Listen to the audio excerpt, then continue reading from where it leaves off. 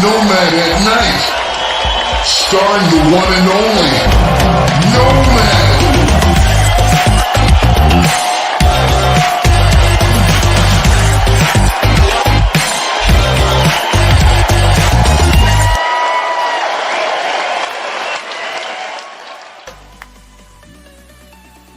Yo, No Maniacs, welcome into the show. This is Nomad at Night. I'm your host, Nomad, man. Chris, you turn that down for just a minute, please. Hey, listen, man, we got a hell of a weekend planned for you guys, man. It's a bunch. We got a bunch of guests lined up for you guys. All through the weekend. We're going to have a party all weekend is what we plan on doing. Nomad at Night, we're going to, and Patty, Queen P, if you're listening, I know I've seen a few times, I've seen a few people ask, when are we going to see the old Nomad at Night? And I decided, you know what, man, let's go back to the old style, the old flavor. We're going to be respectful with the language, but, we're going to kind of let it loose tonight and all weekend on Nomad at Night. And I think we're going to keep it like that, man, because I think people really like that show more. But, again, welcome to the show, man.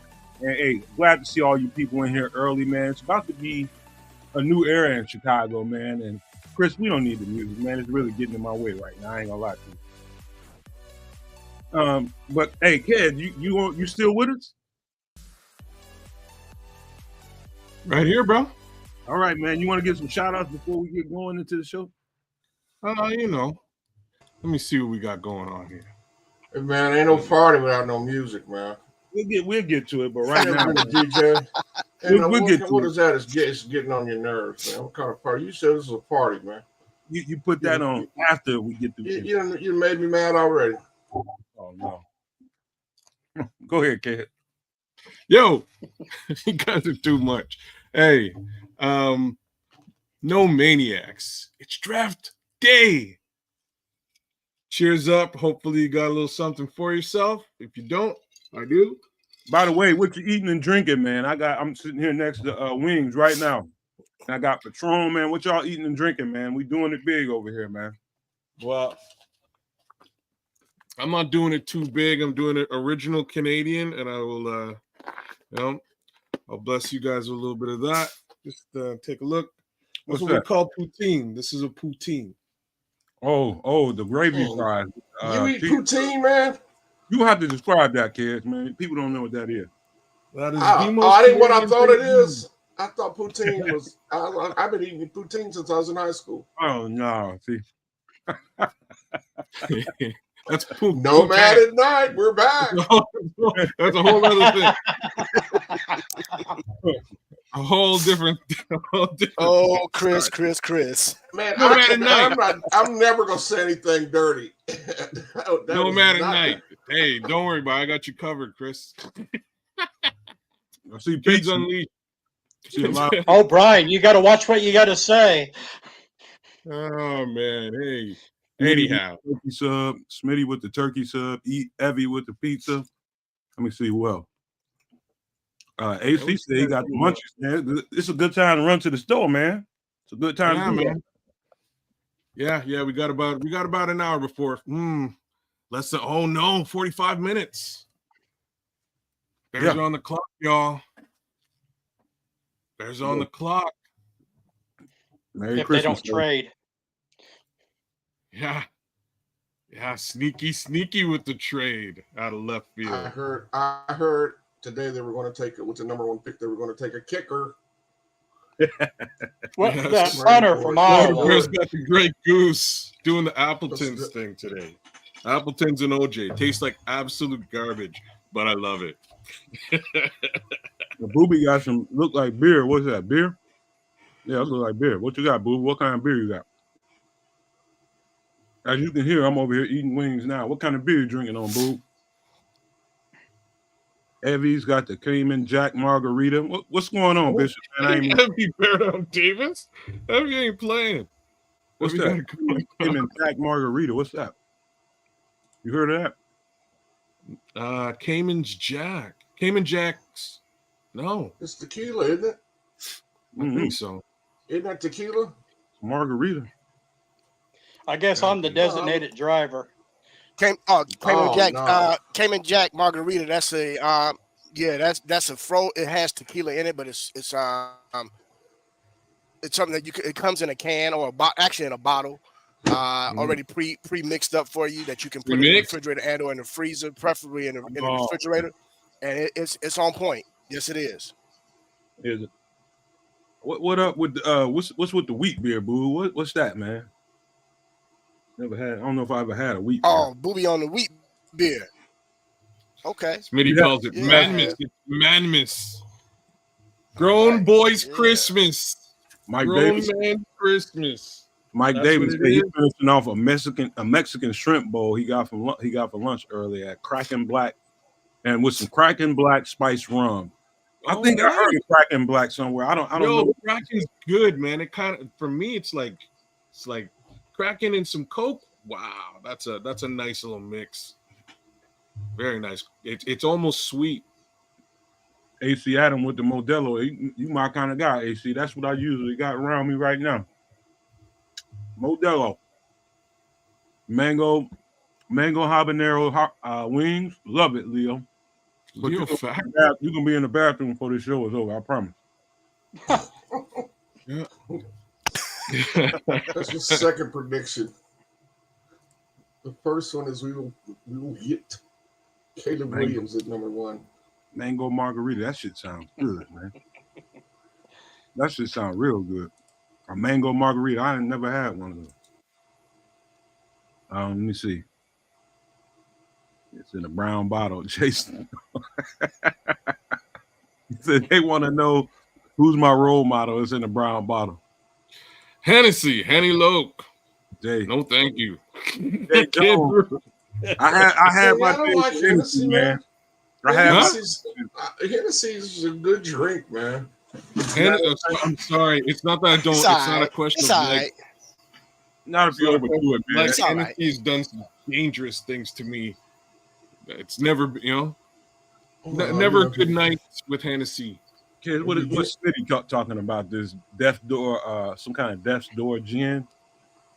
You heard about that? Oh, no. I don't mess with gin either, bro.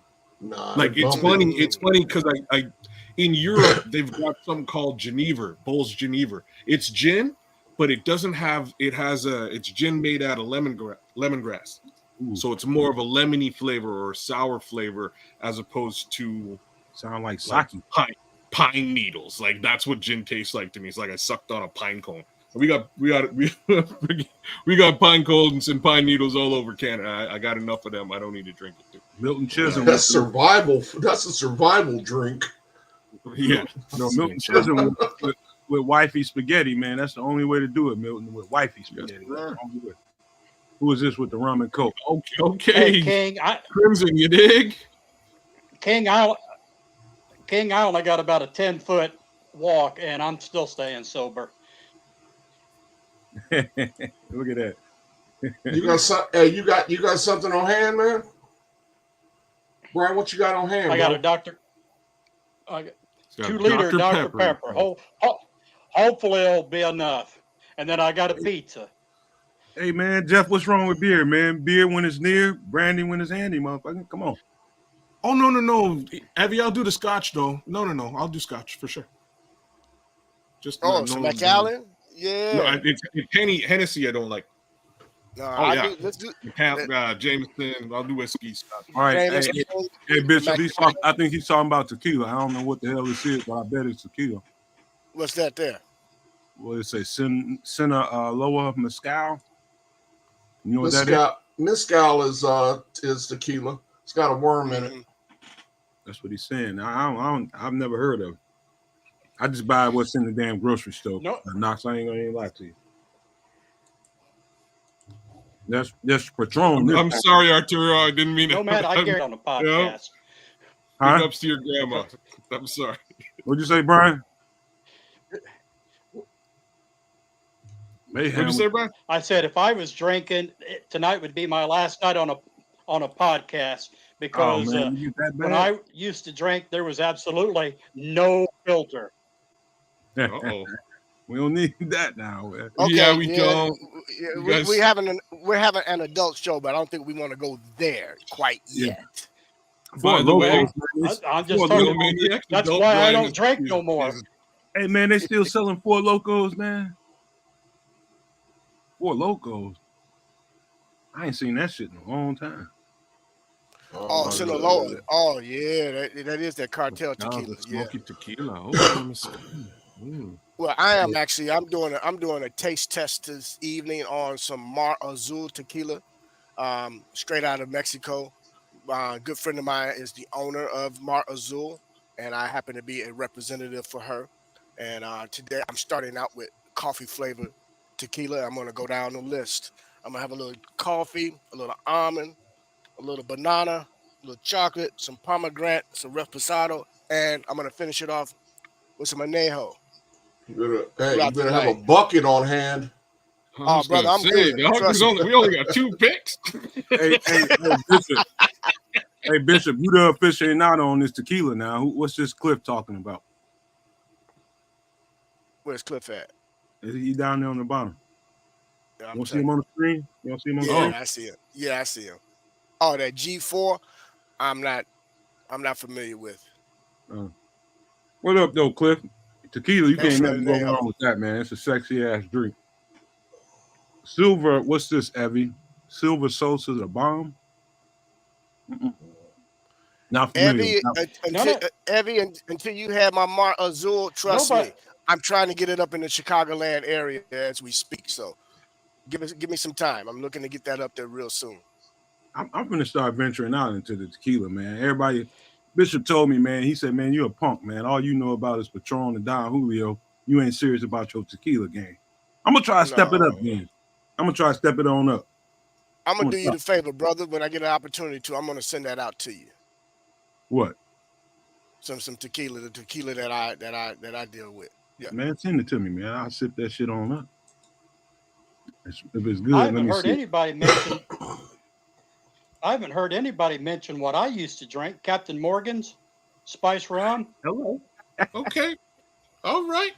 I'm drinking Appleton's. I'm drinking Appleton's Spice Rum. What's Rick Leahy talking about? Monaco. Ricky Leahy?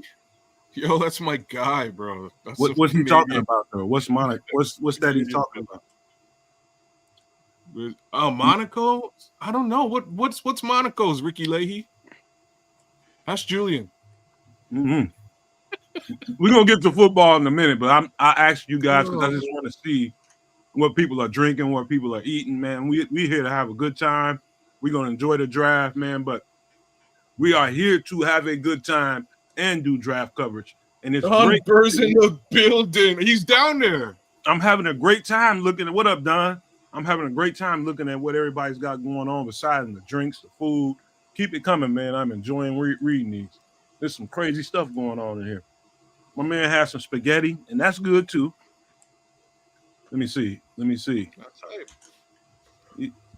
Okay. Knox Corbett, let me know if you want some suggestions on I guess on tequila. You got a certification, Knox? Certification. Let us know, man. Send us an email. You know what the email is, nomadlivepod2023.com. I mean at gmail.com. Hey, send me some instructions. I'll listen, man. Let me see what else we got here. That's Keith with the Mar. What is this? I just put the Mar Azul. I just put the link in the chat. Okay. Captain Morgan. Katrina Pullen. You drink rum and OJ too? That's terrible. That's terrible. I love it. That's what I drink though. Hey, I ain't mad at you, Mike. I ain't mad at you, Mike Davidson, at all. I ain't never heard of Captain Morgan 100. But I ain't mad at you. Let me see here. Jay sipping on the Miller Lite, man. Jay, hey, that's what's up, man. Light beer is what you want to go to, man. Some of this other stuff is too heavy. I got a light beer right now. Got to watch your calories, man. Got to watch your calories as you get up in age, man. You got to watch your calories. Hey, can you pull up Katrina's? It got away from me. Ricky Lady. Can you pull up Katrina's post? It got away from me. I don't have my mouse. She's telling me what she ate. Hot wings. That's what's up, Katrina. That's what we're supposed to be doing. I just ain't got the pizza yet. I'll wait till tomorrow for that. Light beer is not drinking. Oh, I'm feeling you. Ooh, Effie with the cream sickle and the ginger ale. I got to do that. Yeah, somebody else was telling me about that. Where you see that at? Evie just Every posted. bear Yeah, down. there you go. Yeah, I Oh, got to try that, Evie. that sounds Yes. right though. That sounds right, Somebody else Evie. told me, yeah, that's perfect for the summer. Somebody else was telling me about that. Yes. Thank you, Evie. Jason Oh. say he ain't. Jason say he ain't smoking, man. Why not, man? You a quitter? What? No, he is smoking. What?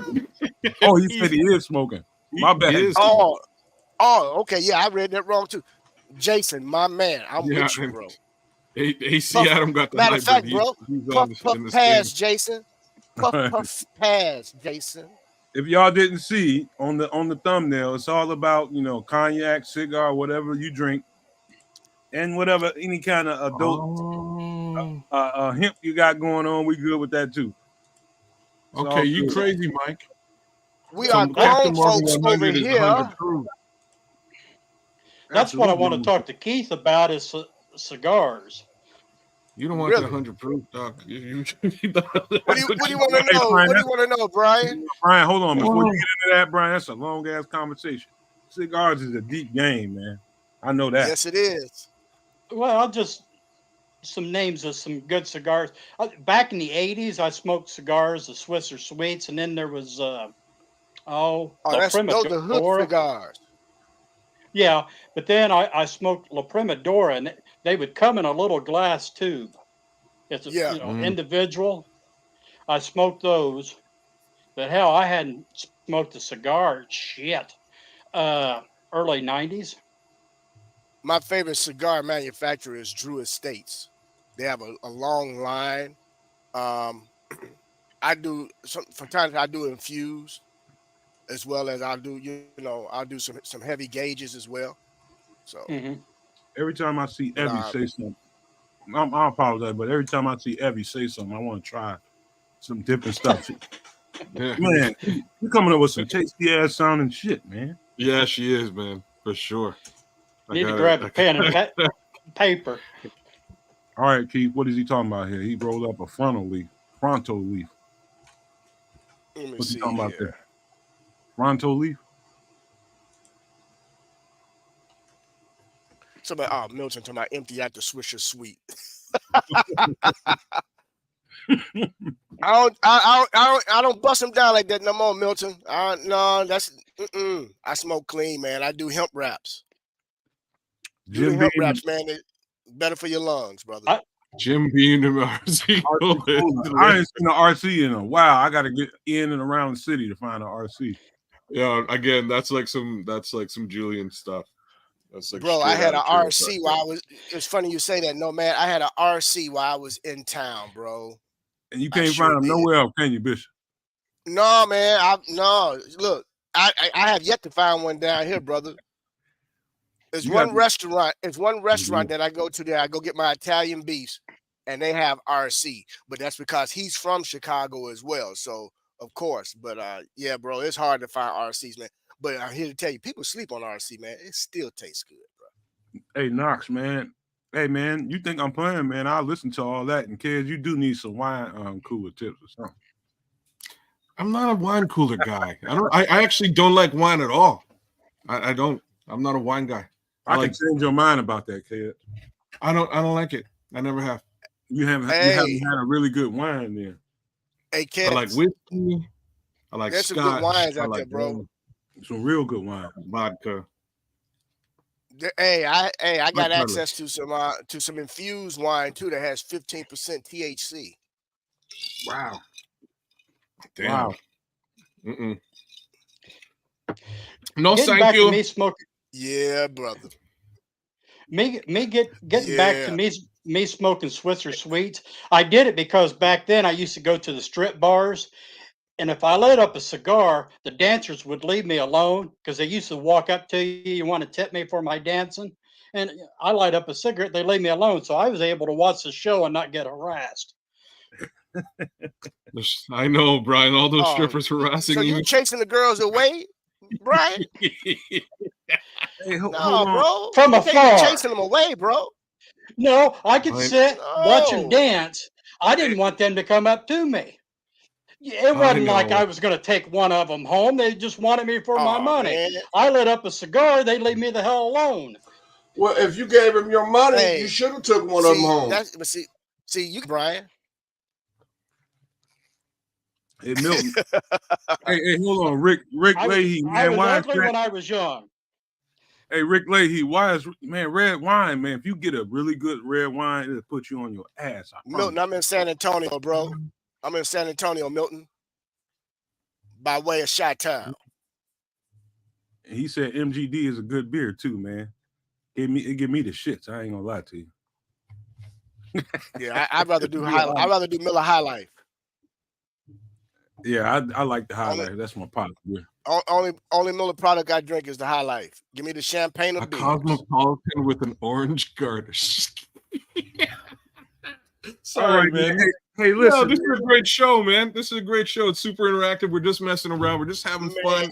This is a party tonight, guys. No rules. We're gonna get ourselves some fantastic players. Yeah. I'm hyped. Knox Corbett is disrespecting my beaten up Mac jersey. I love it. I wore it symbolically because today the Mac jersey goes in the garbage. It's basically what happens. It's a brand new era. This is the end of that era.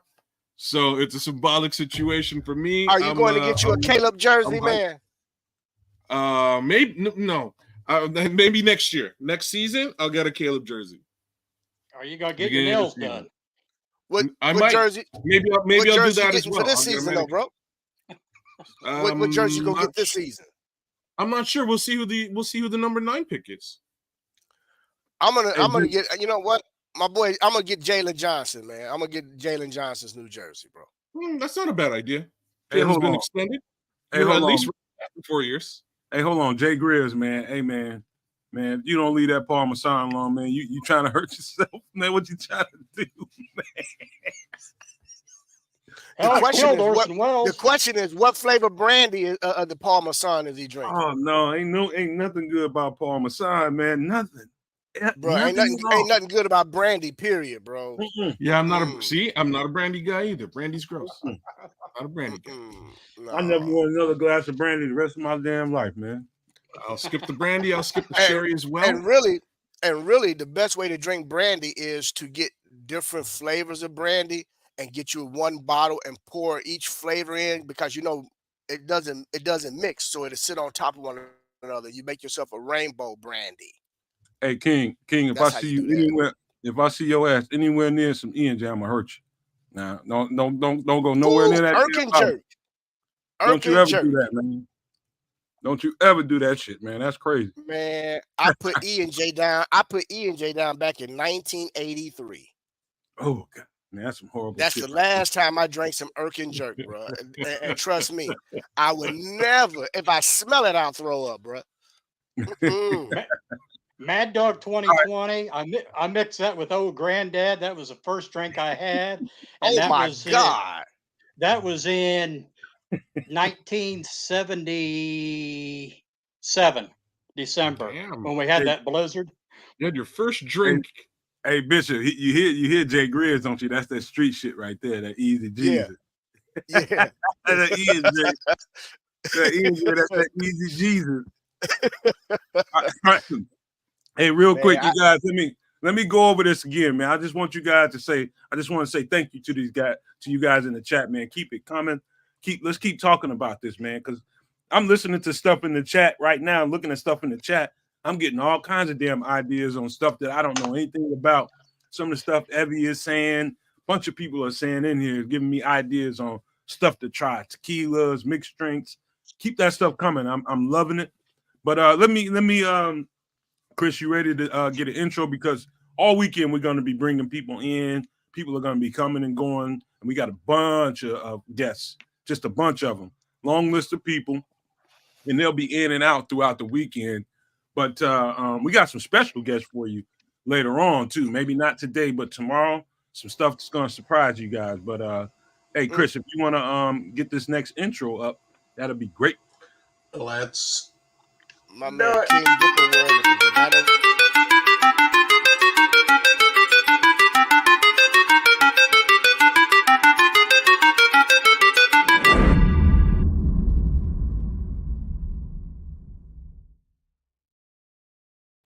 And there he is, J2K. Is he in the show?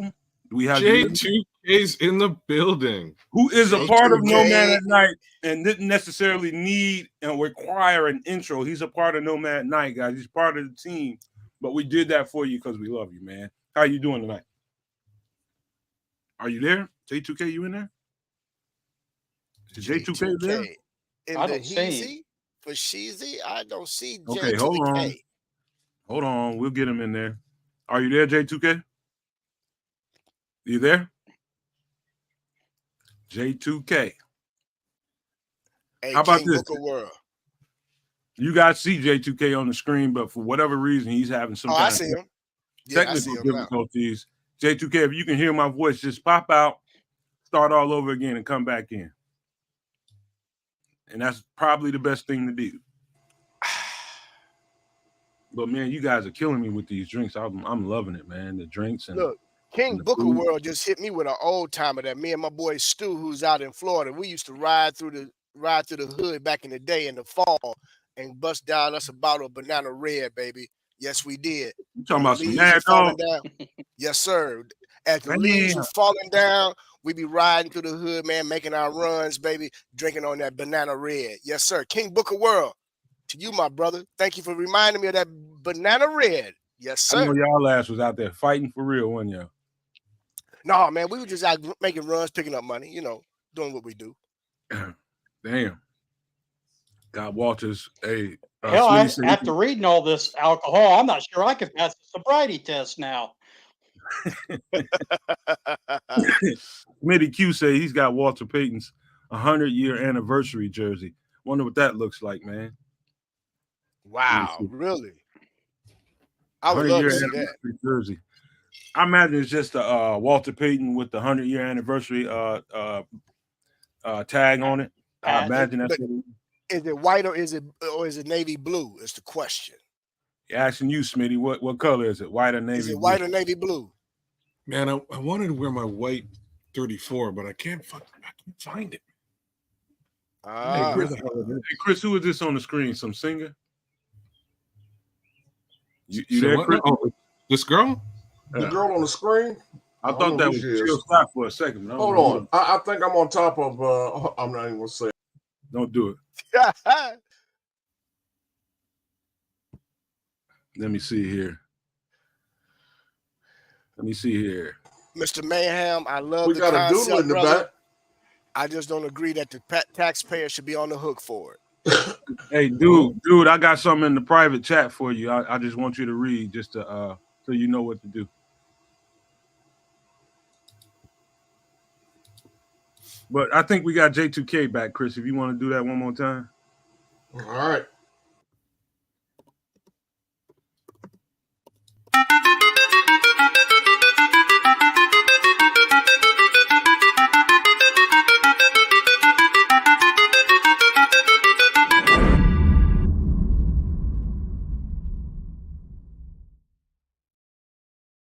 There he is. Can you hear me, J2K?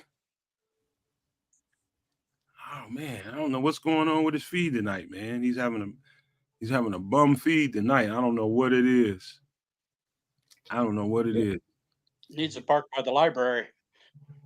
Nah, I think he's got better Wi-Fi now. J2K, can you hear me?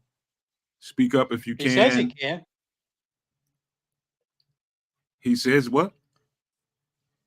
In the chat, he says he can hear you.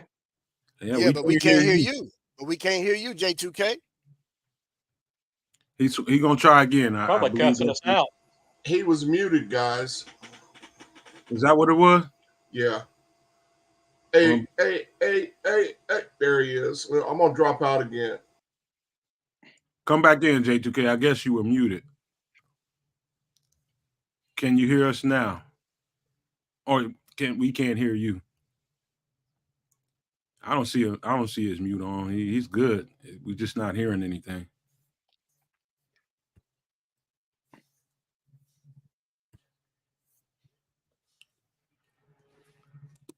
I don't know. I'm so glad that Detroit had some decent weather for this draft, man. Because look at all the people that are outside there. Oh my God. Bro, it's not just Yeah. that. They got a whole, they got a show going on down there. They did Yeah, it. brother. They did it pretty well. Yeah. Oh, they did the thing, man. Yeah, my boy V Dub was telling me. He said, man, they got it mazed off and everything, man. Just to where you got to park and how to get there. It's crazy. It is Evie, Oh, when crazy. that Evie, where in the fuck did you find some Boone's Farm at? I knew I wouldn't be the first one to cuss. Where did you find Boone's It was Farm? Nomad who cussed. What's going on today? Hey man, we having fun. This is a party, man. It's a We party up in here, and a It is. party till the dude shows up. How we doing, No Oh, the Maniacs? dude. Let's get this. Look at that. Got a tie on? Man, hey, I gotta hey, dress up. It's draft night. It's a special occasion. It's a franchise altering Uh-oh, night. somebody So I said gotta us in dress the- for the occasion. Gotta dress nice. Gotta have my wine. Sit back and enjoy. You know what I'm saying? Wait a minute. You look like My a man- skinny my head man- man. my man got on his Godfather clothes and his church suit. I'm Hey, getting. Sipping that wine. I can't refuse. Hey, Jay Grizz, man, my uncle used to tell me some stories about that white port. I mean, Man, some stories. white port and Kool-Aid, yes, sir. He done told me some stories about that stuff. All right, man, we're gonna J2K. We're gonna try this again, man. Are you really gonna? You're not gonna. I thought I was on mute. My bad. You're not gonna run it. Don't run it Ooh, the your third time. your boy, Just hey, bring it Nomad, your boy Latu is clean, man. The boy What you mean? clean. All right, let's do it. Okay, let's do it. One, They got two, the boys three, walking out on go. stage now in their suits, man. J2K, can you hear me? Yeah, can you hear me? There we go. That's what I'm talking All about. right. There I he was just is. trying to get you to run that intro over and over again. You know, I got fans out there. What's up, you guys? What's up, What's No going on, Maniac? man? Man, We in draft here. night. This is my kind of party. Man, in here Whoa. having a good time, man. Just having a good time, letting it hang loose, waiting for everything to play itself out, man. Is what we came here to do. Ooh, Malik Neighbors is clean. letting it hang loose. Look at Ron Maduzier. That boy nice and clean. Yes, sir. Nice. Oh man, my fire stick just went out. Can you guys hear me? Yes, sir. Yep. Okay. I'm making sure my shit ain't rebooting over here. These boys are suited and booted tonight. Man, my man got mad at me on Twitter. I think his name is Nate Flint. Shout out to Nate Flint. If you ever watch the show, man, you can't be all sensitive. All I said on there, Caleb came down in his suit and he stood next to Cam, and I was just like, damn, Caleb looked like a dwarf next to Cam Newton, and the man got mad at me, got upset, and I was just like, man, you weird mother, what the fuck is your problem, man? I'm like, you can't admit the obvious. If it looks like a slight against Caleb, you're gonna have a problem with that. What's up with that, man? Y'all got to quit being sensitive out there, man. Just wanted to put that out there. But hey, J2K, how's it going, man? What are you thinking about, man? Oh man, just getting this draft going and I mean really how the picks roll out until we get to number 9. Are we trading back? Someone dropping? Yeah, man, it's gonna be fun. All right. Yes, sir. So what's going to happen? So earlier today, I just wanted to put this out there.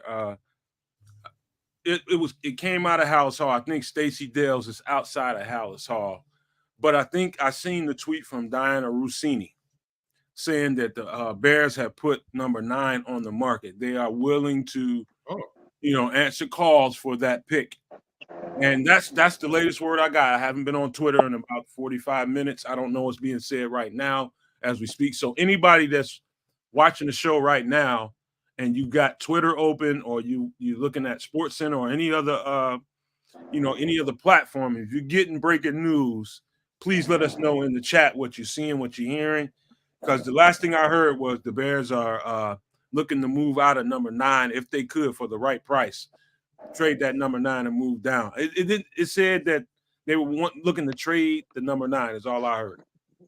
So Ked, you want to start there? As long as we get Ron Maduzier, I'm happy. I did not hear that they're open to it. I'm glad that they're open to it. We'll see what happens. I won't get too We deep. We need some picks, man.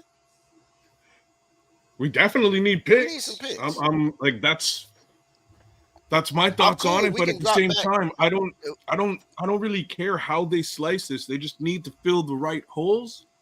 If they're able to do it, if they feel they're able to do it by trading back a little bit, which is what I think is the best situation for us, let's go. Like I'll be hyped. Take it easy Question on is the who chat. for what? Let me do the chat for a little bit, Nick. I'll let you know, but let me get to what Smitty just said. Where'd that go? Where'd you go, Smitty? Smitty just said I can't find the chat right now, but Smitty just said it's confirmed that Keenan Allen will be wearing. There it is. My bad. Be wearing number 13. When he said it's confirmed that Keenan Allen will be wearing number 13. What does that mean for Caleb? We're gonna find out. I bet you here very shortly. Number wait, number That's why I go 0. to 18. That was his high school number. Nick Like, D, wouldn't you pick number 1? Nick D is saying he bets they trade down. I don't know, man. I think it's a good chance that they keep it. But if somebody can offer them something and get them off of it, I do believe that. I think they can get offered something to get off of that number 9. What that is, I don't know what that might look like, but I do think they can get offered something and they'll trade down. Yeah, and I think that there's a lot of top 30 visits that are trade back options. So I'm not surprised by the news that we're interested in trading back, but it depends on how the draft falls. You know, if Neighbors falls or Marvin Harrison Jr. or Joe Alt, you know, you got some tough decisions there if one of those guys is sitting there. Dallas Turner, Odunzie. Other than that, you might see a trade back. What do you see? I imagine a scenario, J2K.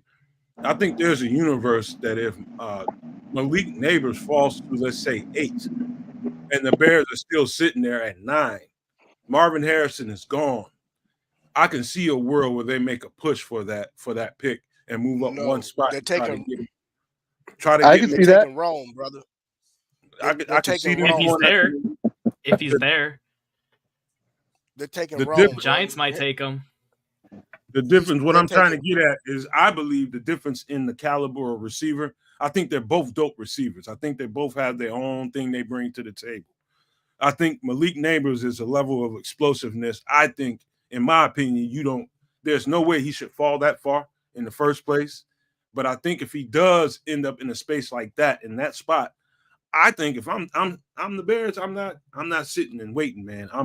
I'm making a move when the getting is good. I think he's better than Rome Odunze, but I think Rome Odunze, if you want to settle, you settle, and I think that's Rome Odunze. Well, him and Caleb, DJ, and Keenan they were all throwing together over the weekend. So you take that for where you want to take it for, bro. Yeah, I point out that Neighbors' explosion is rare. Honestly, they were outseen. I think Rome fits. Malik Neighbors is second. Fits the coach. He's I like them both. Yeah, he's the guy. you can't Yeah, I go think wrong we're with either one. splitting hairs at this point between There's not that much Neighbors and separation, Odunze and. Did you guys see the rumors on Twitter earlier about San Francisco? Come on, Ayuk. Yeah, so Ayuk and Debo may potentially be trade targets because they want to get up into the top 10. So that's something to look out for. I would be okay with Ayuk. Debo, I'd rather have Ayuk, to be honest. In the top 10, right? Where would they be after at the top 10? That's a good question. Possibly another receiver because they don't want to pay for Ayuk.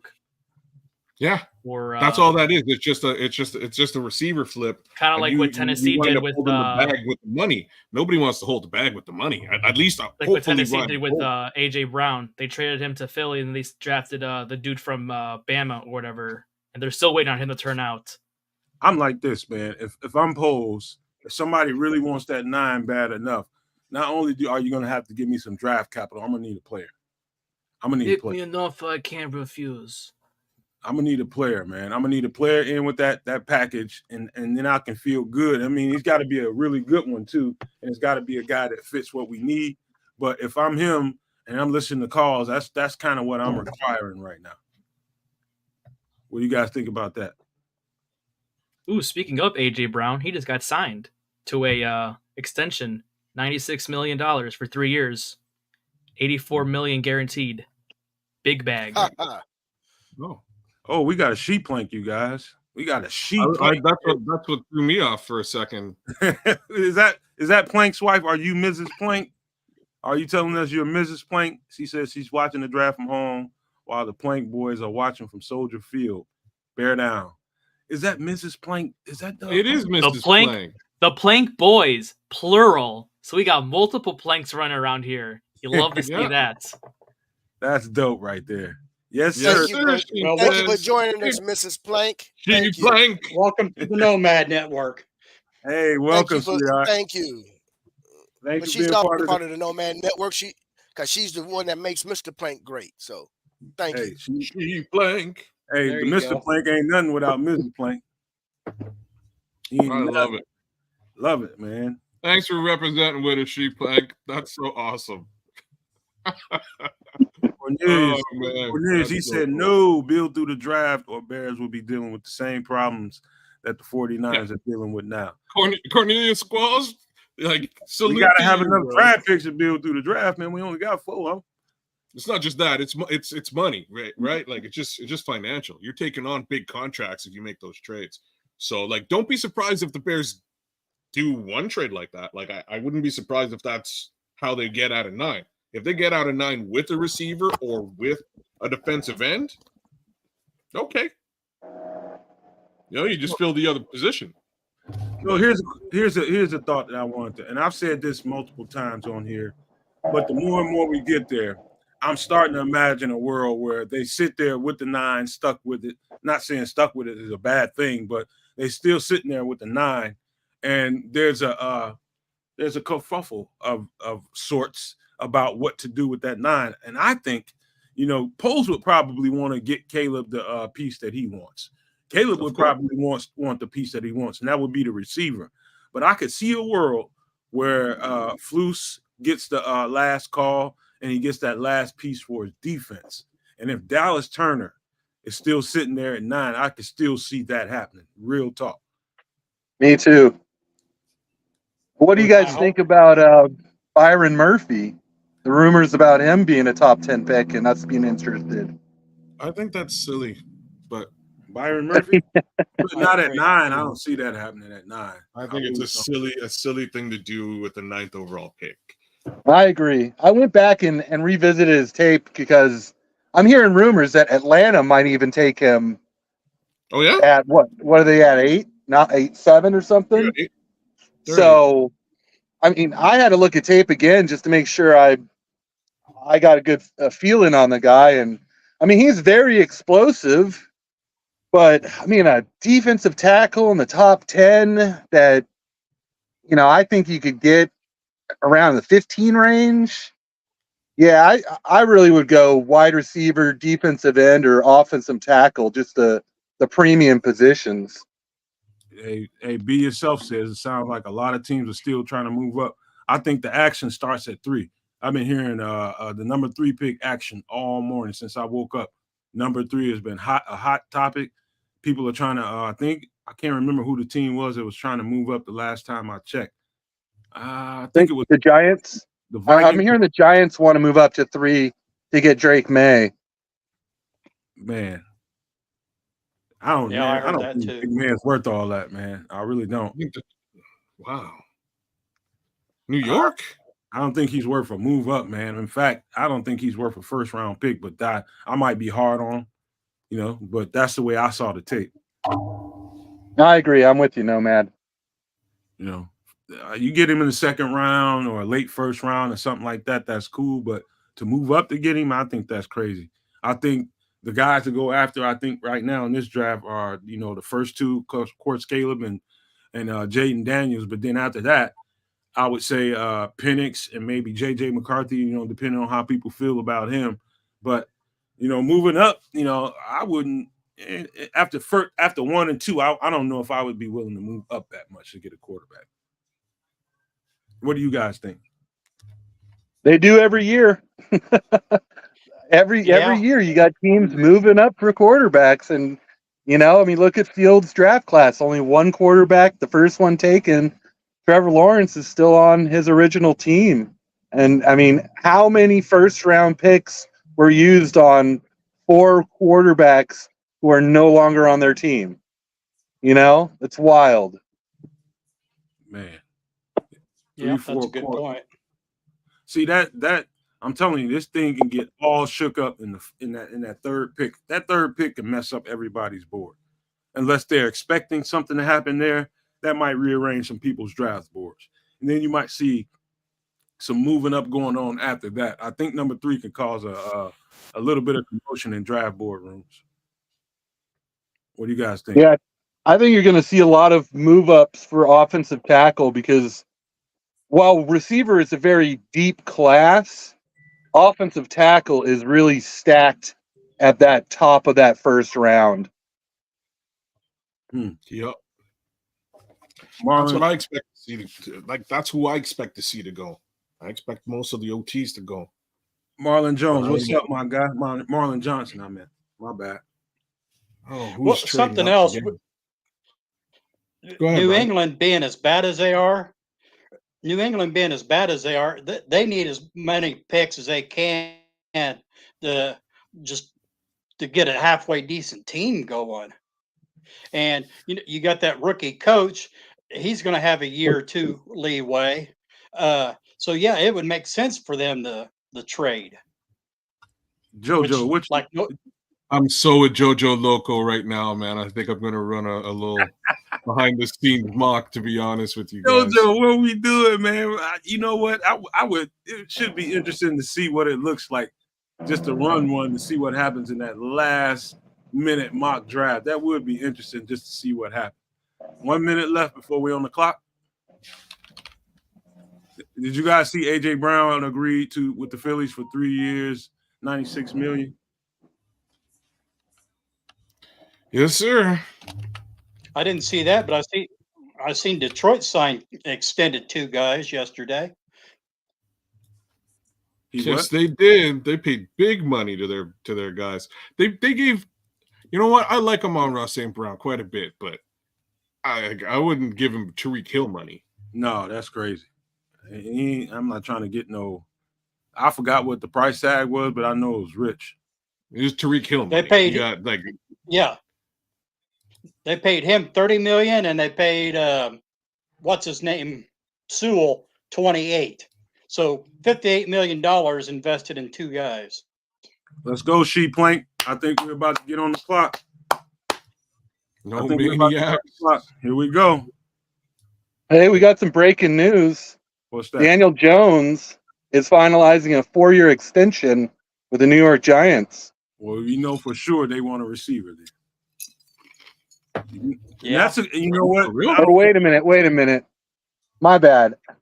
That's I was going to say, man, they not only need a new receiver, they need a new GM.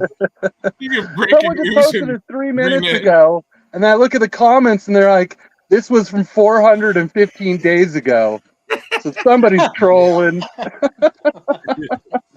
I was going to say, they need a new receiver and a GM. Right? Let's see. Let me see. Are we on the clock yet? Barelissimo. Where are you at? I don't see the clock starting yet. Not yet. Let's go. I'm tired of waiting. Oh, we're almost there. And you know darn well they're gonna waste the entire 10 minutes on this pick too.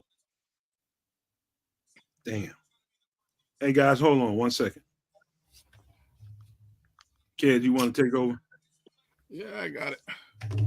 Man, I really want to turn the sound up on the show. I can't do that because of the FCC. Oh man, I totally want to listen to what these guys are saying right now. But anyways, we'll get her through. They haven't thrown up the clock yet, but it's 8:02, y'all. My man Draft King, started. thank you, King. Appreciate you, brother. Appreciate that love. And F Green Bay, you're right. Yes, sir. In the worst way. Yes, sir. Any chance the Bears do something crazy with the number 1 pick? What y'all eating on? No. Yes. Yes, they take a kicker. Is there any chance you want them to do something crazy with the pick? No. At this point, just At this get point, the they better not, quarterback. man. They better not. I'll choke pose, man. Right. Oh. Hey Marlon Johnson. The young man we won me sipping. over, man. I watched his interview again. Hey Marlon Johnson, we doing a lot of sipping around here, man. I know I got Patron. I got Patron right now, but everybody in the chat, man, we just had a whole hell of a conversation about everything, man. We got Patron, we got name some of the stuff you heard, Bishop. Some of the drinks you heard, I've heard everything in here. Creamsicles. No, I'm just drinking Dr. Pepper and I got a buzz. Sinaloa, Azul. Oh, right. Captain's Morgan. Man, we got some nice palettes in the chat. I will tell you that. We got some nice palettes in the chat. Yes. What y'all eating on? Because I'm about to get down on some rib tips. Did you bring them back with you, or you made them? I actually made them while I was there, and I brought some back with me. Van Washington, what's up, man?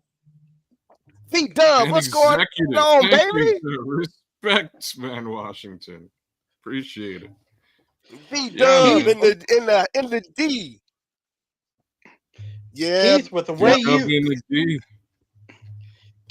way you eat, you either must do an awful lot of exercising, or when you go to the bathroom, you must pass a Loch Ness monster every time. A little of both, Brian. A little of both. Either that, I'm or glad I don't. I eat a lot of plumbing. Either that, or Brian, I eat a lot of fiber, bro. Either that, or he's shaped like a goddamn parrot because you can't see it on the top of him. No, I eat a lot of salad, man. I eat a lot of fiber and everything, so everything seems to pass pretty well. You know what I'm saying? V-Dub. Hey, Knox. Yeah, Knox. All right. I'm with it, Knox. Let's do that. Knox Corbett is killing this shit, man. I'm like, he keep coming up with stuff I ain't never even. He knows his things. Man, Knox Corbett comes off like a sophisticated guy, like a wine tester. He tests wine. But I definitely want to know how to make this, so definitely show us. Well, maybe the dude might taste. See, I told you. Too. Van Washington said he wears ties. I told you. Van Washington said it's crazy up in the D right now. Yeah, we wish we were there too, bro. They say you can't even move around down that area right now. They say you can't even move around down there. If you ain't there by now, you ain't already there. You ain't getting in there. Yeah, it's pretty crazy. Every time they pan the crowd, it looks like Woodstock. Yeah. I'm not seeing. Yeah, they just did a good top over shot, and it was it's ram packed out there. 150K. I can believe it. Hey Brian. Okay. If it looks like Woodstock, I just hope it smells like Woodstock. Yeah. Don't drink the orange juice.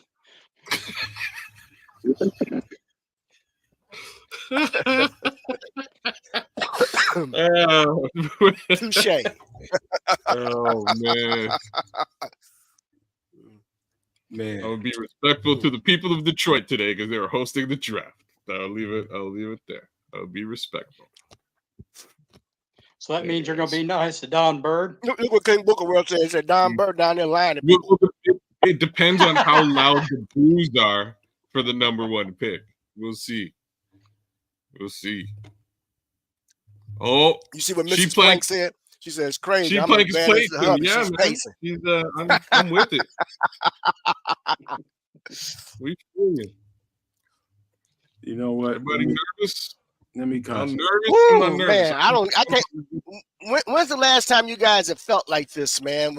For Chicago Bears draft, bro.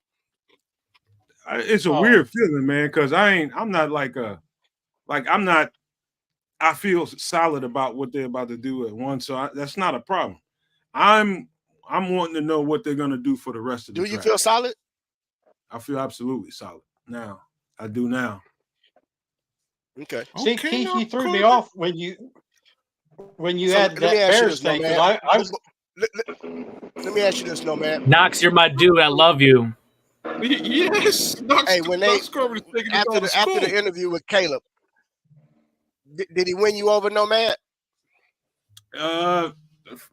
In parts of it he did, but then there was another part that I watched when Ryan Clark kind of pressed him a little bit, and he was talking about, it came off as a little bit of entitlement, the way he came across with why did you go to Oklahoma knowing that there was a Heisman Trophy winner there, and then get upset because you didn't become the starter your first year in. It's like he walked into Oklahoma with Spencer Rattler was a Heisman Trophy candidate, I think.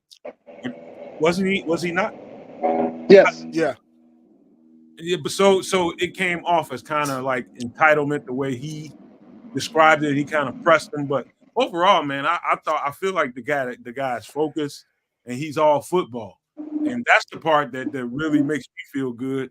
And all I care about is him ingratiating himself in the locker room. I think if he can do that, I think if they can keep him in structure, because we know for a fact that they're not going to sit that guy. They're not for anything going to sit that guy his first year. I would prefer this guy to be put in the oven and let him cook until he's ready. But we know that's not going to happen. But the best thing that we can do if he's going to play is to keep him in structure. I think he can do it, man. I feel like he can, man. But he's a rookie, and you can't forget that he's a rookie. And I think we just need to remember that as we move forward. Oh, look at them. They think Detroit think they doing something. They rolling their guys out. I'm Ron St. Brown. Okay. All right. I got paid though. Whatever. Oh, there go Barry Sanders. It's okay to be proud, you guys. You Detroit Lion fans. It's okay to be proud. Just remember, you guys ran 2 Hall of Famers out of town because y'all couldn't build a freaking team. Detroit Say shout. that. Did I say that? How long we got? Yo, Knox Corbin for the win tonight, y'all. Trust me.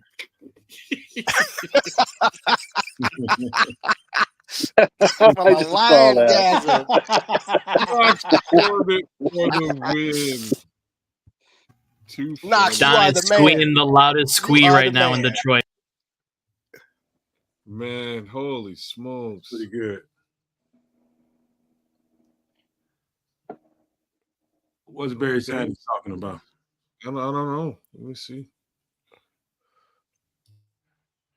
Don was in here, wasn't he? Yeah, for a second. until I passed out. I'm just ready to get them. I'm ready for Chicago to get this thing. This is a new era, as you can see up top of here, man. It's a new era. And no matter what you think about this, man, if you're gonna be a fan, man. Be encouraged. Be encouraged, and let's see how this thing plays out, man. I think there's a lot more good that can happen than bad. Not to say that anything bad can't happen, but I think it's a lot more good to look forward to, based on the things that Ryan Poles has done to set this situation up for this young cat. Is way better than what we've had in the past, man. You can't really do better than Ryan Poles has done for this kid coming in the door, man. So it's a lot of reasons to be happy about where we are right now. It's reason Boys, to compete. we are now on the clock. Great. It's official. Oh, even Eminem booed us. Give us a thumbs down.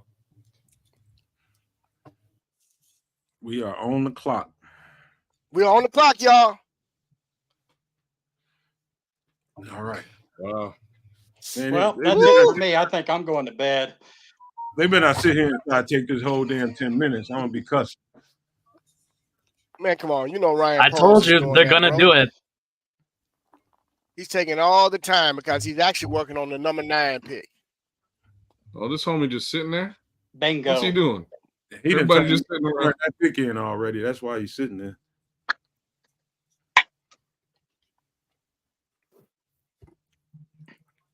J2K, you still with us? Yeah, I'm here. Yeah.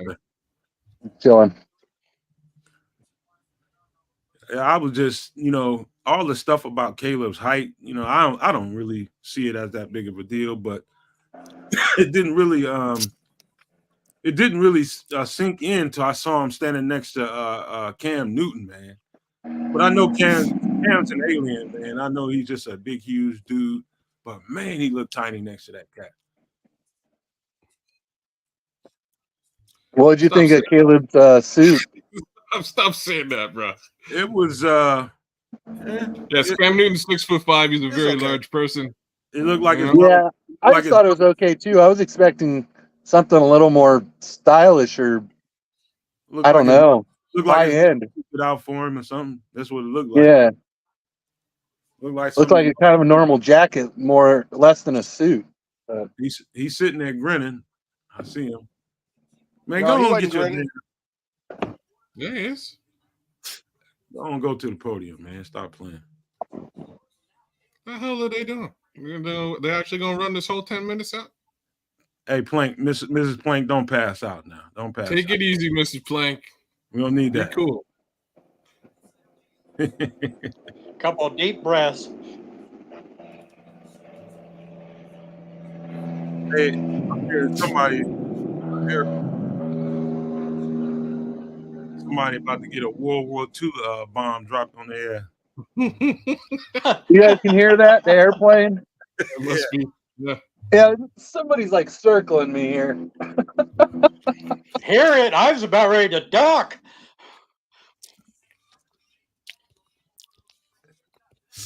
Karen Race, welcome to the show. I don't know if you've ever been here, but welcome to the family. If it's your first time, please hit the like button, you guys. Yeah, you guys, please. If you have not, man, please stop for a second and hit the like button.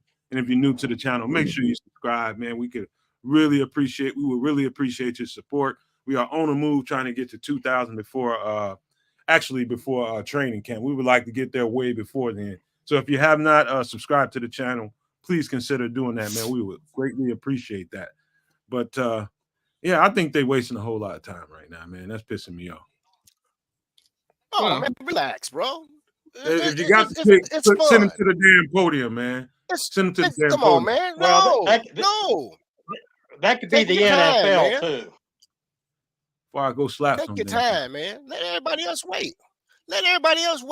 They can We wait. waited this long. Right. 10 more minutes ain't gonna hurt nothing, bro.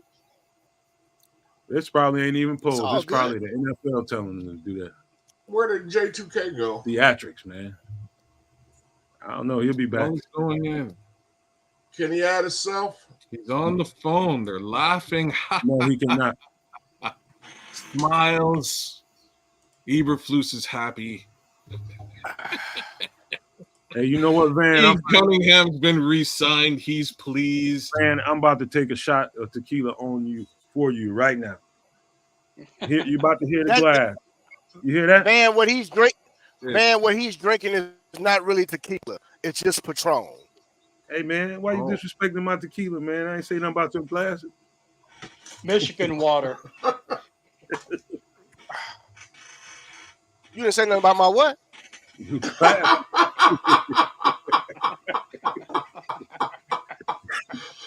Don't listen, Chris. He's laughing.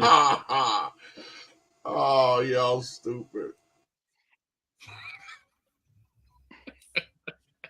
I got one for you, brother. That's all right, man. What's that you got in there, though, Bishop?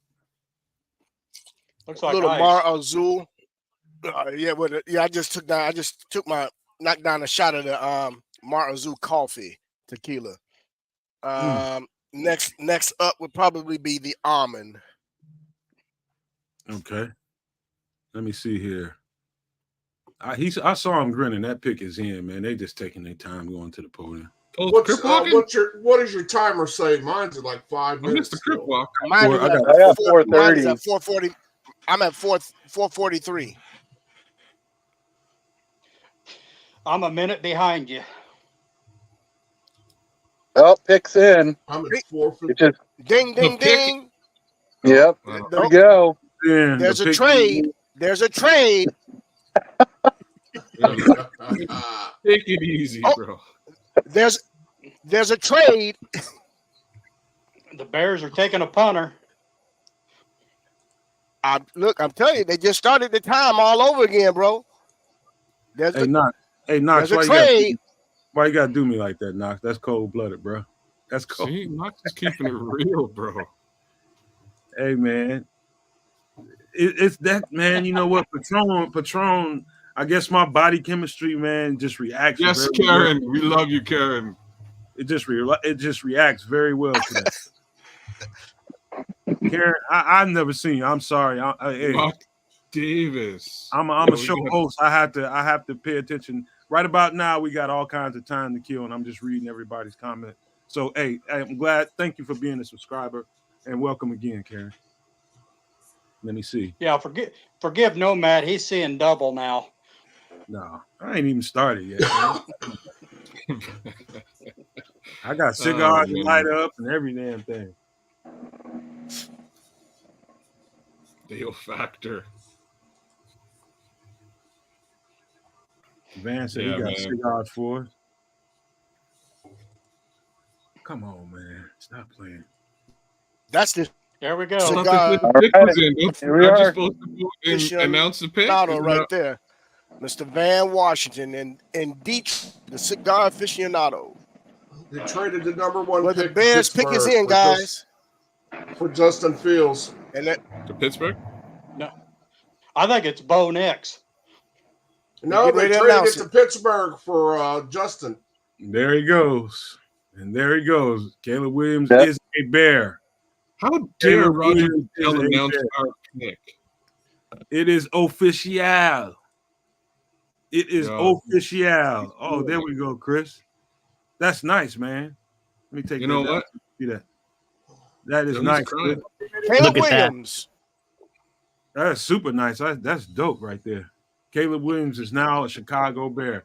A new Caleb era. Williams is A new Chicago. era in Chicago has begun as of just 5, 10, 15 seconds ago. Caleb Williams is headed to the podium, and he is now a Chicago Bear.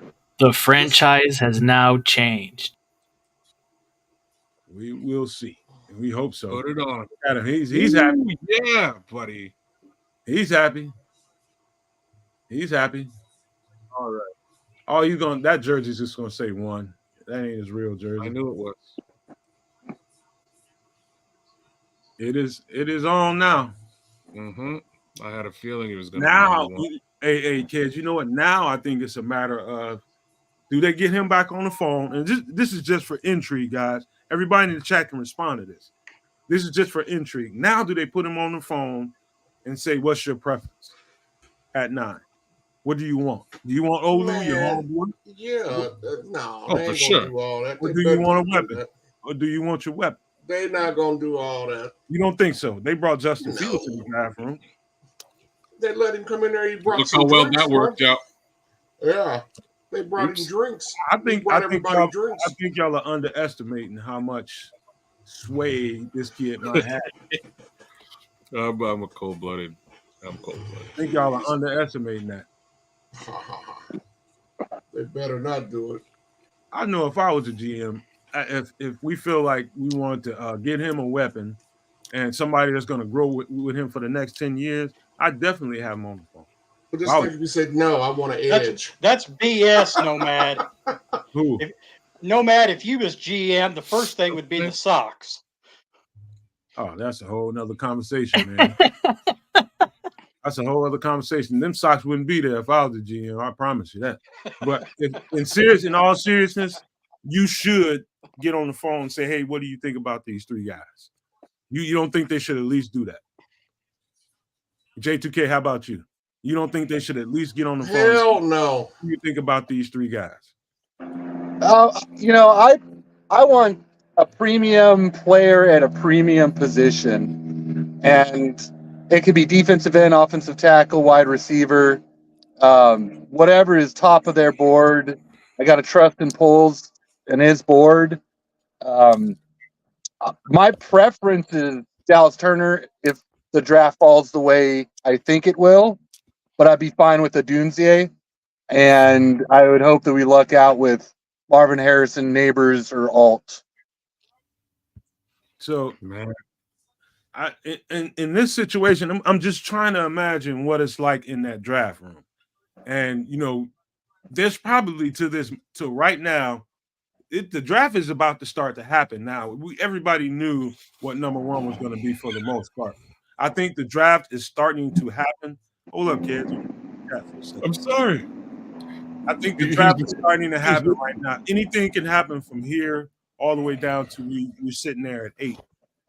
I think anything can happen. I think I know what's going to happen at 2. I think we all think we know what's going to happen at 2, but I think the draft starts at least at 2 or 3. Anything can happen, man. This thing could flip on a dime in these next couple of picks, and stuff could change, and whatever somebody was thinking about in their draft room could get turned upside down on his head, to be quite frank with you. So if we were to trade up, who would you trade up for? What'd you say, Jay? Marvin Harrison. If we trade up, who do you trade up for? If we trade up, I'm going after whoever Caleb is more comfortable with, Harrison or Neighbors. That's what I'm thinking. He's not comfortable with either one. He's comfortable with Rome. He's comfortable with Rome, bro. That's what I'm telling you. Him and Rome is tight. They just met each other during the draft time. They ain't I agree with Keith. Contrary to what you may know, brother, no. But if I were to trade up, I'm going after the stud, who I think is the best player in the draft. That's Marvin. I agree with you, Nomad. Yeah, if I'm gonna trade up and do all that, I'm gonna go after who I think has the highest pedigree. That's just how I feel about it. Hey, Mr. Mayhem, I hope don't nobody. I just hope everybody as highly touted as this young dude is. I hope everybody can remember he's just a rookie. He's just a rookie, and I would be saying that for any rookie, man. I don't give a damn how good your talent is, how good your arm talent is. He's only 21, 22 years old, and he's a rookie, man. You got to learn how to play within the structure of NFL football, which is, coming from the Pac-12 is where he comes from.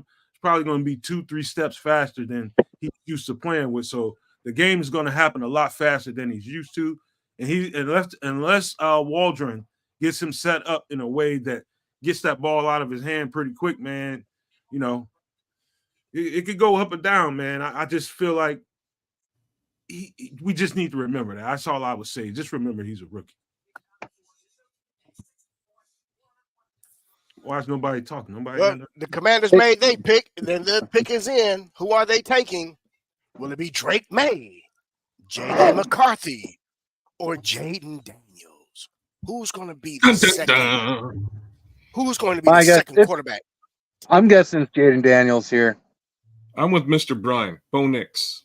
That's going to be my answer for everything. Thanks for the backup, kids. So, hey, I got a question for you guys. Given what Caleb Williams said in the interview about getting upset that he didn't get the starting job at Oklahoma, that when he did play with Oklahoma and it was a 4th down and 1, and the coach put in a call that said we're going to run the ball, and he's saying, tapping his chest, no, give me the ball, and he said he was upset.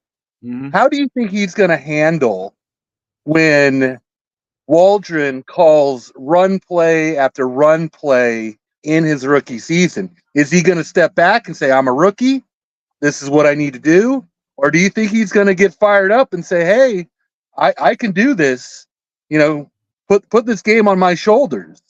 And how's he going to react to that? Is he going to get upset? I could see that going both ways, man. I could definitely see, because Flus he's gonna demand that they run that ball, man. Caleb Williams ain't throwing that thing no 40 times a game. Jaden Daniels, number 2 to the Commanders. There he goes. So par for the course so far, fellas. Par for the course, people. With par for the course. Bears pick Caleb Williams at number 1. Daniels goes to Washington at number 2. Par for the course. Now it's about to get That interesting. was a very pink suit. Let's I see. like it. Let's see if somebody makes a move here. Because Well, if they don't, now the question is this: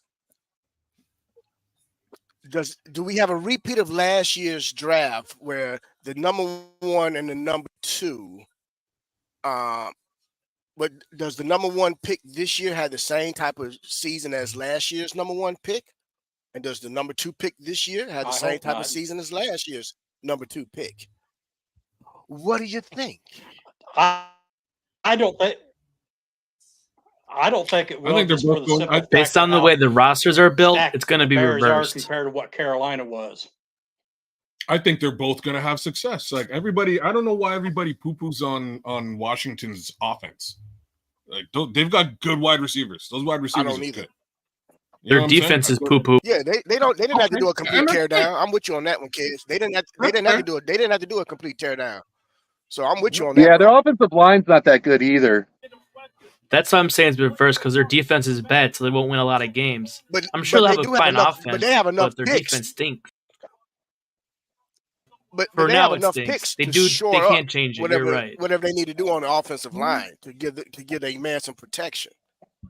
That is true. They So- could go and grab themselves an offensive tackle at 36. I believe they have, and they've got Yeah, 40 odd. They got another pick in the 40s. at 40, There's protection for the 36 and kid, 40, bro. and then you get them. Maybe I don't know what they maybe they do something on defense with the next pick. I think they still have Charles Leno at left tackle, so they definitely should invest into a tackle with that 30-something pick. No, No, he retired. he did. Yeah, Eh? Leno's gone. Oh, Yeah, I never thought I heard mind. something about that. Yeah, I thought I heard something about that. Interesting. I'm still with you guys. I just sent somebody email.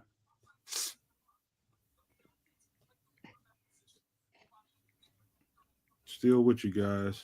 Perfect. All right. This is par for the course, man. Let's see what happens at 3. Do they stick and stay? Smooth, precise Robert Griffin III. That's a pretty interesting comparison. Who you think goes at 3, man? I think they trade back. Drake I May. think it rocks the whole league. They need their own Josh Allen to compete with Josh Allen. It makes sense. They need more than just Josh Allen, Doc. That team's in full-blown rebuild. Be yourself, So- says JJ is going to New England. JJ, you think JJ McCarthy's going before Drake May, huh? That's He might. He Their should. pick is in. He We should. shall find out. Michigan thing. It's a Michigan thing. No. Yeah, I like he should. JJ over Good. Drake May, but I'm hearing so many people who do like Drake May a lot. Like, there's a lot of people out there who have Drake May as the number 1 quarterback, which I think is wild. I don't like his game at all, What? but people look at it 6'4", cannon of an arm, can run the ball, say he's a smart kid, he's a good kid. So I'm guessing Drake May is the pick here. Trubisky Well, there's also a bunch of 2.0. idiots running around too. Well, I mean, we had an idiot as a GM from a few years back that traded up one to Bingo. go get somebody from North Carolina, 6'4", cannon of an arm, smart kid. How did that work out? Same system. What kind of car does May drive? Hey, Probably Immortal, a Prius. I'm with you, man. If I'm them, I'm getting me Michael Penix Jr. I would. Oh, Gerard smiling. I actually would like to see. Talking on the phone? It's been I passed actually would like over to to. Robert Kraft. I would like to Robert see. I Kraft actually is would like on to the see Penix. phone. He's calling for massages, Let's see. late night massages. Well, it looks like the pick is in because the clock stopped. The pick Yeah, is the in. pick is Yes, in. it is. Oh no, nobody. They just kept the pick, man. They didn't trade it. I'd have took some for this, man. 3, I would have got something for it. Unless they really convicted about somebody else. It could be a quarterback that they really convicted about. Now I could see, either one of those 3 guys, but man, I'm like, I think they're in a rebuild, man. Bill Belichick's not there, but the good thing about what New England's got going on, they have a system continuity with Gerard Mayo still being there. They don't really have to take a step down. They've got a solid defense. They got a well put together defense. On offense, they have some pieces, and then maybe they just feel like if they get that quarterback and some other picks down the line, we think we can stay in the contention. So we'll see. Obviously, they thought so. Who? You talking about the Patriots? You talking about the Yeah. Patriots? Mm-hmm. Whoever if they draft Drake May, whoever the GM, he's gonna have he's gonna have a short It's career. Drake May, everybody. The number 3 pick for the Patriots. Drake May. I think they drafted him way too high, man. I agree, Nomad. Oh, the GM just lost his job in 2 years. Man, they drafted him too high. But you get a guy. Go ahead, man. Look, all I can say is this, man. Whoever the GM is in New England, he can start looking for another job in 2 years because he will be out of there. Well, I mean, to May's credit, he is a good kid and he's a smart kid. I agree with you, Nomad. I did not like his game at all when he played. I thought first and second downs, he threw the ball into the belly of the DB, and third down, his team bailed him out. I think that I you know what, man, but that goes to show you I'm a podcaster, I'm an ex-football player, but I'm not a professional scout. These people have scouts in the building and do this for a living, and somehow or another they think he's the third best quarterback in the draft, and we're gonna have to wait to see what happens, man. He's got some traits to him that are Jordan Love. He's got some good traits. I don't think he's got number 3 pick traits, in my opinion, but we're gonna see. New England is very structured with what they do. Maybe they can keep him within the system and work something with him. He's got a stronger arm than the last quarterback, Mac Jones. I can tell you that. Much stronger arm. He can throw with both hands. Yeah, they're showing the highlights from that now. He just threw a left-handed pass. Like I noticed it earlier on with another pass, and there he is again. So, Kez, what you're saying is he can throw. I like this guy. He's good with both hands, right? He can throw what with who? He can throw interceptions equally with both hands, correct? That's what you're saying. That is also possible. Yes, equally as talented at doing so with both hands, ambidextrously so. All right, this is about par. Again, man, we are par for the course. A lot of people had this. No, and the only reason I say that is because hold on. Par for the More course. likes it. Par for the course, meaning people for months have been saying that there's going to be 4 quarterbacks that go off the board, at least 3, before anything else happens. But that just makes, if the Bears actually want to get a receiver, I think the receiver that they're looking for, I think they're closer to that, achieving that, because we haven't seen one of those top stud offensive tackles come off the board yet, which bodes good for us. If that's what they're after. If they're after tackle, if they're after receiver, or if they're after an edge, we are sitting in prime real estate right now. If we want to keep that 9th pick, we're sitting good. Yes, sir. All right, what do you guys think? We got 4 minutes left. Is it Marvin Harrison Jr.? Is it a trade to the Giants for JJ? Mm-mm. Is it somebody else? Who you got? I think you'll see trade by now. I think they're going to take this and grab Marvin. Yeah, I don't think Cardinals are going to trade because they got. I think Marvin is gone. 2 number 1 picks. I agree. Yeah, I'm guessing Marvin Harrison here. I think it's just too rich to trade up for JJ, and or the Cardinals just see Marvin Harrison Jr. as a can't miss prospect, which I agree with. So they either want all or they're taking a great player. The route runner and the separator that this guy is. Imagine him with that quarterback Kyler Murray. He's going to probably resurrect what they got going on with him over in Arizona. To be honest with you, man, they take Marvin Harrison here. Well, that pick is in, so they didn't do no trade. That's for sure. Ain't nothing going on bad on Arizona's offense, really, man. They had DeAndre Hopkins. They had wide receivers. It's just the kid was hurt. Kid was hurt for the better part of the season and the better part of the end of the previous season. That's all. He's small. He's a tiny little guy. He's going to get hurt. I'm like Sean. Before this pick is in, you guys, would you trade the rest of your draft to take Marvin Harrison here? Would I? No. No? Yes. Depends who you.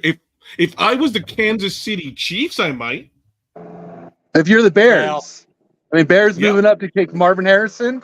The rest of this draft for Marvin Harrison. So you get Caleb Williams, Marvin Harrison, you call it a day.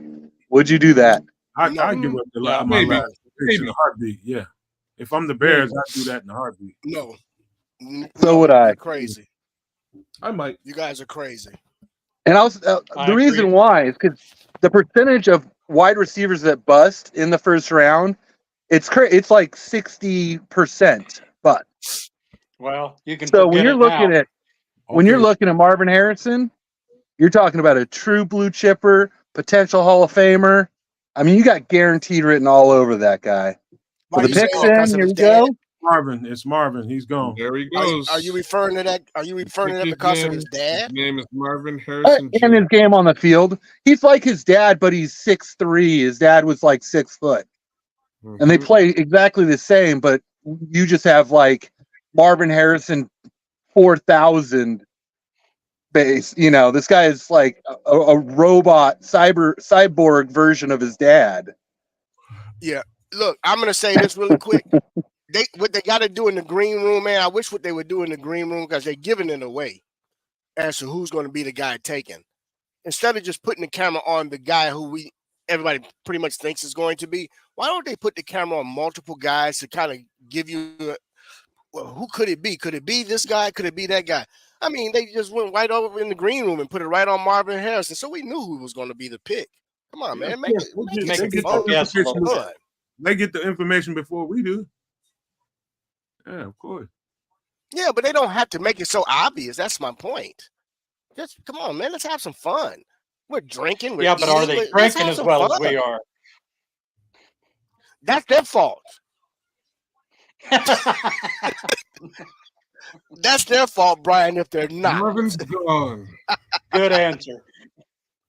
This is also par for the course. This is if you were to do a lot of mock simulations of drafts, man, it goes kind of exactly like we're seeing right now in real time.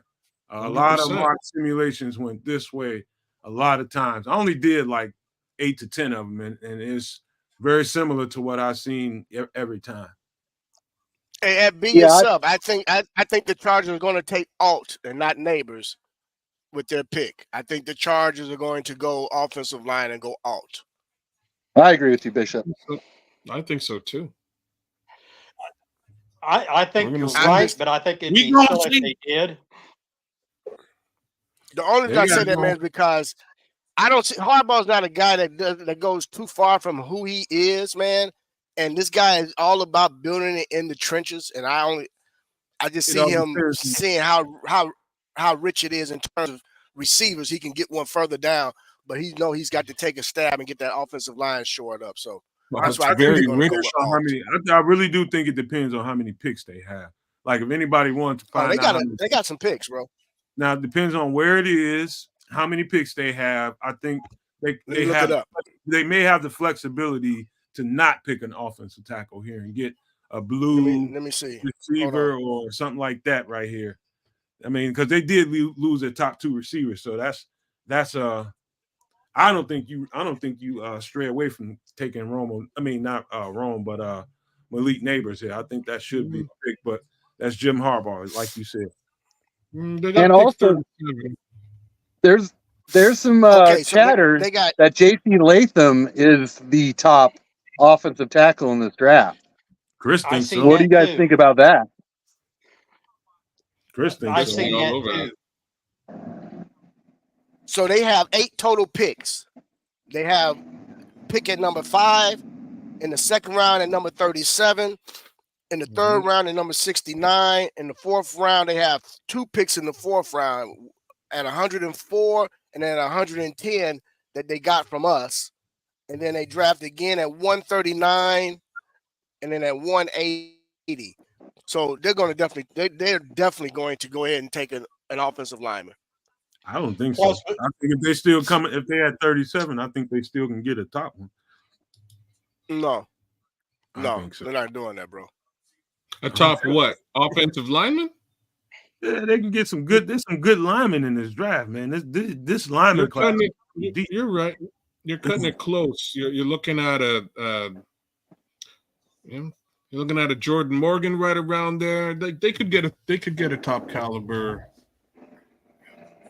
Man, Do it all. question is, do you get that blue chip offensive lineman right now? I could actually see Bishop's point, because he's a trenches guy and he wants to dominate. That's the way he beats teams. He dominates in the trenches. What I'm saying, he's gonna want to run that ball, man. I think the caliber of offensive lineman is thick and deep enough to where he's not forced to take one here if he doesn't want to. That's my point. You know, But the same goes for receiver, though. The same goes for receiver. Hold on now. Right. Don't you think? Don't you He's think? right. I mean, same goes for receiver. Hold on. I think it falls off after a certain point. I think it falls. I think it goes off a cliff at a certain point at receiver. Depends on what kind of receiver you're looking for. They're missing the X and they're missing the Z receiver. And so you got a bunch of slot receivers, guys like Worthy, and you still have Brian Thomas Jr. that's out there. You got a bunch of different guys out there. Depending on, you got to remember they missing an X receiver who was probably, you would say, Keenan Allen. Then the Z receiver is Mike Williams. They've got to replace those, and so that's my point about that. So let's rewind really quick while we got 2 minutes to do so. Let's go back to when he was coaching at the 49ers. Who was his X receiver when he was at the 49ers? Crabtree. The reason I ask that is because does Harbaugh's offense really have what you call a true X? Think about it. Think about his offenses. I mean, they had. You're looking at his brother's offenses too. Not so much. Yeah, they generally don't have them. You see what I'm saying? Maybe they don't go receiver here at all. Hey, I'll throw another name. What about Brock Bowers? You see, Brock I wouldn't Bowers be got surprised, bro. No, I didn't see pick that. is in. We'll find out. Bro. He's selling Toyotas. Holy crap! Really? I could see a lot of things happening, man. But They might go Joe Alt here, to be honest. I'm telling you. Yeah, my money's on Joe Alt. Me too. At this pick here. I'm gonna keep saying Connor until that one gets drafted. Maybe. Hey, you know what? Do it all. Good point. They do still have Quentin Johnson, so they do have an X. That's right. They picked Quentin Johnson last year. But he was horrible. Yeah. He's a bust. He is a total bust. How much opportunity did he get, J2K? He got opportunity. He got plenty of opportunity. And he consistently dropped the ball.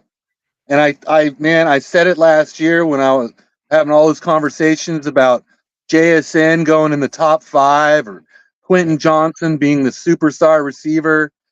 And they're just staring down Malik Neighbors right now.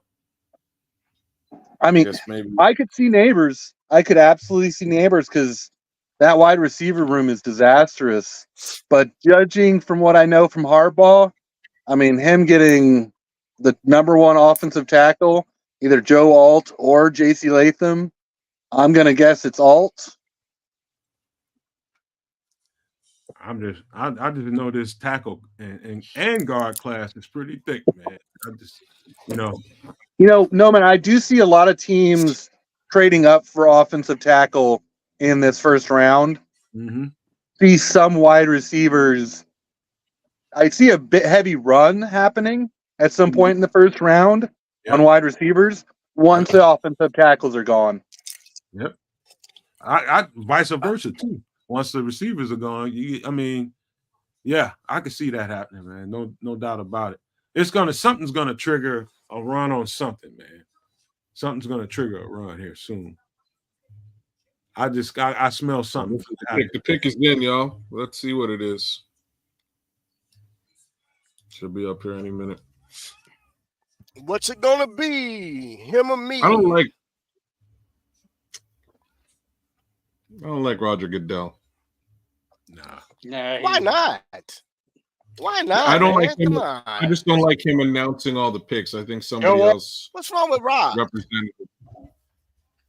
There's What's wrong nothing with wrong with him. Raj? He's just not. Come on, He's man. not What's hype wrong with enough. Raj? You know? It's Joe Alt. Joe No, Alt. they should have me doing it, kids. There he goes, Joe Alt. All right.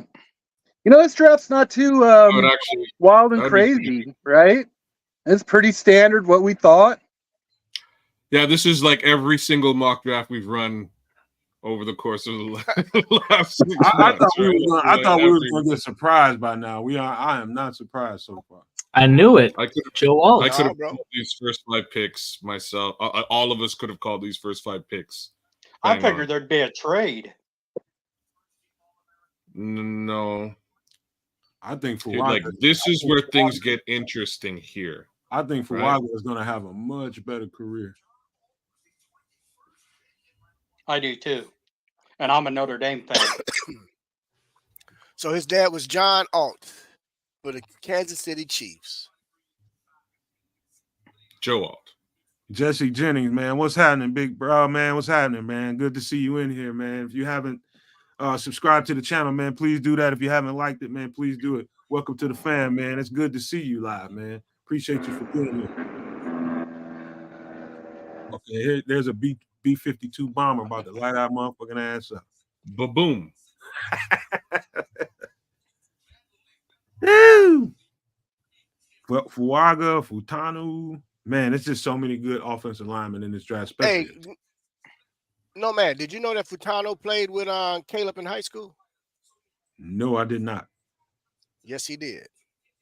I thought Futanu. You sure it's Futanu? Yeah. You're talking Olu. about the You talking Penn about State. Olu? You talking about Olu Fashanu? Yeah. Is it Fushano? I'm sorry. Yeah. Okay. About this, yeah, that's Fashanu. Yeah, they were Okay. teammates. Yep. Their names do sound similar. Yeah. Uh-oh. Hell, I didn't mean to run the Bishop off. Oh, brother, I'm just eating. Oh, what a shock. Number 9. Everybody is Keith. I'm the one gaining the weight. everybody is I'm sticking. gonna keep it up. Everybody is sticking and staying. That's what's surprising me. Everybody's sticking. Don't jinx it, dog. Don't jinx it, because I have a feeling they're moving. Who? No. I think a lot of the No, trade's going to New York- happen in that New York 10 ain't to moving. 15 range. Who do you think New York's picking? They gotta go with Well, neighbors. the Giants. It could also be They're Neighbors. taking neighbors. Really? New York is gonna take neighbors. I agree. Okay, hold on. Schefter is up here saying Giants something. pick is in. But Ian Rappaport saying something. I can't hear. Turn it up, brother. Turn it up. I'm going. It's neighbors or JJ. Caleb, how you know Caleb? I mean, are they really rolling back with Daniel Jones and Tommy DeVito? Hey man, I don't think. Hey, man, what's wrong with Daniel DeVito? Jones is that bad, man. I really do. I don't think he's as bad as the situation made him appear to be. I just believe that. I think he's got a little. I think he's got more to him. I think he can be better than what he's looked so far. But Who, neighbors? No, we're talking about Daniel Jones. But this could be a quarterback right here for all we know. Well, what's wrong with Danny? What's wrong with DeVito, man? I mean, he's got He's the a good name. story. I He's a hated good him got as the story, name, but he's not a bro. starter. Bronx Tales, baby. Nothing. Nobody. Who got some other pork I loved him in Texas. chops for dinner? Who is that? FFG style, my man. man. Smothered pork chops, brother. Send me a plate. Hated him All as right. a pain. Send me a plate. FFG style. Yeah, Keith. Smothered pork chops. What you got with the smothered pork chops? But in Throw He Mama needs from the the Train, he food. was all right. He was okay in that one. I didn't mind. Hmm. That movie was funny as hell. But the all right, if the Giants, Tommy DeVito. the Giants go wide receiver here, 47. They're not going to get a quarterback. Well, they picked Neighbors. They did. Yep. I'm seconds behind. Well, he's the top rated next player, I'm seconds I behind. can't argue with that. They got their new Odell. Their new Odell Beckham right there. That's the new Odell. See how much that helps Danny Dimes. That is the new Odell Beckham right there, Chief. That's not where I would want to go, bro. Well, that's Daniel Jones, man. Daniel Jones is I think you got to give him a shot. I think you give him a shot. You give him the right kind of receivers around him. Anything can happen with a quarterback, you know. Rome Odunze is going to the Chicago Bears at number 9. You know, Nomad, we thought that with Justin Fields, so I'm there with you in the same thought process. But I mean, I think he has 1 year left on his contract. Daniel Jones. Didn't they just re-sign him? I think they got I thought they extended him or something. I don't know what the deal is. No, that extension I brought up was a troll job on Twitter. Oh, okay. No, I'm pretty sure Daniel Jones only has 1 year left. Wouldn't you say that's worth it? You know, right? A year, man, you can't beat that. You know, well, right? I mean, just the growth of a quarterback. So what do you draft a wide receiver high here, and then next year you get a quarterback, and it takes them 2 to 3 years to get good. Well, your first round wide receiver is on his 5th year option, and now you got to pay him before you have an offense. Yeah. So that's my concern. Unless Daniel Jones can turn it around. I think Daniel Jones can be fine, man. I think he might surprise some people, man. You know, what was this? He hasn't been in that system long to really judge him, man. He had to start over in a new system, and they don't get that shit overnight. You know what I mean? It takes some time for him to for that stuff to metastasize and for them to gel within the structure of what they're doing. I think we jumped the gun a little bit. I'm not saying that the criticisms of Daniel Jones aren't relevant. I just think whenever you flip systems, I think you need time to get used to that system and get used to being fluid in that system. I think he looked bad, and I think there's a reason why he looked bad. Most of the time, some of the time at least, it was him, but then other times it wasn't so much. You know, his career arc for me reminds me a lot of Blake Bortles from Jacksonville Jaguars. He's a high first round draft pick. They tried to surround him with talent. He had that one season where, I mean, I think they made it to the championship game and lost, and he looked all right. Then the next year he fell off again. So, I mean, you could be right, Nomad, 100%. Daniel Jones could totally turn it around. You never know with these guys. But, you know, there's a reason they're picking in the top, 6 of the NFL draft. They just don't have enough talent. I don't know how to qualify what Do It All 36 is saying, but thank you, Do It All. He's sitting a dead cap hit for Daniel Jones at $69.3 million this year. I don't know how that is. Gee, that's a silly contract. Well, it's because they didn't want to pay him last year. They pushed it back to this year. Now it's kicking in. Real talk, they needed to draft a wide receiver because they couldn't pick one up in free agency with that kind of a dead hit. I'll tell you what. So who's your pick here? You got 4 minutes left for the Titans. Offensive line, J.C. Latham. Oh, they're taking a lineman, man. They got to. They spent big money for what's his name from Philly. They brought over in free agency, and he ended up being a bust. I forget his name right now, but they are needing a left tackle. Dillard. Yeah, Andre Dillard, who I think the world of Andre Dillard. I don't know why he stunk so bad in Tennessee. For whatever reason, he stunk bad in Tennessee. This is definitely an offensive tackle. And what do you think about this? And throw this out there. Traylon Burks, that first-round wide receiver they took a few years ago, was a total bust. Do they go Odunze here? We'll call him a bust, or he's just been injured, man. Oh, I didn't like him coming out of the draft, so in my opinion, he was very much a bust. He wasn't. I actually disagree with you. I think both of their wide receivers are good. It's not just him. There's Hopkins. Who? DeAndre Hopkins. DeAndre Hopkins. Oh, they got D-Hop. Well, that's not even the guy I'm thinking of. There's another wide receiver there that they drafted after they drafted Treylon Burks in the 3rd round. I'm blanking out on the name, but it was somebody I was hoping that maybe we would pick. Well, Hopkins is what, 35? Yeah, but he's surefire. He won't be around for long. But he's. And I do agree with you guys. I think it's an offensive tackle. I'm just throwing out there that I think wide receiver is still a need for that team, especially with a young Levis. You know, I think they do like him as their quarterback, and they're going to go forward with them. Mm-hmm. I think they got to protect him, though. That's me. I got a question for you guys. At number 9, do the Bears take Roma Duzier, or do they trade back? And if they don't get him, they take Brian Thomas Jr. They trade back to no lower than 15. That's a good scenario, man. I would take him at 9. To be honest. Yeah, it is.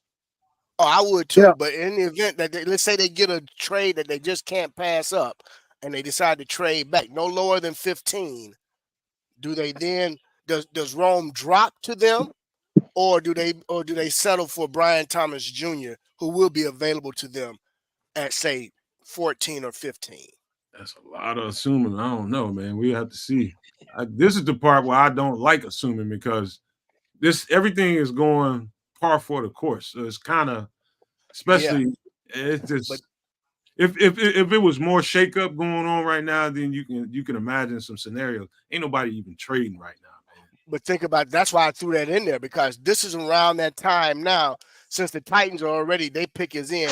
You figure right now between Atlanta and Chicago, now is where some wrinkles could come in, because both teams pretty much have addressed some things during the offseason for free agency.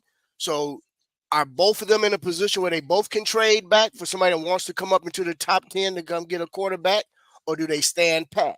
That's the question. That's a very good possibility. Well, how do you guys feel about this? I don't think Roma Dunze is worth the top 10 pick. I Ooh. Dun, dun, dun. J2K, what are you doing? I can find a lot of reasons to agree with J2K about that. Come at me. What are you doing, J2K? What do you mean by that? Just spicing it up here. I think he's the top 15 pick, so it's not a bad thing. I'm not hating on the guy. I have serious concerns about his separation versus man coverage, his manipulation of the DB at the top of his routes, the explosiveness off the line. He is a fantastic route runner versus zone defense, but you see his contested catch percentage is sky high. Why is he not getting open versus Pac-12 DBs? Why is everything a jump ball? And then where's the yak yardage? Yes, and yes. But so what you're saying is you'd rather a Brian Thomas Jr., maybe even a Keon Coleman, or perhaps a young Mr. Worthy. Exactly, kids. And I group them all in that same grouping. So I would be fine with the Dunze at 12 to 15. I'd also be fine with any of those other guys at 12 to 15 if that's Ryan Poles' board, J.C. Latham. All right. There it is. Man, I need them to speed it up on my TV, man, because Brian's killing me with the announcements beforehand. Brian's got the worst internet of all of us, and he's hitting all the draft picks before us. How's that work? Right. Well, I'll tell you guys why. I flipped over to ABC. I got my TV antenna. Instead of farting around with the internet, I just went with the TV antenna, and it's a hell of a lot quicker. Going old school, so rabbit ears. I'm gonna switch to ABC and get the heck off of ESPN. That's what I did.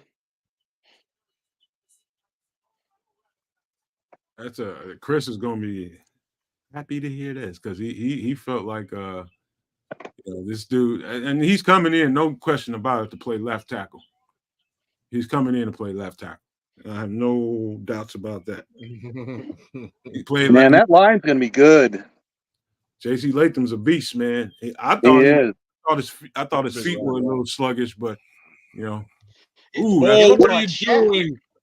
Why did you do it? Why? he He probably didn't get the broke his neck. memo. He didn't get the memo.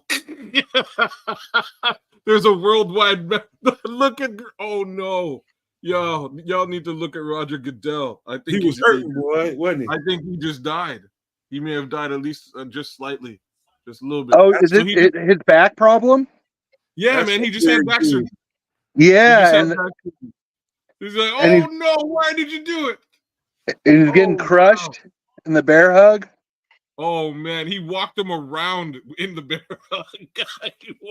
He took full steps. He either killed him or popped his back in. Ooh, Oh no. He took full steps in the bear hug. Oh man, his It might be you know. time to retire, man. Get a young dude in. You can't handle the bear hugs no more, He man. might need a Becchiotomy.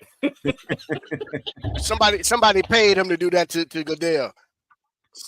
Hey JC, we give you extra 100,000 if you snatch up Goodell and spin him around. Well, we'll see who announces the next pick.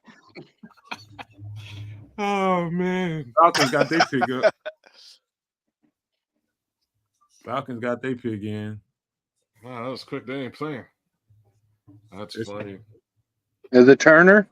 I'm guessing it's Turner. Hopefully, it's a defensive guy. Dun, dun, dun, dun. Well, they're playing Turner highlights hardcore right now, like you wouldn't believe.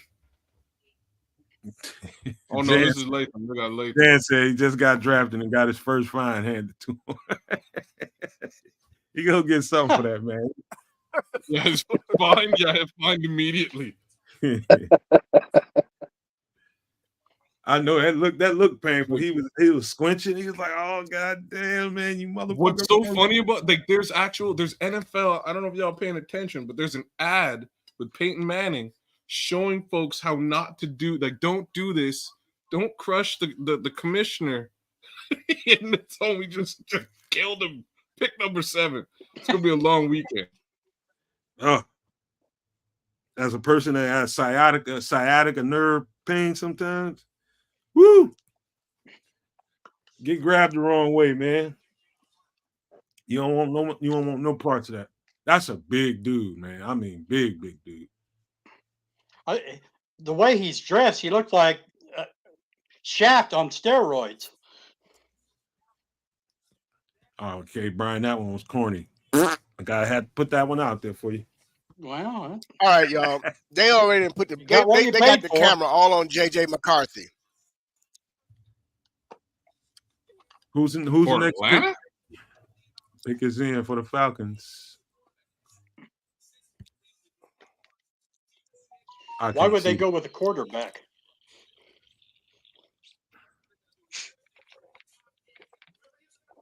Because they got one that's coming off of an Achilles. That would be the best pick of the year. What? If they pick Michael Penix, they're gonna sting a couple of teams. Yes, they're happy. Yes, I would love for them to do that, bro. That'd be great. Yes, it would. You just sit that homie. You sit him back there. You sit him on a bench. Good for you. Hey, did anybody text Sean to check on him, see how he's doing? He's okay. He's gonna be all right. Yeah, well. He'll be okay. Oh man. I think Sean is getting his nails done. Elissimo says the Raiders, the Broncos, the Vikings have all called the Bears, but Odunze is there. Really? Ain't not one trade happened yet, man. That's Can y'all real. believe it? Penix. Can you believe it? I cannot. They took Michael Penix. Are you kidding? I could believe it. He's perfect for what they do. Wow. He's absolutely Oh, perfect. hey, Raj moving kind of gingerly now, ain't he? You don't need to see his chiropractor. So Give him that an leaves epidural. Dallas Turner and Odunze. Holy Yeah. smokes. Yes. Yes. Yes. Yes. Yes. Great. Yes. What do you do here, Yes. Bear? What do you do? I'm excited. I am ecstatic. Congratulations, Michael Penix Jr. You are an Atlanta Falcon. Oh, the strip clubs is getting the wings ready now. Hey, Bishop, can you turn your mic down just a little bit? Just a little bit. Trades might start now. You're probably right. Billy Ocean. What if we the first one to get that trade off? Well, I gotta say Really? one thing is they're handling the quarterback situation correctly in Atlanta. I mean, you want a That's how guy you to do it. sit, rebuild. I think Michael Penix needs to rebuild his entire throwing motion because everything is upper body. And Oh, I don't think he's a very accurate quarterback because everything was upper body, but you just can't deny the arm talent. I Oh. think this is a matter of the structure they're asking him to play in and him getting used to it. I think he can develop, man. You got some points, man. I mean, the he could Bears be pick is accurate in. sometimes and wildly off. They already got theirs in. Yep. They taking Turner. No, they're not. They're taking Rome, bro. They might. It's calling me, I man. think Turner has just got the genetics and the upside. I mean, look, I won't be unhappy with Odunze or Turner, either one of those guys at all. I'm not mad at either one either. I'm not. I'm. Who's to say who's? I mean, I don't think you can go wrong at this spot. Be quite frank with you. Either way they go, whether it's tackle, receiver, some kind of D lineman, Edge. whatever it is. Don't say nothing, Brian. Is Don't say anything, Berlissimo Brian. Nothing. ahead of all of us over the Brian. pond? That's what he says. He says it to Dunes. Oh, how are you from over the pond? Ahead of it. Not even possible. I'm watching the same stream he's watching. We're both watching it on days. He's looking at somebody's feed, Albert Breer's feed. They saying it's wrong. He's probably on Twitter. Bear, Rome, Odunze, Bears. I ain't mad at it. Stop stealing my glory, Bear Missy. No. Yes, leave it up to Brian to spoil his picks for us. All right. Yeah. It is official. We got Rome Odunze, you guys. I'm still not seeing it. I'm waiting to get to. All right, I got to get off of ESPN. They talking too damn much. Pick is in. Caleb got his guy. Sound like it. Billy Ocean said it's wrong. I just checked Twitter. It's official. We got Rome. Queen. So, look, I don't. I like the pick, and I know a lot of Bears fans are very happy because a lot of people have been calling his name for a long time now. Man, oh man. ESPN does way too much talking, bro. Too much talking. Well, Poles and Eberflus are happy. I still hadn't seen the pick, though. I guess Flus lost this conversation, man. He ain't getting my damn edge rusher now. You ain't getting it today, Jack. No, and no trade back, so we're sitting with what we got. He got enough to work with as far as edge rushers already on the team. That's what. So what the hell do you think we do with edge? It's officially Yannick. I think we roll it back with Yannick. He hasn't signed anywhere. Y'all act like DeMarcus Walker is just a scrub, dude. It is Rome Odunze. Yep. He's not as good as edge rusher as he is. He had to go and get some help. All right. Wait a minute. They're just traded with the Jets. What you saying? Yes. What you talking about? Yoshaya? Yoshaya? Tell me what you're talking about. They just traded with the Jets. Mm-hmm. Romy wrong. I like the Somebody, pick, man. I just Well, Cornelius said Don Bird just had a baby. I like the pick. I like the pick. I had Brian Thomas as a better fit for what we want to do. But then this guy's got to grow with Caleb for the next 10 years, man. I think it's a great pick. He's a big 6'3", 215 pounds, man. If he's that big now, man, he's just gonna get 10 pounds and it's gonna come to him easy. Can he keep his speed? Is the only thing I would question. He's gotta maintain that body, man. He's a big dude as it is. Coming into a pro league that big, and what does he run? Like a 4.4? 4.3? 4.45. Okay. Yeah. Yeah. So I mean, he's not a burner necessarily, but he does have very good long speed. This is the thing, bro.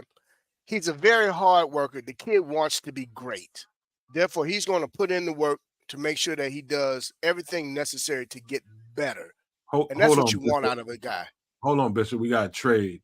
Minnesota just made a trade.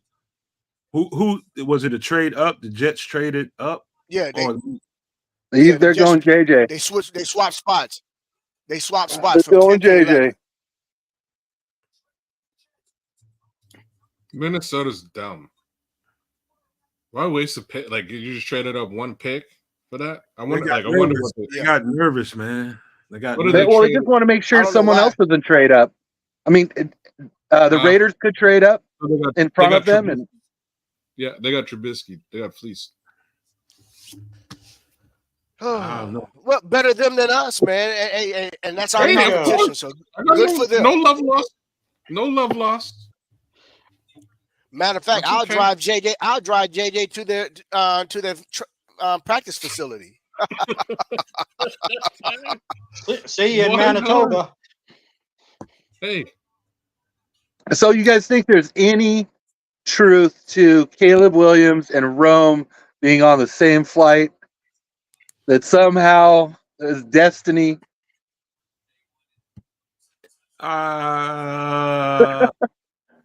You know what, man? That could be, man. You want to, damn. I'm just, you know what? I am not mad at Rome Odunze. I think Rome Odunze is a stud. I got the same kind of concerns that J2K has. One thing that does stand out on film is him separating, and versus the other guys that were up, on that board with him. I'm talking about the list of receivers that I was looking at. I definitely know that Malik and Marvin were much better separators, and I think so is Brian Thomas Jr. Brian Thomas might be a better separator than the first two. You know what I mean? But that's just me. That's one aspect of playing receiver, separation. Rome Odunze is complete, though. I will say that he's going to get better and more crisp at route running and getting that release and getting better separation. But he's the most complete receiver outside of Marvin Harrison, in my opinion. And he's got two great teachers on the team with Keenan Allen and DJ Moore. They can teach him how to get off the line quicker, how to sell his routes a little bit better, how to be sharper in his cuts. So, yeah, he's got a lot of room to grow, and you can see the talent there, man. It's just a matter of, will the receivers coaches identify that stuff and help him clean it up. He's going to be a rookie, and I just think he's got an upside, but I think Brian Thomas Jr. is going to he's going to be a steal of the draft, in my opinion. I'll stand on that. The receiver coach is an excellent guy. He's really good for developing guys. He was DJ Moore's position coach in college. So the receiver coach definitely has a pedigree for developing receivers. So expect Rome to do well. I expect the other two young men, Valus Jones, as well as Tyler Scott, to get some tutelage and be able to get better at their position. So I think we got a good receiving core now, man. Being a I DB, mean, watching those guys play, the ones that make me nervous are the ones with the really deadly release. Releases scare DBs. It makes you not want to cover in close proximity. So if you playing bump or close man and this guy's got this deadly release, you want to back up off him a little bit, just give him a little bit of room.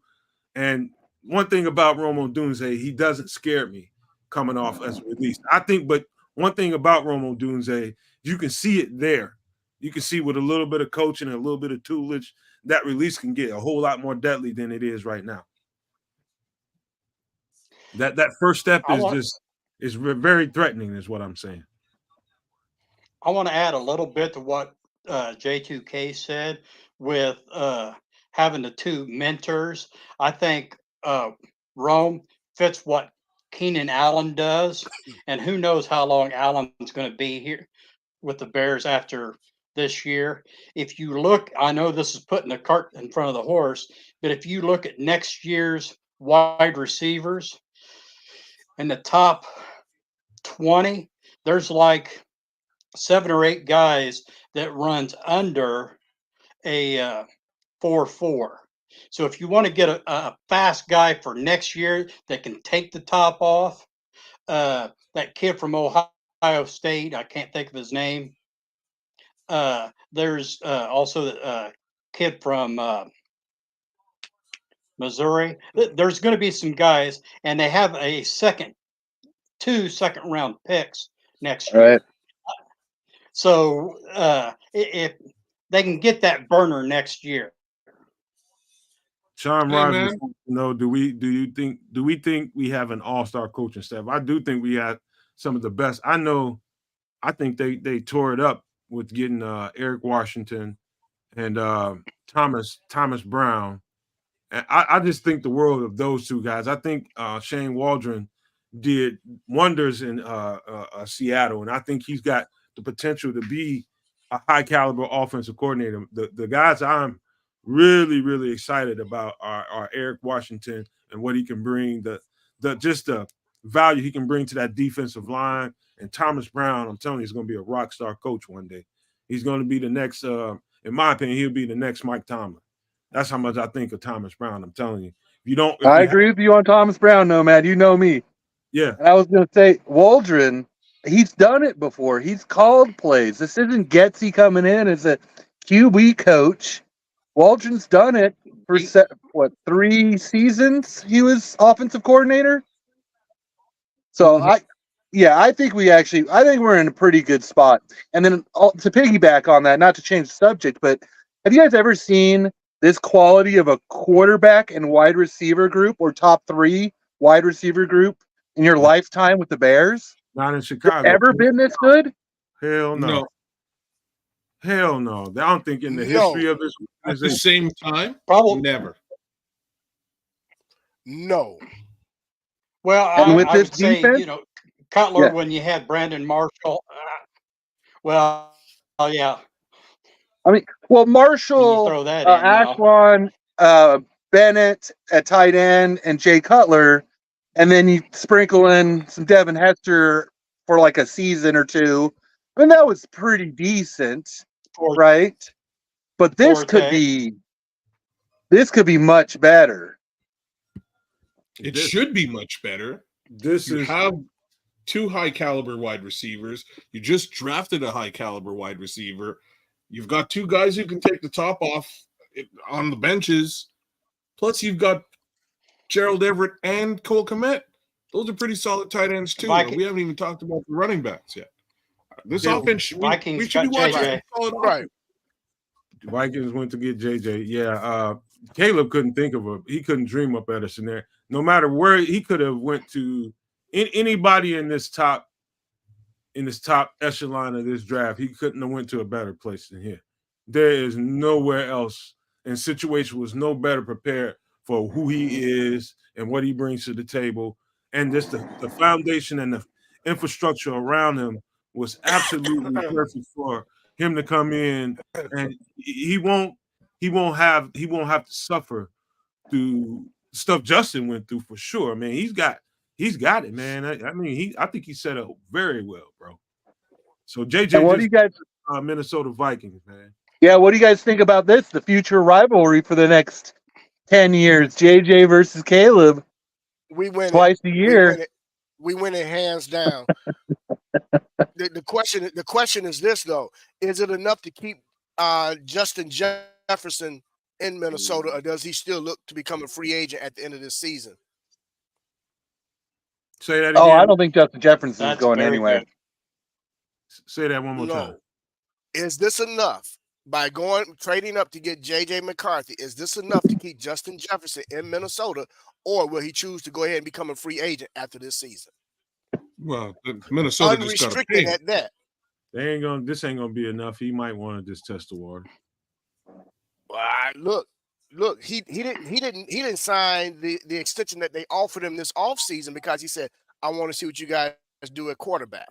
You got to think about it this way.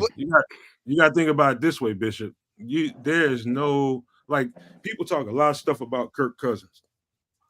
Some of it's true. You know, he gets to the big game and can't get it done, can't complete it. But when you're getting the ball thrown to you by the caliber quarterback of Kirk Cousins on time and in structure versus a rookie quarterback, it's going to be like night and day, bro. It's going to be like night and day. If I'm Justin Jefferson, hell no, I'm not signing. It's going to take him a couple of years to get acclimated, that rookie quarterback. So, no, I wouldn't. I'm getting the hell on out of there. Well, let me throw this out there. I think Kevin O'Connell is a really good offensive coordinator. I mean, he's the head coach, but he's calling plays. I really think the world of him as a play caller.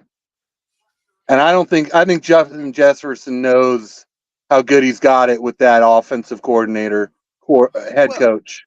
Well, I want to throw this at you guys since we're talking about that. J.J. McCarthy was coached by Jim Harbaugh. So we know, if nothing else, he's definitely been prepped for the pro game. So although we didn't get a chance to see a lot from him because of the offense that they ran and his offensive coordinator, who was an offensive lineman. So I say all that to say this.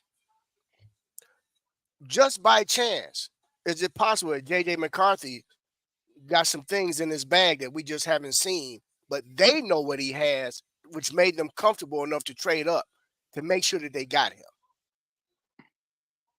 I think J.J. McCarthy's got I think we didn't see enough from J.J. McCarthy to really, really judge him like we want to judge him. To be quite frank with you, what they might have seen in the structure when he did his private workout with him, it might have impressed him. But I just know this, man. I don't give a damn how good you are. When you got a rookie quarterback, the offensive line is decent. I think they lost a piece or two during the offseason. I think they lost their second best receiver, who is I forget that cat's name off the top of my head. KJ Osborne, second best receiver on the team. He's the third string. You're forgetting Addison. They got Addison, man. Not bad. So their third best receiver, but he was important. Not that funny. I just think, I don't know, man. If I'm Justin Jefferson, I'd want out of there. There's no reason for him to leave, man. He's my bad. Hey, do me a favor, kids. Can you bring Hayes in? My bad, Hayes. Hold on, really quick. Don't bring him in. Hold on. What's your Jets prediction here? Hold on. Bowers at 11? They picked Fasciano, Penn State. Offensive tackle. All right. I was just going to say they're going to pick somebody to protect Aaron Rodgers. Guys, hang on for 1 second. Just that don't make sense. We got the CEO. Just go ahead and hit the intro, Chris.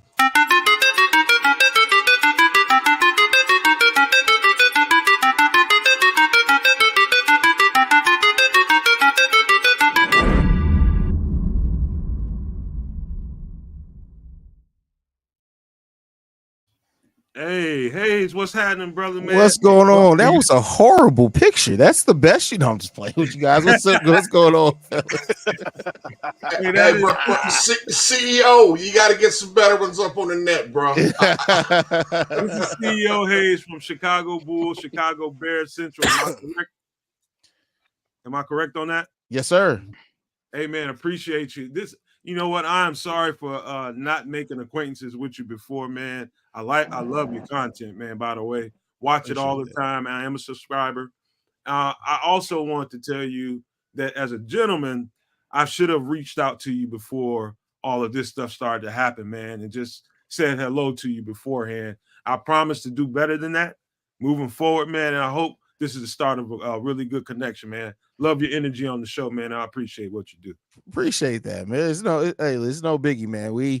I'm always down. This is what I do, man. I'm always down to talk about the team, and it's sports in general. Most of my life is sports, so that's what I'm here to do, man. Appreciate you for being here, man. Hey, just give me a minute with Hayes. Just let me talk to him for a minute, pick his mind about what he's seen thus far. I know it's about par for the course, but what do you think about what happened? What just happened at 9? Well, let's start at Caleb Williams. What do you think about him? Because I don't know if anybody's heard you, our viewers over here. I know some of them view your stuff, but maybe somebody. It's always somebody that hasn't heard you before. Yeah, I mean, so the Caleb pick is, as far as potential, it has all the potential to come out all in the world, right? Like, and it's up to the Bears to put him in the right situations. Up to him to continue to grow and cultivate his talent. I love his mentality. I love that mindset. I wasn't the biggest sold on him when it came down to the Bears trading or keeping the #1 pick, but listen, you can't deny the talent that Caleb Williams has. He has flaws, as every rookie's going to have, but he comes in with the right mentality, with that arm strength. He can create out of the pocket, but he's not going to be as out of the pocket as what Justin Fields was. And I think you've created a situation as well to where he's walking into a much better situation than Justin has done. And that's all you can ask of a GM and a front office is to, if you're going to draft a quarterback, to try to make sure that he's protected as possible, that he has the weapons. And they've done that. They still need a center. We know that offensive line isn't perfect. I think health is going to go a big way to see how much we really have in that offensive line as well. But I love the pick of Caleb Williams for what it's worth. And once they made the decision to trade Justin, Caleb was the guy. He's the right guy there. And now we just got to see if he's going to live up to all that potential that he does have. So I think you're right, man. Well said, man.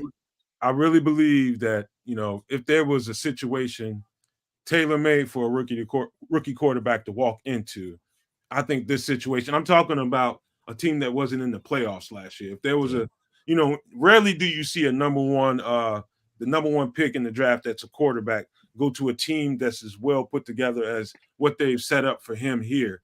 And I think he's got all the opportunity in the world. I think he's got a chance to get off to a rocking ass start. And I think he's got the world as his oyster right now. I think he will be his only detractor this year. I think everybody's going to be in support of him. Everybody's going to have the microscope up to him. But I think if he can remain in the structure of what Waldron has in mind. Now, see, I feel two ways about this, Hayes. Now, see, there's structure, and most offensive coordinators would prefer that you fit into what we have planned for you. We got this system that works. It's work time. It's a plan that's worked time after time. But I think you also have to be pliable. You have to be flexible and get into some stuff that really suits what he does well. And if that means get away from some West Coast concepts, if that means keep him out from under center sometimes, I think you have to discover that with him. Is he going to be all right under center, or is it going to be better to have him in the shotgun where you can kind of see better and make his decisions on where he wants to throw the ball? See, I think that's where they got to get to, that medium. No, I agree. And I think Shane Waldron kind of showed a little bit of that in Seattle as far as adapting his system. When you look at, like, especially with the run, they ran the ball more every single year there, and he found better balance to that over time. So I think you have the right offensive mind there, and they're going to be looking and seeing what Caleb does right and does wrong. I wouldn't be surprised if they're adding to that playbook all throughout the season, kind of find better wrinkles and find better ways to get what they see out of Caleb Williams and put him in better situations. And, I've said this a lot over on my channel. I know some people agree and they disagree with it because of the narrative around it, but Caleb Williams is still a rookie. And I think a lot of people are going to have, because of what CJ Stroud did last year, expect that right away from Caleb. And I think I get why that expectation is there. I understand that. But let's be clear, most great quarterbacks didn't have rookie seasons like that. So we got to give him that time. And I think Shane Waldron and the offense are also going to have that time to kind of figure out and adapt their system to what he does well. They got the receivers, they got the weapons, right? You look at now 2 tight end sets. You have 3 wide receivers. You can use any one of them in the outside or in the slot. We can get very creative there. So we have the raw tools to be adaptable to what Caleb shows us he does well. And I just hope Bears fans give him that time as well. So Romo Dunze, I believe. Let me answer this, Hayes. I'm sorry. Just hang up. Hold on for a second, because I'm gonna let everybody ask them all the questions they want. With Romo Dunze, I think everybody kind of predicted this, Hayes. Everybody wanted to, the minute they saw him on the plane or get off the plane with I think people have been on Romo Dunze the whole time. I think he's a solid pick, and I really think they're gonna do well together. I think he'll kind of end up being like a blanket for Caleb Williams. He could be that insurance blanket. Mm-hmm. I thought for sure this was going to be a trade back at 9 or a trade up to try to get Marvin Harrison. Did you have any of those fantasies that they might do either or before this? No, I mean, when the rumors came out about potentially trade up for Marvin Harrison Jr., it sounded like a dream. But I always looked at it this way, is that in most drafts, most of them, Romo Dunze is the first wide receiver taken. We got that at number 9. And I can't be mad at that. Were there some opportunities to get some more picks and things like that? But I think Ryan Poles tipped his hand and basically saying, hey, we feel comfortable, because look at it this way. Even if Rome was off the board, Joe Alt would have been there. No, Joe Alt was taken earlier, so I'm wrong on that one. But so it's just like, to me, like I said, that fact that Romo Dunze would be taken 1 as probably the first wide receiver off the board in a lot of drafts, I can't be mad at that at all, because you're getting him a talent that's going to grow and develop with him. Rome doesn't have to do a whole hell of a lot of the heavy lifting, because you got Keenan Allen, because you got DJ Moore, and you got those 2 tight ends, which are both going to be safety blankets for Caleb as well. Rome is a hell of a talent, and I think that Bears fans are going to really love him a lot. Okay, I appreciate that. Hey, Bishop, did you had a question for him? Yeah, how you doing, Hayes? I'm a big. Yeah, can you hear me? Yes, sir. Can you hear me?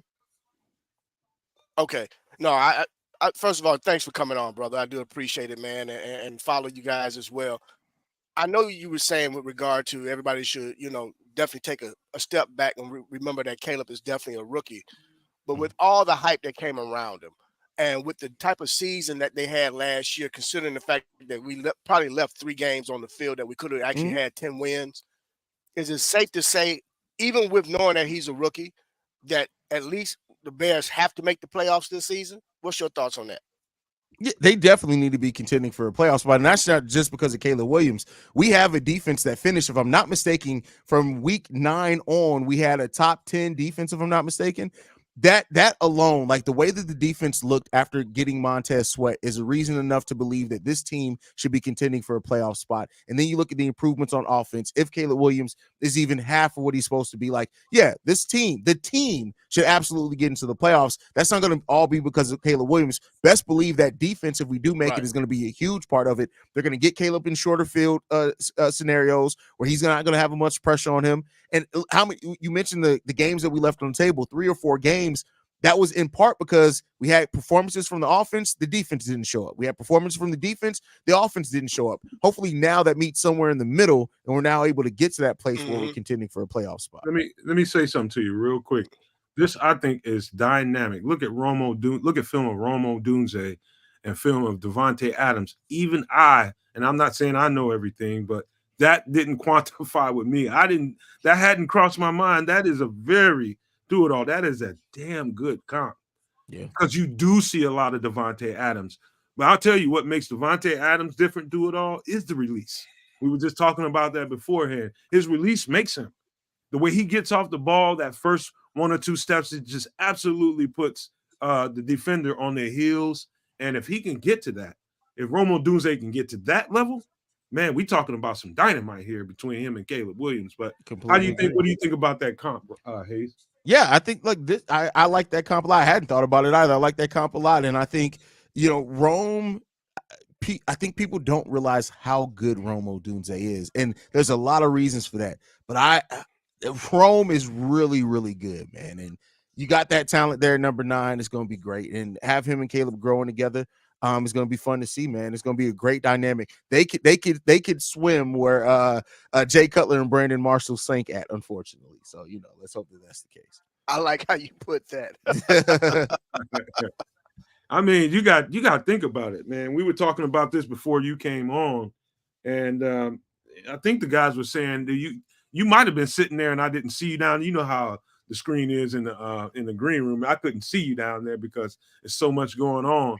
I didn't see you down there, but were you here when we were having the conversation about this might be the best offensive? I mean, talking about weaponry, weapon-wise, we've got some pieces better than you've ever seen it in Chicago, or do you think that's pushing it a little bit? I'm 37 years old. This is on paper. We got to see how it's going to come in reality, of course, but on paper, this is the most dynamic and most weapons we've ever had at one time on the offense in Chicago Bears in my history. 37 years on this planet. I've never gotten to see the Bears win a Super Bowl, right? It's basically, I was born the year after they won their last Super Bowl. So, yeah, this is it. And it really signifies a change for the Chicago Bears. We've always been known as defense. I actually was talking, I had a voicemail on my show earlier, and they were like, well, we need to focus on defense. And I'm like, well, the defense is in a solid place. Is it perfect yet? No, but we got young players developing there. For the first time, we're coming into a place where our offense, it's time to have expectations for this offense that they may very well live up to.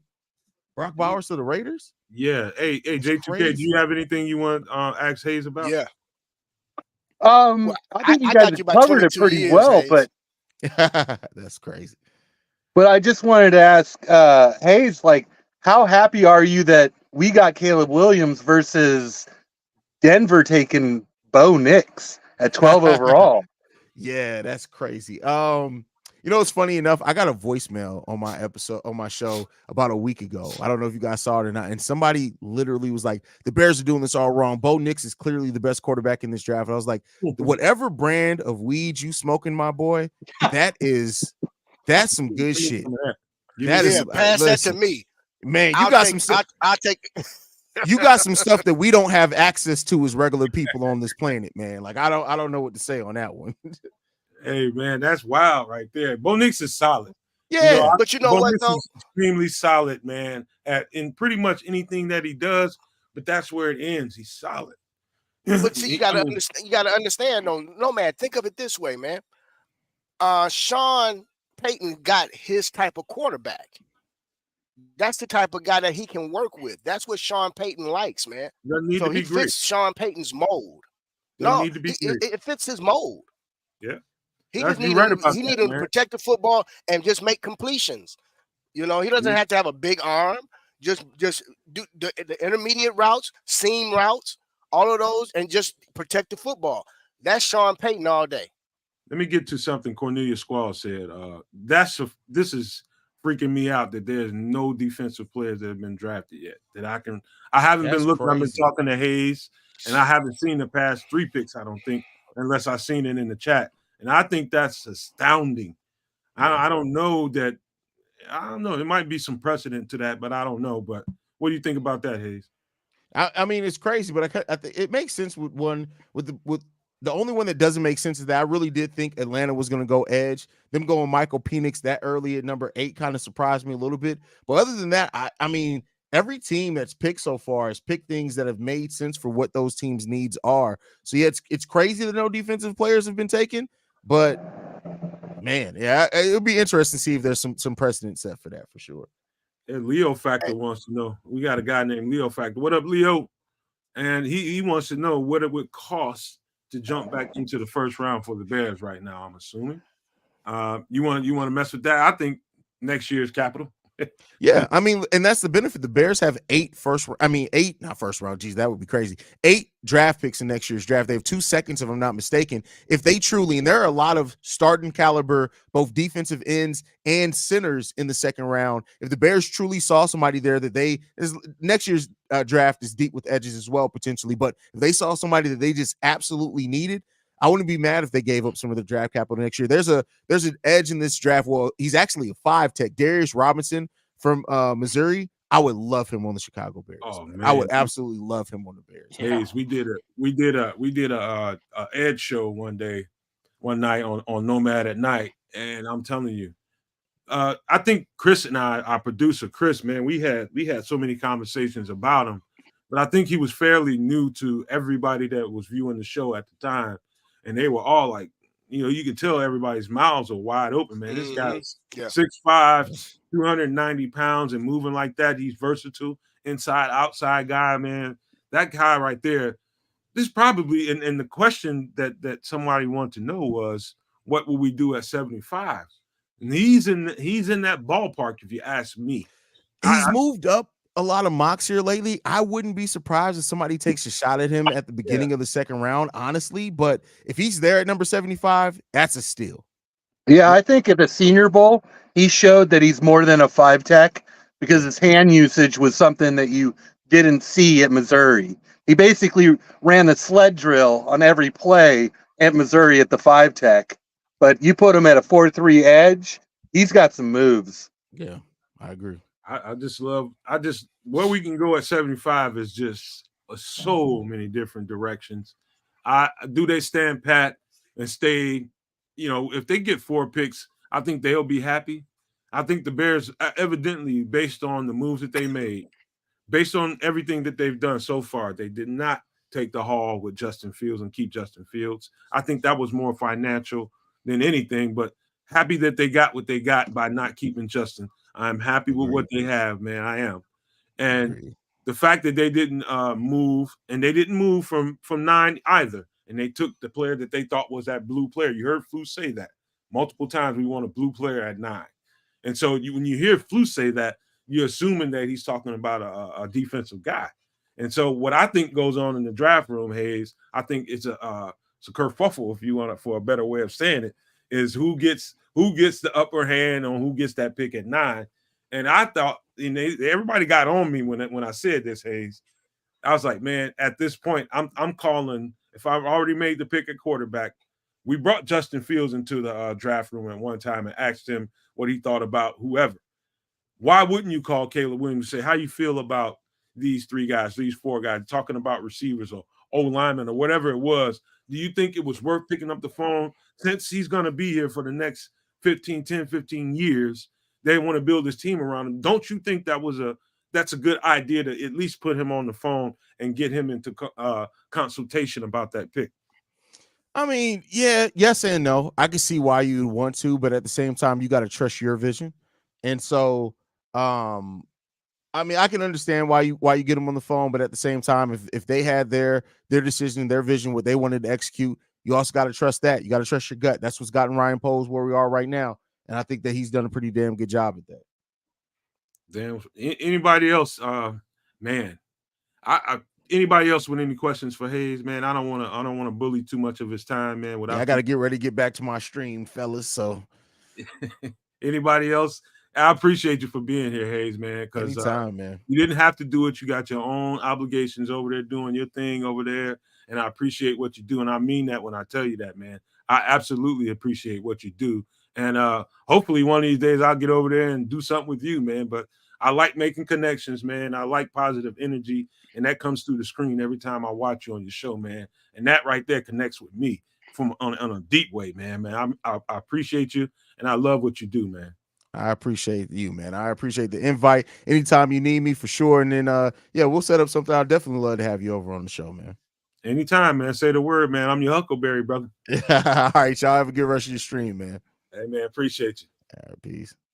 All right. Hey, that was Hayes from Chicago Bulls Central, Chicago Bears Central, man. That's a good dude right there. I can tell, man.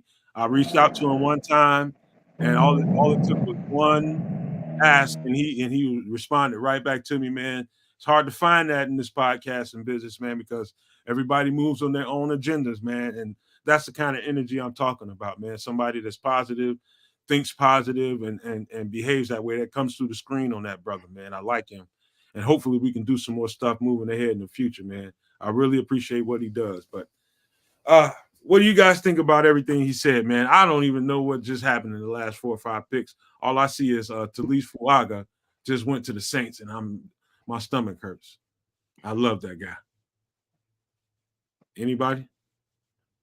Can you Oh, guys? that's a good pick. That's a smart pick. Build up that offensive line, and I'll let you guys go. I was going to change the subject, but you guys.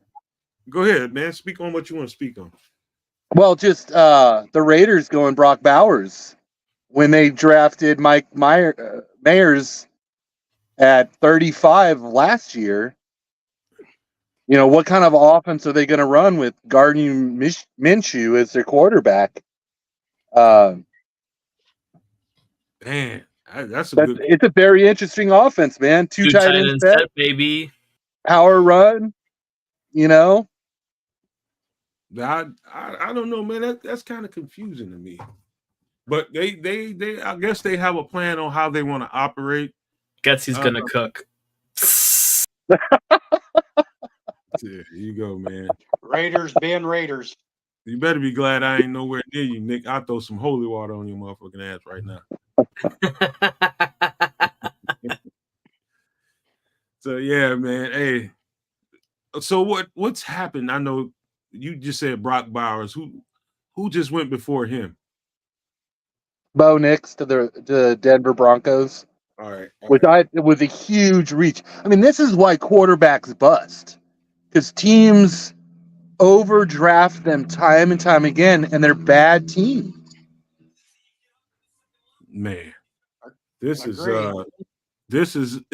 a lot to look forward to, man. You know what? I'm not like everybody else. I wasn't. Go ahead, Bishop. Bishop, you on mute, man.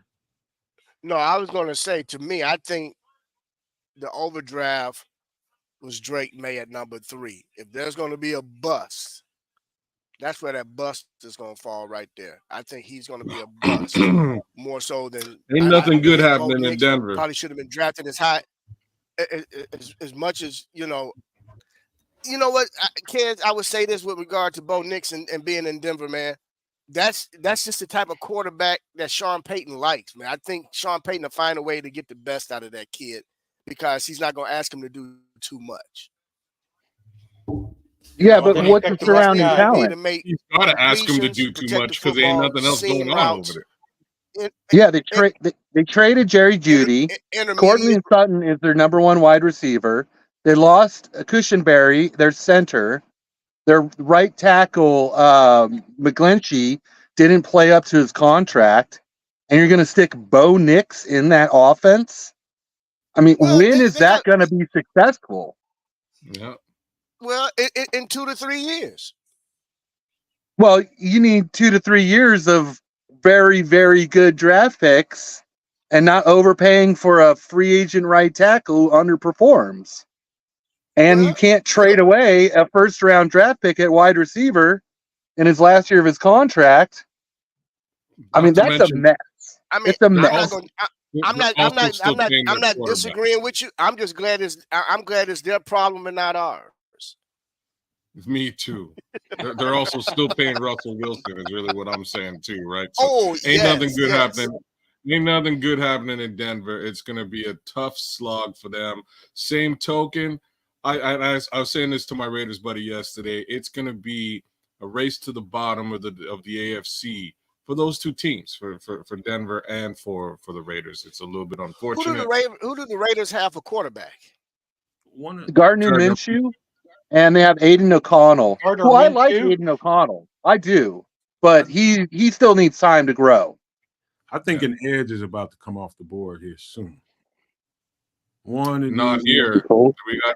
We got the Colts here, and I can guarantee we're talking offensive line here again because Anthony Richardson needs to be protected. They can't put him out here there the way that they put him out there. Are they gonna go tackle a guard though, kids? Either one don't matter, right? I'm gonna assume tackle because they've got what's his name still there now? Damn, and one of the best guards in the league. Quentin Nelson. Thank you very much. Quentin Nelson. Yeah. Or do they go wide receiver here? I mean, I know they just re-signed Michael Thomas, but Alec Pierce hasn't really shown a whole lot. I mean, I know he's like the all cardio team like guy where he just runs deep routes and clears everything out, but they don't have too much outside of Michael Pittman, and he's getting older. Let me answer Sean Rogers' question right quick. Do y'all think we're done for the day? As a podcaster, Sean Rogers, I'm gonna say hell no.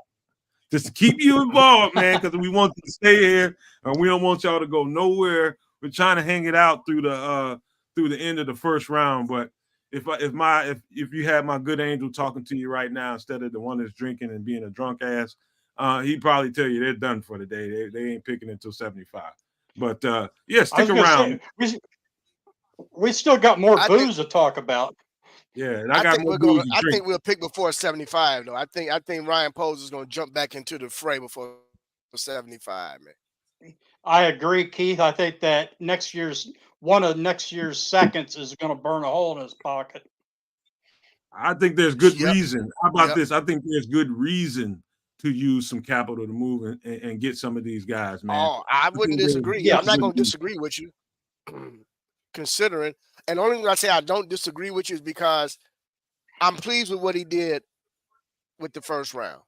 So if he decides to burn a little capital from next year to get back into the fray and make a move, at this point, I'll trust Pose on that. Really quick, guys. Let me say this. And Chris is gone, but are you still there, Chris, or did you come back? No, Colts yeah. got Latu. There, I told you, Edge was coming off of there. There it is.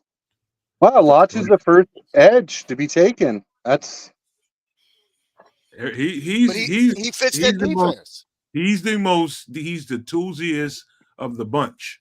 By far, he's the toolsiest of all of them. I mean, no edge rusher has the amount of tools in the bag that Latu has. And I'm pretty sure that didn't come from they didn't take this pick lightly. I think his medicals probably he might have gone faster than that had his medicals been not what they are.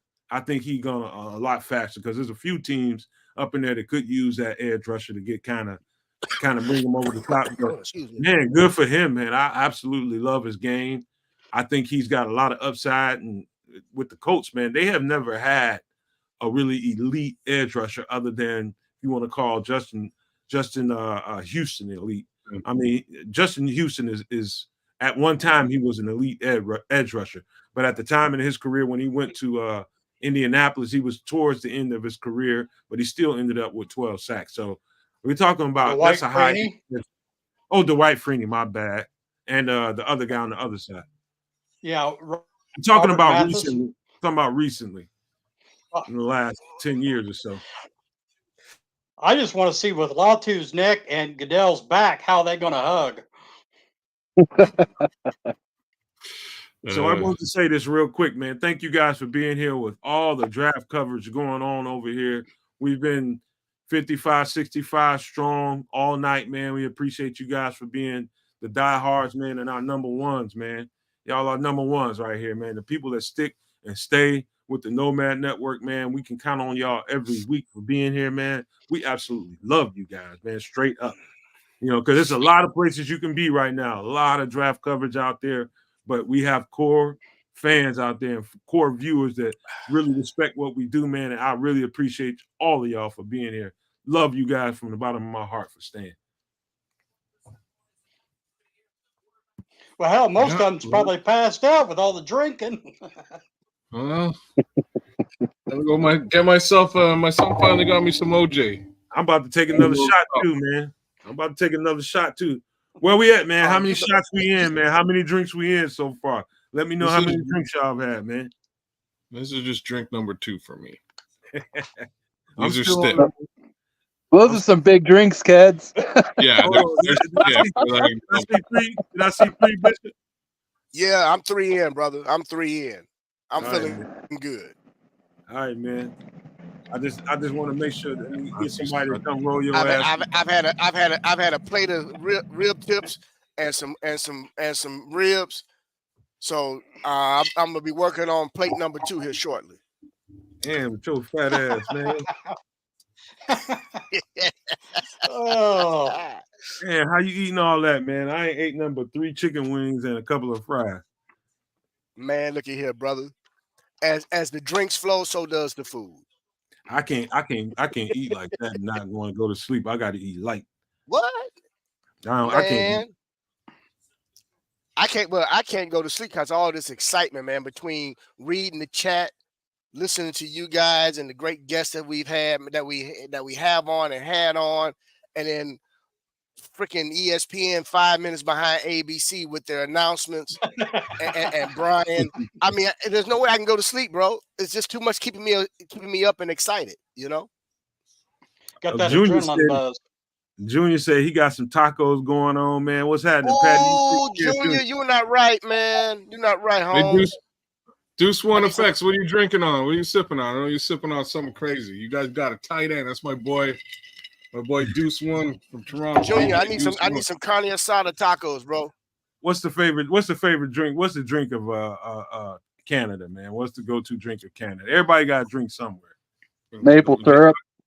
Oh, Canada's a large place, bro. It's a large place. It depends what you drink. It really does. You might be drinking on some Crown Royal.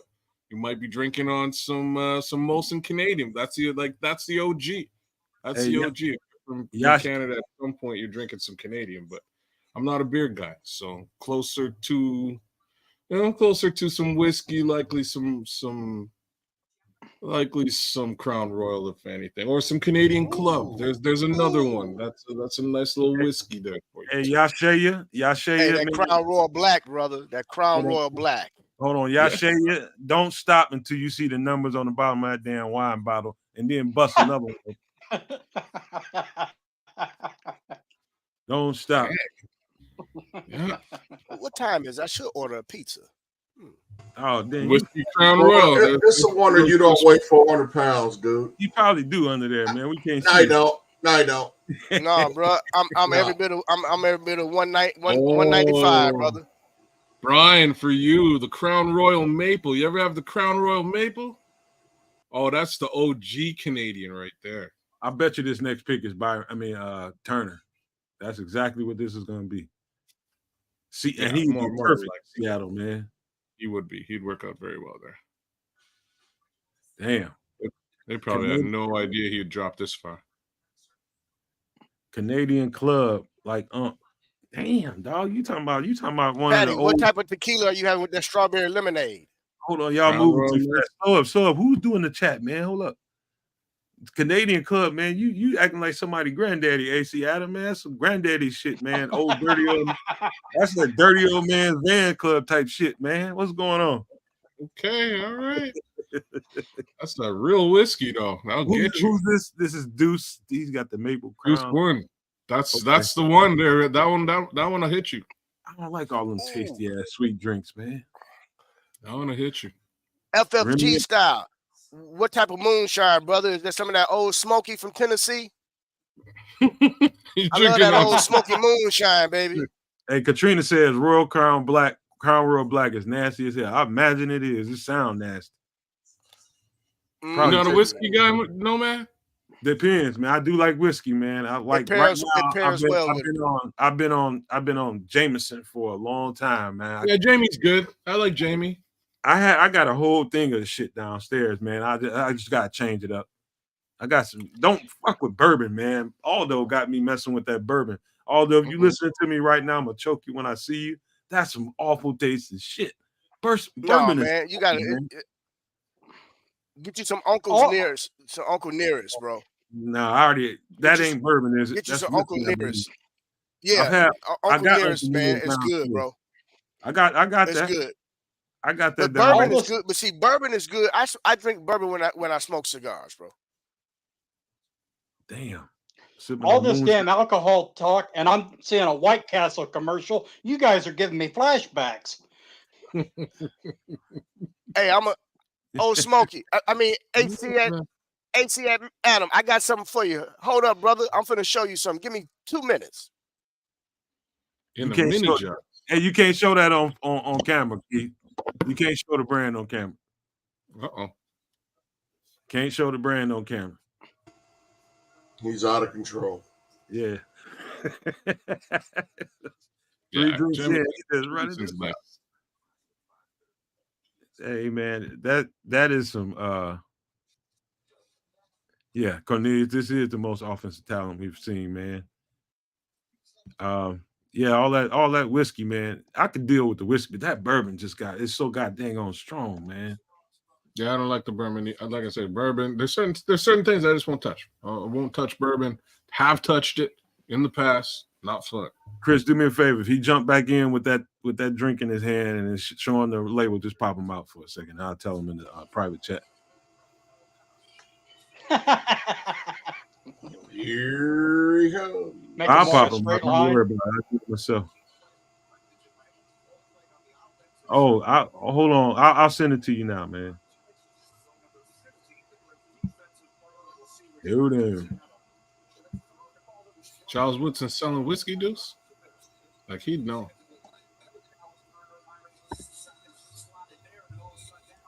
So where do you guys think Seattle's going with this pick? Turner. I think they take Turner. I'm gonna guess offensive line.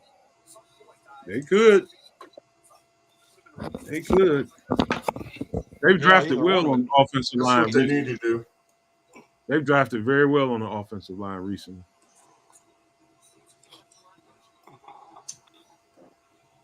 I'm Hey, tired, see man. at me. Hey, you can't show that on camera, man. You can't show brands. Keith, you can't show brands, man. I'm with you on that one, bro. You can't show I'm with you brands. on that one. You can describe it to him, but you can't show him. Try that try the white chocolate strawberry cream. It's hidden. What is it? Moonshine. Oh.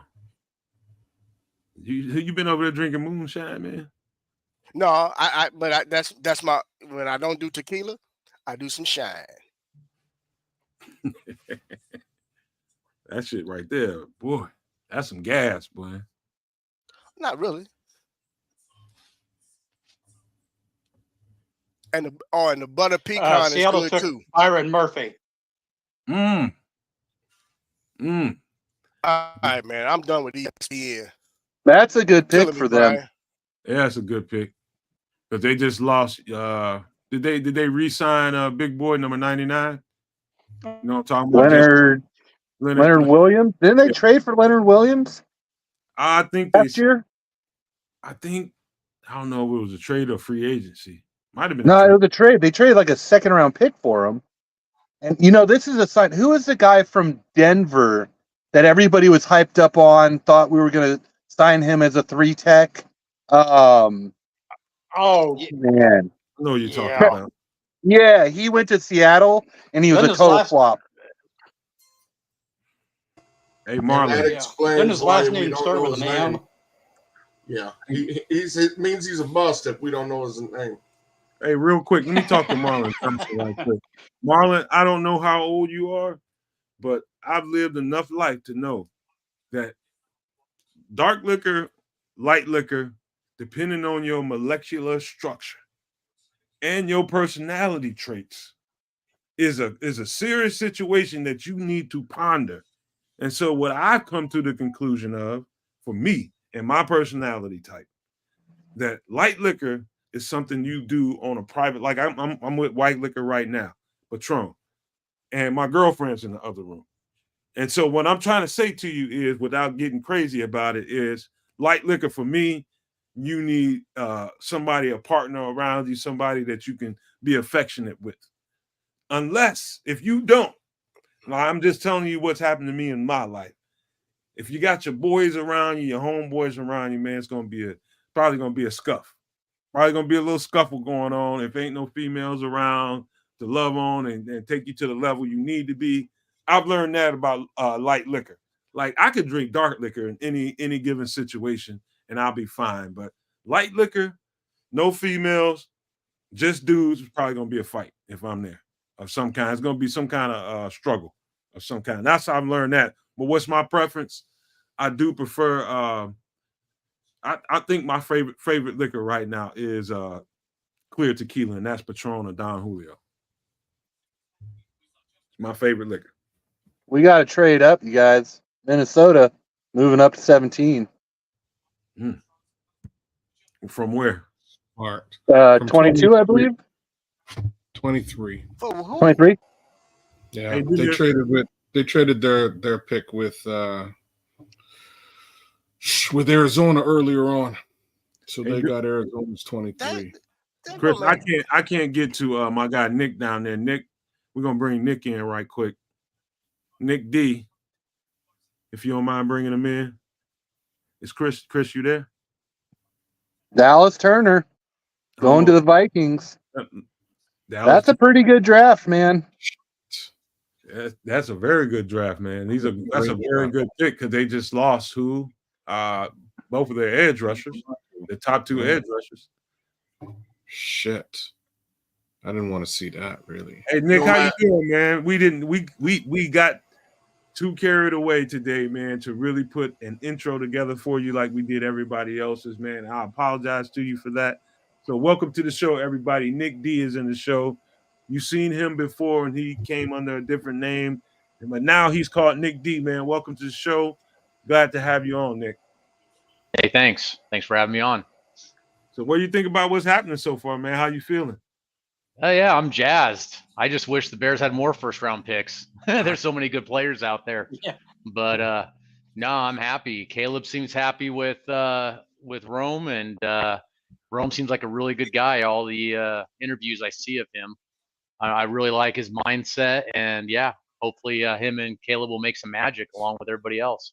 So Hey, real quick, let me take a little pause. Hey, Sean Rogers, man, why you playing with me, man? Why would I want you telling me to mix the light and dark? Anybody that's never Go done cross the streams. woo, man. I did that before, man. I'm telling you, it was the worst night of my life, man. I could Really? not wait. I could not wait for that night to be over, man. Yeah, I do it all the time. I don't discriminate between dark and light liquors. Crazy things happen. Sometimes they don't happen. It's all the same for me. Trust me. I always did. Me too. Y'all are nuts. Every man. time I mixed, I puke. Heck no. Really? Dark and light liquor? Really? Come on, I'm good. Oh man. yeah, I'll drink. every time, never fails. What Every I time. don't- I gotta stick with one. That's how I gotta do it. What I don't like doing, or what I've learned not to do, is actually mixing beer with hard liquor. Like that's See, the I problem. can do that no problem, which is weird. Really? Like I can pound down a 6-pack of Miller Lite and then have tequila no problem. But if I have tequila and then I have like whiskey or like Hennessy, it's over. I'm puking all over the place. I'm done. yeah. So you Nick, can't what do that. No. Nick, what are you sipping on? You sipping on anything? You eating on anything? Yeah, Party-ish? What you you got going know, on, man? I'm kind of a downer. I just have ice water. Oh, But I've got some but I've got rum and some whiskey and stuff like that I can go grab if I needed to. So what's your yeah. preference, man? What's your preference? What do you like to do on a regular if you do My it? preference, I'm a vodka tonic guy. So Okay. Okay? yeah. On the rocks? Yeah, with a lime. Yeah, I like my vodka a little too much. So and then I like to smoke cigars as well. So My man. Yes, Oh sir. yeah. If I wasn't home right now, I'd be down at the cigar lounge with a vodka tonic watching the draft and a cigar. So but yeah, so I'm Same just here. chilling right now. Yeah. Right Hey, on. man, I'll tell you guys something. You guys in the chat can let me know. Tell me what is the best drink combination you have ever had. Whether something you made, you went on vacation and got it somewhere with the Shirley Temple, whether the damn vodka and tonic, whatever it was. I'll tell you right now what it was for me. It was Don Julio, crushed ice, and light pineapple, mid to light pineapple. Absolutely the best drink I ever had in my life. Just that simple. What's your best drink that you've ever had? When someone else paid for it. That's a good one. What about you, Nick? I mean, honestly, recently I've had some Crown Apple with cranberry, with the sparkling cranberry. That's not bad. Also vodka mule. I like, Moscow mules. Those are always good too. So You have to tell me what that is, and then right after that, I got to ask the bishop about this Sammy Sosa. I don't know if I ever heard of that. Moscow Mule is vodka, ginger beer, a lime juice. And I think that's pretty much it. So Ginger beer, huh? Kids, Mhm. you spoke your language, didn't you? Ginger Do they beer. put And men in? Do they put men in did you say yours, ginger beer? Nick? no. I mean, I'm sure you could put mint in it, but not the one I've had. Okay. So yeah. Tell me about that Sammy Sosa, man. What is that? Look, man. First time when I went to the DR, actually it's a frozen drink, but that's real big in the DR, man. The Sammy Sosa. It's actually red, white, and blue in color, but it hits the spot. You would think cause it's a frozen drink. It's nothing.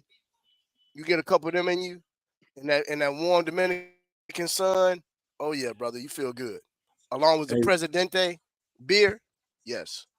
hey, really quick, I gotta speak to this one, man, because this is a funny ass story right here. Sean I love Rogers this drink. Sean Rogers says a blue motherfucker is what it is. That's what he's saying. I could say that. But I've had those. Yes, hey, sir. listen, first time I had one, I was in Atlanta.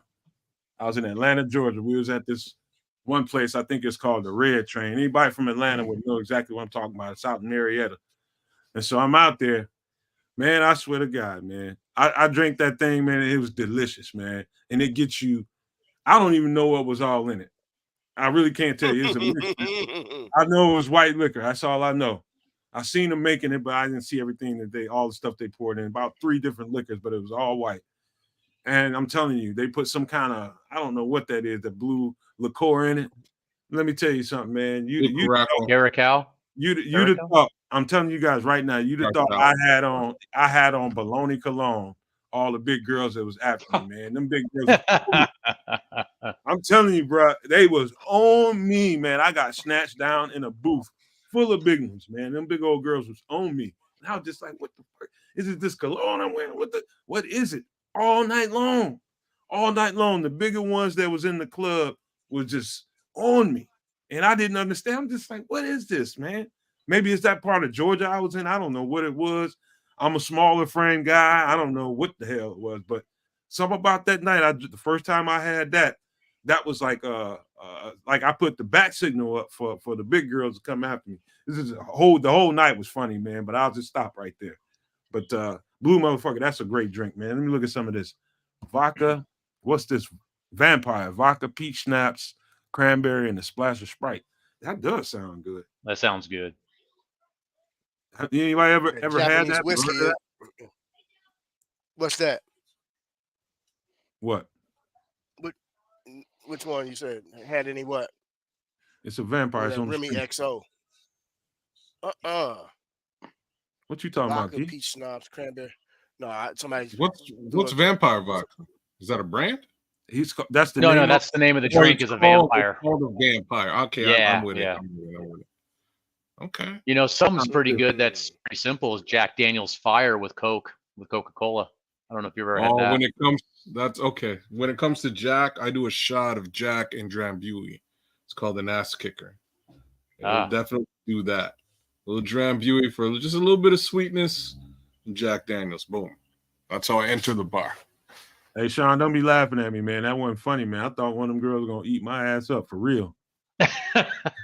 Literally, I thought one of them chicks. I mean, it was some big ones that was pulling me down, man. It wasn't funny. I was just like, hey, man. they was kissing all on Don't me, be scared touching of on them. me. Fat bottom scared of girls the make big the world girls, go man. round. And there was some huge Look, women, bro, man. don't be scared. Yeah. Don't be scared of the big girls, man. They love you Yeah. right. Hey, man, let me tell you something. Anytime you get around 2:30, 3 o'clock, man, and big ones ain't 8. Hey, they hadn't been to Denny's or the Waffle House yet, man. So I look like a mule Oh, to you one was of gonna. them. Hey, you'd have been happy. I guarantee you that. We'll talk about it another time, man. It was a good night. I'll just put it to you that way.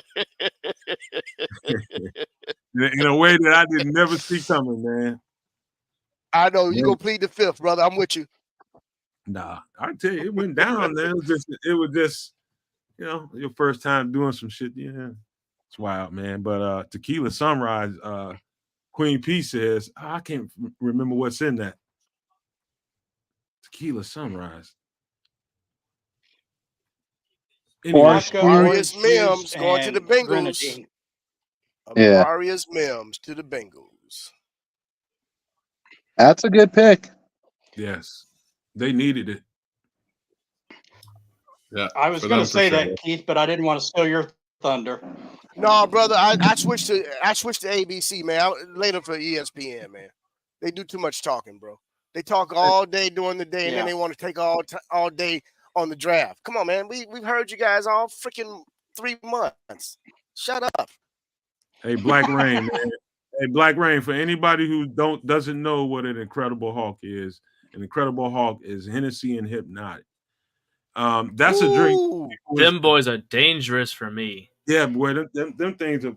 Hey, dude, literally, I had to have somebody. I had to They're have somebody nasty take to me me. home. They're had to- good, but I mean, they make me nasty. Yeah, that you don't play around with that stuff, man. Now that got me in Demon trouble. mode. Them Incredible Hulks got me in trouble one night. So I don't They mess with that. turned no into more. the No, Hulk sir. for real, for real. No. Man, Knox is a Did you become one? He's a 5-star general on this drinking, man. Kon-Tiki Scorpions are a guarantee of a drunk night. He's coming up with stuff I have never in my wildest I dreams. don't even know what that is. Yeah, what's that? What's that, Knock? I have no Please idea. post that. What Y'all know about porn Kon-Tiki? stars? You know what a porn star drink is? What's that? No? No. It's let me try to Please remember what it is. enlighten me. So it's sourpuss, blue Caraco, vodka whiskey. Sorry, my bad. No whiskey. Vodka rum.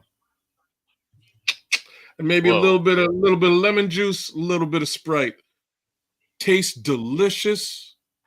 Smash you sideways. The question is this, kids.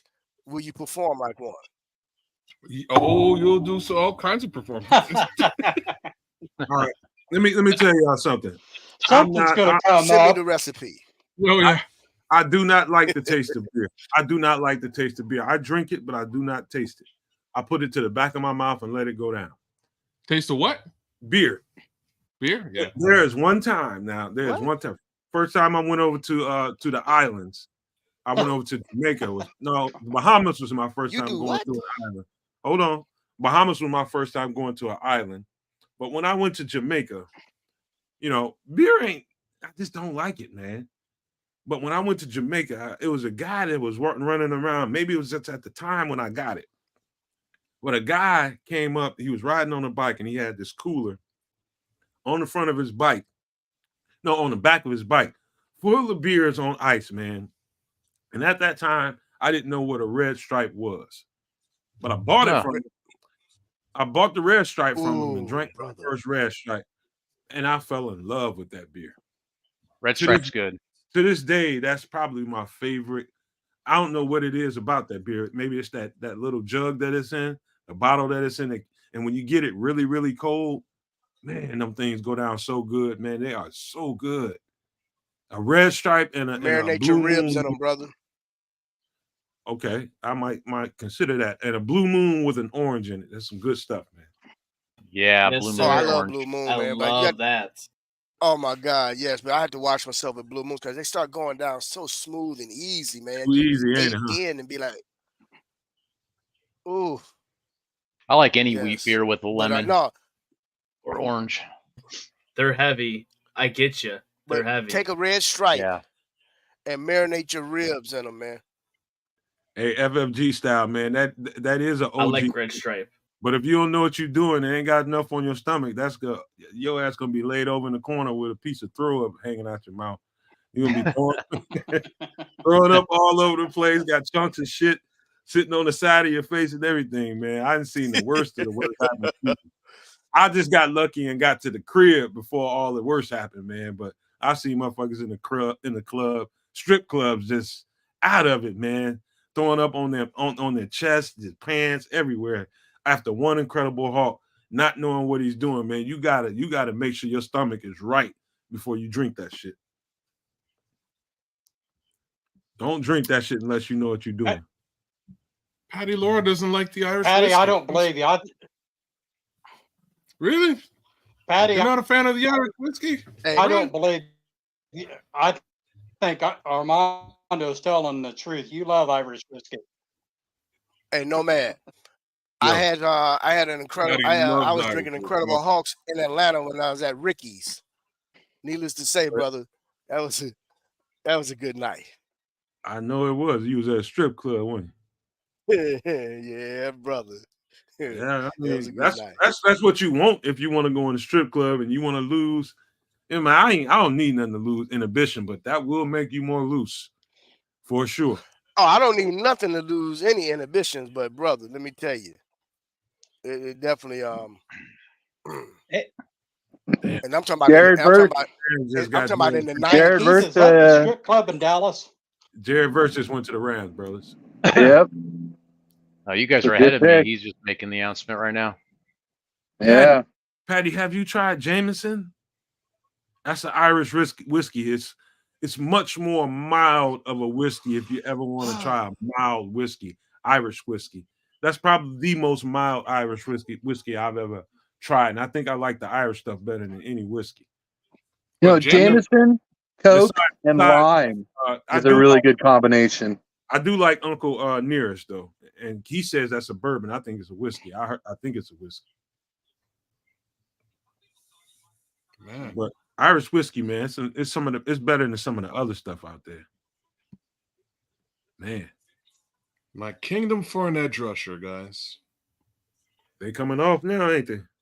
I'm paying attention to these God. draft picks, man, because just I reminding just myself selected of Jared Verse. if we'd have had the haul, who we could have added to the roster. Well, I don't like the fact, and like Sean Rogers, you're a real one, Sean. So Sean asks, do y'all think we're going to take the North this year? And then he followed it up with, just from these two picks so far. You know what? Let's break that down, man. Go ahead. Well, that's what I'm doing. Now that Go ahead, kid. I'm gonna let you right out of Apple, man. Now that we're looking at it, I don't know. I don't like now that we've seen what Minnesota did with this. I don't know. I think Minnesota did some great things here. One, to provide a quarterback to their two pass catchers, and also to provide a pass rusher to add a little bit of pressure. Right? I think they did some impressive things. So I don't know. Their squad isn't that. Well, they Yeah, but they lost to replaced Neil Hunter, which they needed to do. So they did that. They needed to replace Hunter, But so they just did. They replaced needed him. to replace Kirk Cousins, and they did. Again, I'm not saying that this is going to turn out to be better than what they had this season. Hard to say, but I think they did some very interesting things in this draft so far. In this first round of the draft, that that's both of these things are definitely going to be problems for the Chicago Bears moving forward. There's no questions about it. Before we move on, I know one thing: you ain't convincing Patty Laura to drink no damn Irish whiskey from this point on. I promise you that. She ain't having it. No Jägermeister, Patty. Hey, No Jäger. I'm with you. I'm with you on that, Patty. Really? You guys are. Wait a Yeah, minute. Jaeger's cough syrup. You guys know Jägerbomb? No, man. It's cough I syrup, can't do man. I can't do the Jaeger, man. No, keep the Jaeger. But I've done plenty of Irish bombs in my lifetime. Patty says You know what? Patty says she'll slide down a razor blade into a pool of alcohol before you give her another glass of Irish whiskey. Jeez. But I did want to answer that question about taking the North back this year. I think that has more to do with actually last year's draft. I think Dexter is primed for a breakout candidate. So I'm looking from last year's picks to be more successful than the rookies walking in day one and taking the North back. I think we stand a pretty good chance, man. I think we were there last year with some good luck and some better play calling, different things that could have happened, and whether it was with Jalen Johnson, even with Green Bay. I think we were there last year. Now we're sitting in a much better spot to capture that right now. It's just a matter of how fast they can get Caleb Williams acclimated to what they want him to do. That's the whole thing. And in addition to that, Sweat for a whole year. Yeah. Right? We only had Sweat for 10 games, right? Something like that? Yeah. I think it was only 7, but Or wasn't the trade deadline at week 7? Week 7, Yeah, so 10 games. so we had right. Yeah, I think something like that.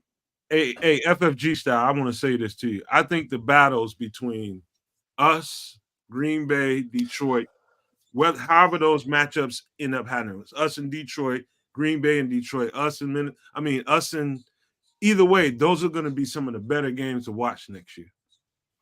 Division wise, those are going to be some real good games to watch. Telling you, I would say that the wait a NFC minute. North is probably the toughest division. Right. That's what I'm trying to say. I think Minnesota, I think, took a step back without Kirk Cousins, without question. They're not going to be the same Minnesota. But those 3 teams I just said, us, the Packers, and Detroit, that's going to be must-see TV next year. Absolutely must-see TV. Anybody disagree You with don't that? have any confidence in Sam Darnold? They just drafted a quarterback, bro. I don't. Sam Darnold even sees the light. An asshole, but I think Sam Darnold is better than people give him credit for. But I don't think he's a franchise quarterback or nothing like that. Only thing I'm concerned with Packers is their coaching. They always seem to outcoach us. Oh, what are we talking about here, Junior? When I used to bounce in the early 90s, they served mind erasers and liquid COC. What the hell is that? Liquid cocaine. Oh no. Oh no. Oh no, I remember those. Those are good. I can't remember what it's made with though. But speaking of drinks, y'all, are you guys familiar with Caesars?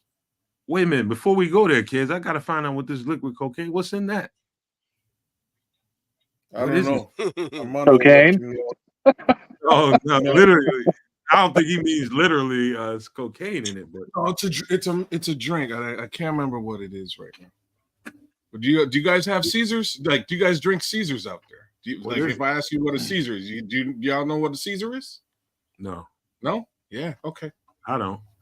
No, because I went to like a work function about a year ago, and I ordered a Caesar, and everybody, like all the Americans, were like, "What the hell is that?" And I was like, "Oh, it's Caesar." It's like Caesar's like a regular drink in Canada, at least on the Canadian side. It's basically a Bloody Mary with a little bit more, a little bit like a spicy Bloody Mary. It's good though. Vodka, cranberry. Sorry, not cranberry juice. Tomato juice. Tomato juice, but usually like Mott's Clamato or Clamato. But yeah, I can't do clam juice. That's the weirdest thing to me. Clam juice? Clam juice? Yeah, those are 2 words that don't go together. Yeah, I'm not trying to do that. No, it's good, man. It's good. It's a good and why I say it's good, it's a good drink to eat a meal with. It's great with a steak. It's just one of them things. Don't shout it out, Brian. I know you're about to see it, but don't shout it out. Let somebody else get a jump on it. I know you're about to see it. I'm going to take a guess at Graham Barton here. Why am I here, Nomad? You've been jumping the gun on everybody. Everybody want to sock you in your goddamn stomach. I'm trying to stop that. The one night that I get halfway good internet and you guys want to piss on my parade. No, Brian, I chose to join you, Brian. I chose to join you, brother. Okay, the Steelers pick. Troy Fatano, great pick. Excellent pick. You guys got to guess the rest. He is perfect for what they do, is he not, J2K?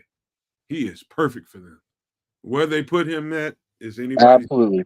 But I think he can play any position on the line, literally. I think he's the best O lineman in the draft. And I'll argue with anybody about that. I think he's that dynamic. Yeah, baby. Didn't he have a knee injury though? You got me on that. That's all right, man. They put some more herbs on it. He good to go. Man, I'm telling you, those Polynesian guys are the toughest. Man, they tough. They are tough. Yeah. I absolutely love this The dude only gave up 2 sacks his entire freaking career, 31 starts, man. The dude, I mean, this is one of those dudes when you need to get out of the game. He could be starting at left fucking end. I mean, left guard, and you need a right tackle to get you out the game. You feel confident in putting him over there, and he hadn't took a snap. Let's just say you're in week 17 and you need to get this game. You need to win this to get yourself a playoff berth. This is the guy you put over there. This is the guy you put over there. He's literally that versatile. He fits what Pittsburgh does, bro. He fits what they do. It's a good pick for them. I mean, he's the best in the draft. I argue with people about that. Nobody can F with him. I think the closest to him in versatility, and we haven't seen that versatility, would be Latu. I mean, not Latu, but Talish Fuaga. Talish Fuaga, I think he can play left tackle. But man, I think this pick right here, Steelers just got the bomb. Yeah, Russell Wilson and Justin Fields just got extra protection. Man, real talk, Knox Corbett is blowing my mind with some of this, bro. I ain't even joking. Knox is killing me, bro. I'm gonna bless my next Caesar with a little. Read it out. You got to read it out, kids, for the people that might be watching it and can't hear. So next time you make a Bloody Mary, ask them to pour in green olive juice into the mixture again. Thank me later. Straight from the mind of Knox Corbett. I love it. I think it's an awesome idea. I'm definitely, like I say, in Canada we do it a little bit like it's like a Bloody Mary, but it's a heck of a lot more with a heck of a lot more kick. They put spice in it, hot sauce, like it's crazy. It's an awesome drink.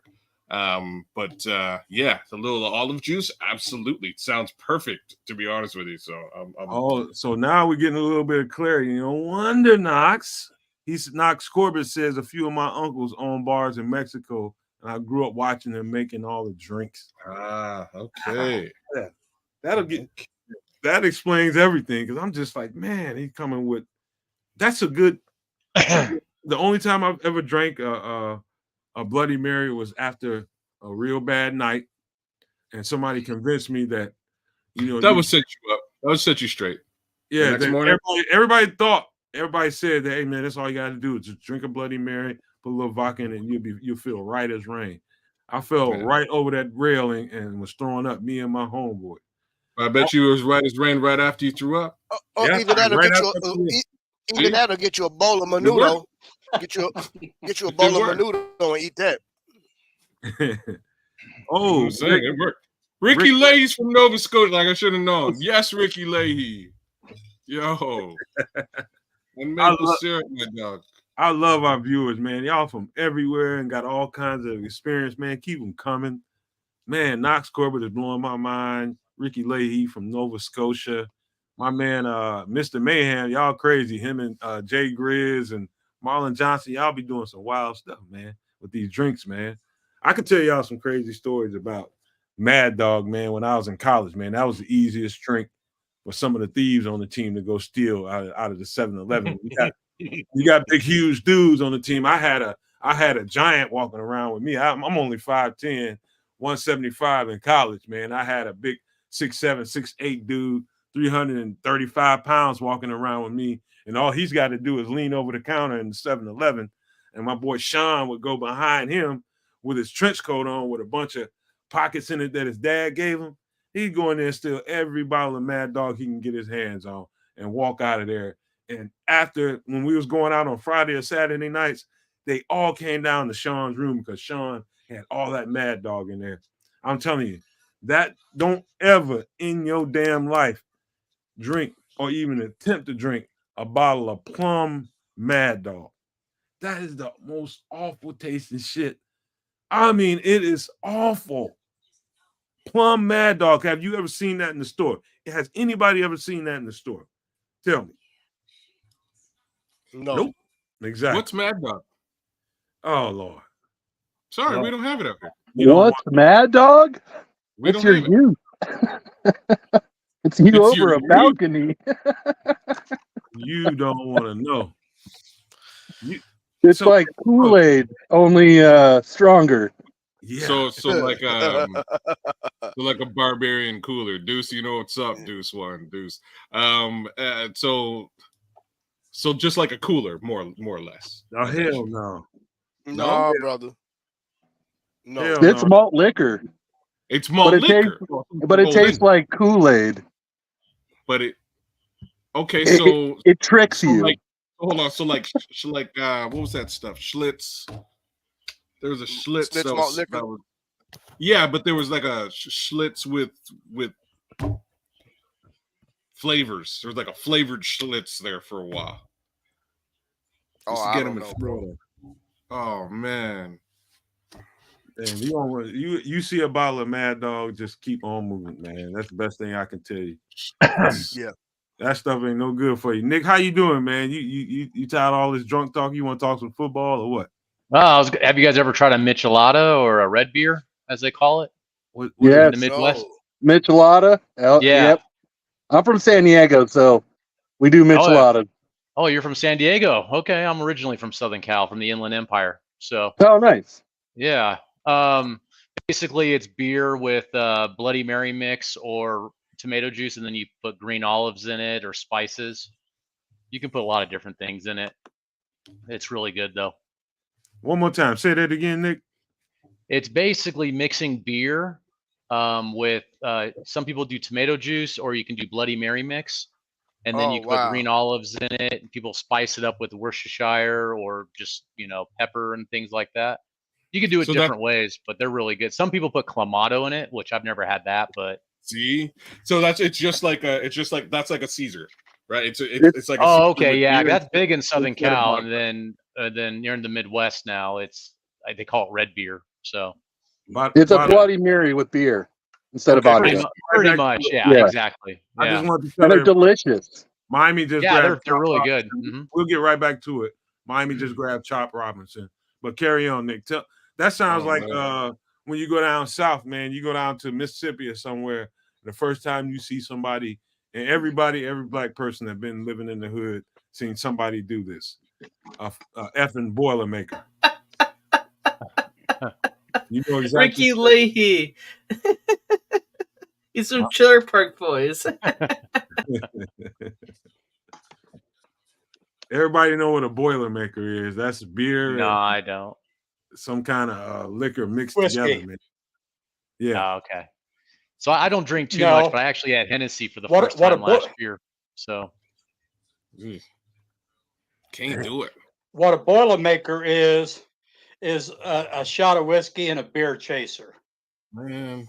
Oh, okay. Marlon Johnson, I got you, man. See? Yeah, chops off the board. Actually, all the defensive ends are off the board. The edge rushes. Do you guys think the Bears are going to trade up at all for any reason using next year's draft picks at all, or do you think they're just going to stay content? Probably not. Everybody's gone. They should have did it to get Chop, man. Yeah. They should have did it to get Verse. Yeah. Either Or one of really, them, bro. really, they should have did it to get Dallas Turner. Is what they really should have done. That's really. what I thought they were going to probably try doing, or Byron Murphy. But with him falling, I would have done the Dallas Turner for sure. And Minnesota went and did it. I'm just trying to imagine this beer and tomato juice shit, man. I'm like, what the? If you want to do it basic, just do beer with tomato juice and add green olives. It's good, man. It's nothing bad. That's just wild sounding to me. See, I wouldn't do that because like I drink the Caesar, so I don't like drinking beer while I'm eating food. If I'm going to drink beer, I'm going to sit and drink beers right? Beer's heavy for me. Yeah. Yeah, that's just It's me. good with pizza. It's good if you're eating pizza. So that sounds like I remember my cousin, God rest his soul, man. My cousin Paris, man, he was a trip. Something unfortunate happened to him, but he'd be laughing if he heard me tell his story. So first time he had a Boilermaker. Man, that man fell up some steps. How do you do that? How do you fall up some steps? And then just laid there like somebody shot his ass. I'm just like, hold on, man. You gonna get up off the ground sooner or later. I just kicked him. He's like, man, hey man, why you kicking on me? It's a funny story. If you had seen it, how do you fall upstairs? Literally, the man fell up some stairs. And it was just impossible to see it. You witness it, you just don't, it's just funny, man. I'm drinking a Boilermaker. That's because there's no such thing as gravity. The world just sucks.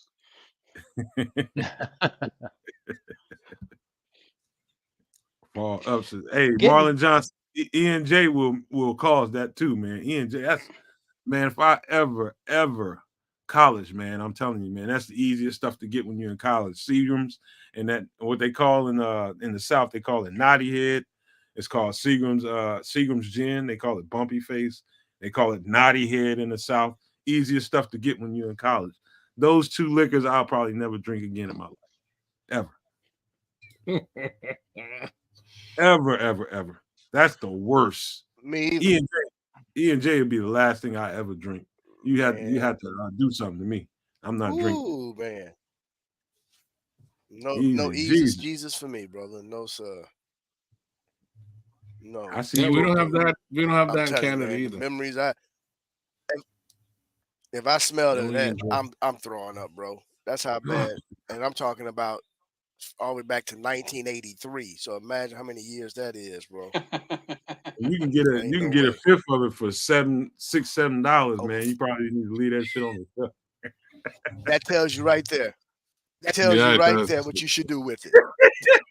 It does. You leave it right where it is, bro. Oh, you get a whole fifth of that shit. Lions gonna get Cooper DeJean.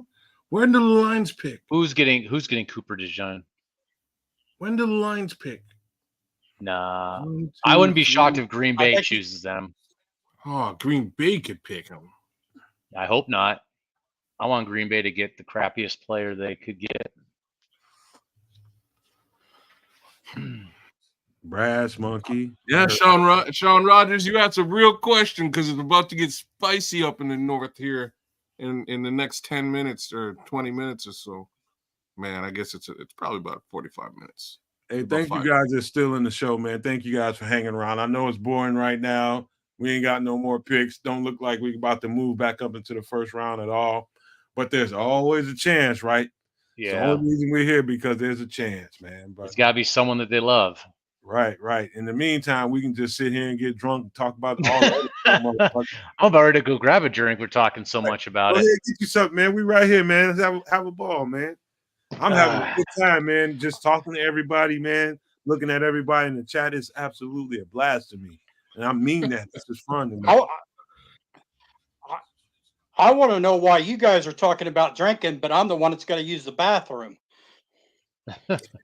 Because you over there drinking Dr. Pepper.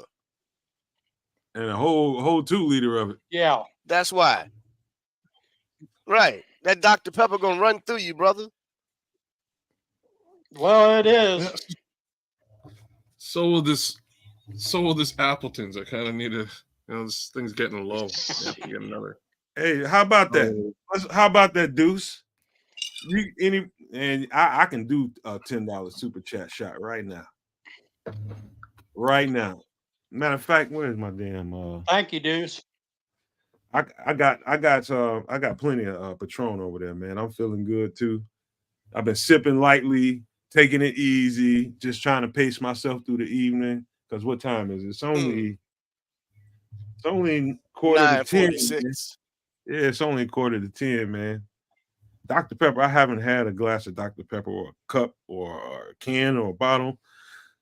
And I don't know how long. And it is one of my favorite sodas. I can't do it. I love Dr. Pepper, man. If I see it, depending on where I'm at and what I'm eating, if I go out to like a fast food restaurant or something, grab something, I'll get Dr. Pepper sometimes, man. I love the taste of Dr. Pepper. No. Used to love Mountain Dew, but I wore that shit out. Quinyon Mitchell goes to the Eagles, bro. Well, Philadelphia made a pick. Quinyon That's Mitchell. a really good pick.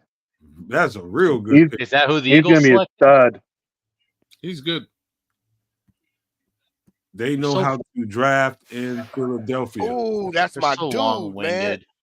That's my corner, bro. That's my corner. Oh, I love To that get kid. someone man. like that at 22, I love that that's kid, lucky. man. That Oh, shit that next dude to is nice. That shit He next to is Rare nice, Reeves. dude. You looking Look at how your next smooth to he is, Reeves. man. Look at him. He's smooth, Yeah, man. The dude is he looks smooth. pretty Look smooth. at him. He Looking at does. the He's next smooth, Darrell man. Reeves right there, man. That's my dude there, man. Oh, man. I love that kid, man. I'm a Quinyon cornerback. Mitchell? You know I'm a cornerback guy, man. I'm telling Yeah, you, bro. this is your next Darrell Reeves. you're looking at. Yeah. Everybody, and see, people sleep on him because he played at Toledo, man. I'm telling you, this dude, he's a ball hawk, bro. And he's perfect for zone defenses, bro. Perfect. I love this pick, man. But he went to Philadelphia. First corner off the Dude is board. smooth, man. He is so smooth, bro. First corner off the board. He's tough. He's tough, man. So He's that tough. means Detroit or Green Bay may be picking Kool-Aid. Yep. Green Bay, yeah, I've heard his name with Green Bay. Sean Rogers said his very first drink at the age of 13 was white port with lemon Kool-Aid. I ain't never had no white port. I ain't never even seen a bottle of it. I'd heard stories about that stuff. My first drink at 13 was moonshine. Damn. That's how you act like that, man. Drinking that. I was like, how are you still drinking alcohol at this point? If that was your first drink, I would have been, yeah, I'm good. My first drink around the age of 13, man. My buddy's dad and his brothers used to make their own moonshine, and they had some apple moonshine, man. We stumbled across, and needless to say, bro, it made a whole lot of for stumbling. we were smart enough to where we put Yeah. them in we siphoned them out of mason jars. We put them in some mason jars and had them saved off to the side for ourselves, man. And every Friday and Saturday night during the summer, we would sit up and sip on that moonshine until they figured it out. And they was like, yeah, but it was, yeah, brother. Hey, FFG style says, I remember when the I big was homie 13 made years of age, man. my dog drink a bottle of Cisco, and I remember he said I watched him throw up sprayed style C9 a whole flight down the stairs. Red stain never came out. That's a bad sounding shit. I heard about that Cisco. I ain't never had none. I've heard stories about it, man. That's crazy. And he says, Nomad, you ever heard about do I know about jungle juice? I don't know, man. I know I made I don't know what jungle juice is particularly, but I know I made a punch. One of my homeboys was a frat. He was a frat brother in college, man. Taught me how to make this punch. I seen him making it. So he cut up a bunch of fruit. When it got a bunch of stuff, man, like Bacardi. Also, some part of the fruit, he put some fruit concentrate. You know those tubes of fruit concentrate you can get at the grocery store, the frozen fruit concentrate. Yeah. Fruit juice. Yeah. He put a bunch of that in there. And so it was really, really fruity. He had pineapples, apples. He had oranges, lemon, everything in there. Bunch of fruit sitting in the bottom of that thing. And he poured in some Bacardi, some gin. It's all white liquor. And then he put some Everclear in at the end of that thing.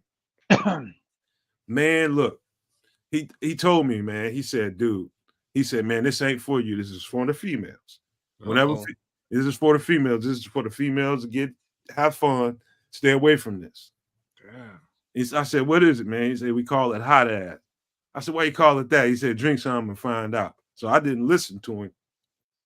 Had me some, had a good night. But the next day, when that stuff got ready to come out of me, you knew exactly why he called it hot ass, man. I mean, that was gas coming out. Literally. literally is like fire coming out of you, man. But that whole night was a funny story, man. He had this. That was one of the best tasting drinks I ever had. He called it Looked hot like the ass. Batmobile. I ended up making that probably about 50, 60 more times since then. People ask me to this day to make that drink when they have parties, man. People have a good time when I make that shit. Jen will make you sin. You ain't lying, Queen P. I have sinned, and I had to go to the church and admit to it too. Oh, he went to a confessional. I had to. I was that awful when I drank gin. I use youth as an excuse. Wasn't no sense in me repenting because I knew I was gonna probably do it again. So I just used youth as an excuse.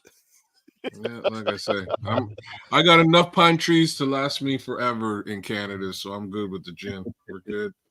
I'm straight. I've never had gin. Do you have pine cones where you're at? Pine trees? Yeah, I mean up in the hills a little bit further, but yeah. There you go. Go see if you want to suck on a pine cone, you're good. I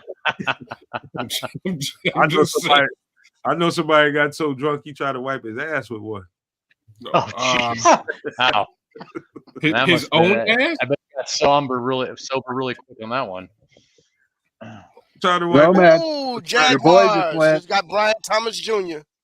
BTJ went to the next. Son of a. That's all right. We got a wide receiver. I don't like the Bears. I don't like the Bears standing pat like this, man. I really think this is a really solid draft, and I think they're a little too happy with what they got, man. Yeah. What about that? I agree. You know, I'm a little surprised that more wide receivers haven't gone. When we're talking the 23rd pick, and we're on Brian Thomas.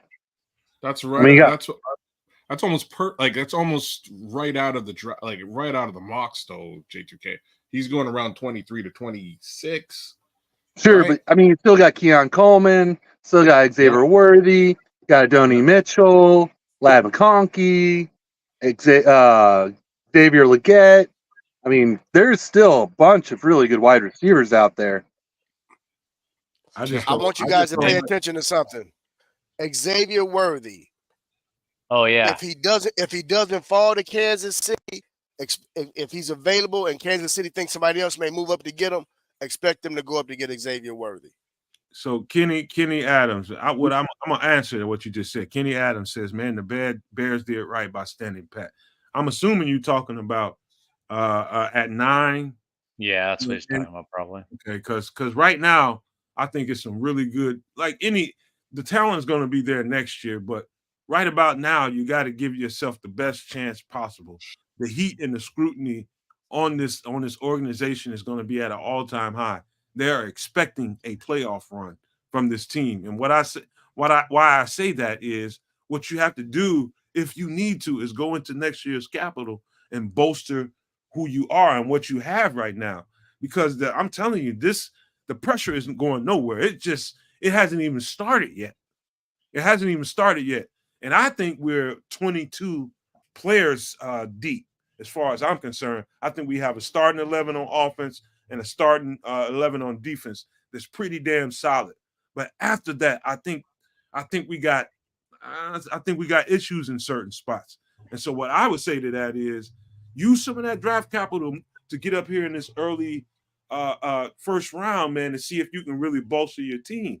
I mean, the pick is just as good next year as it is this year, and vice versa. Use it now and get your team strong.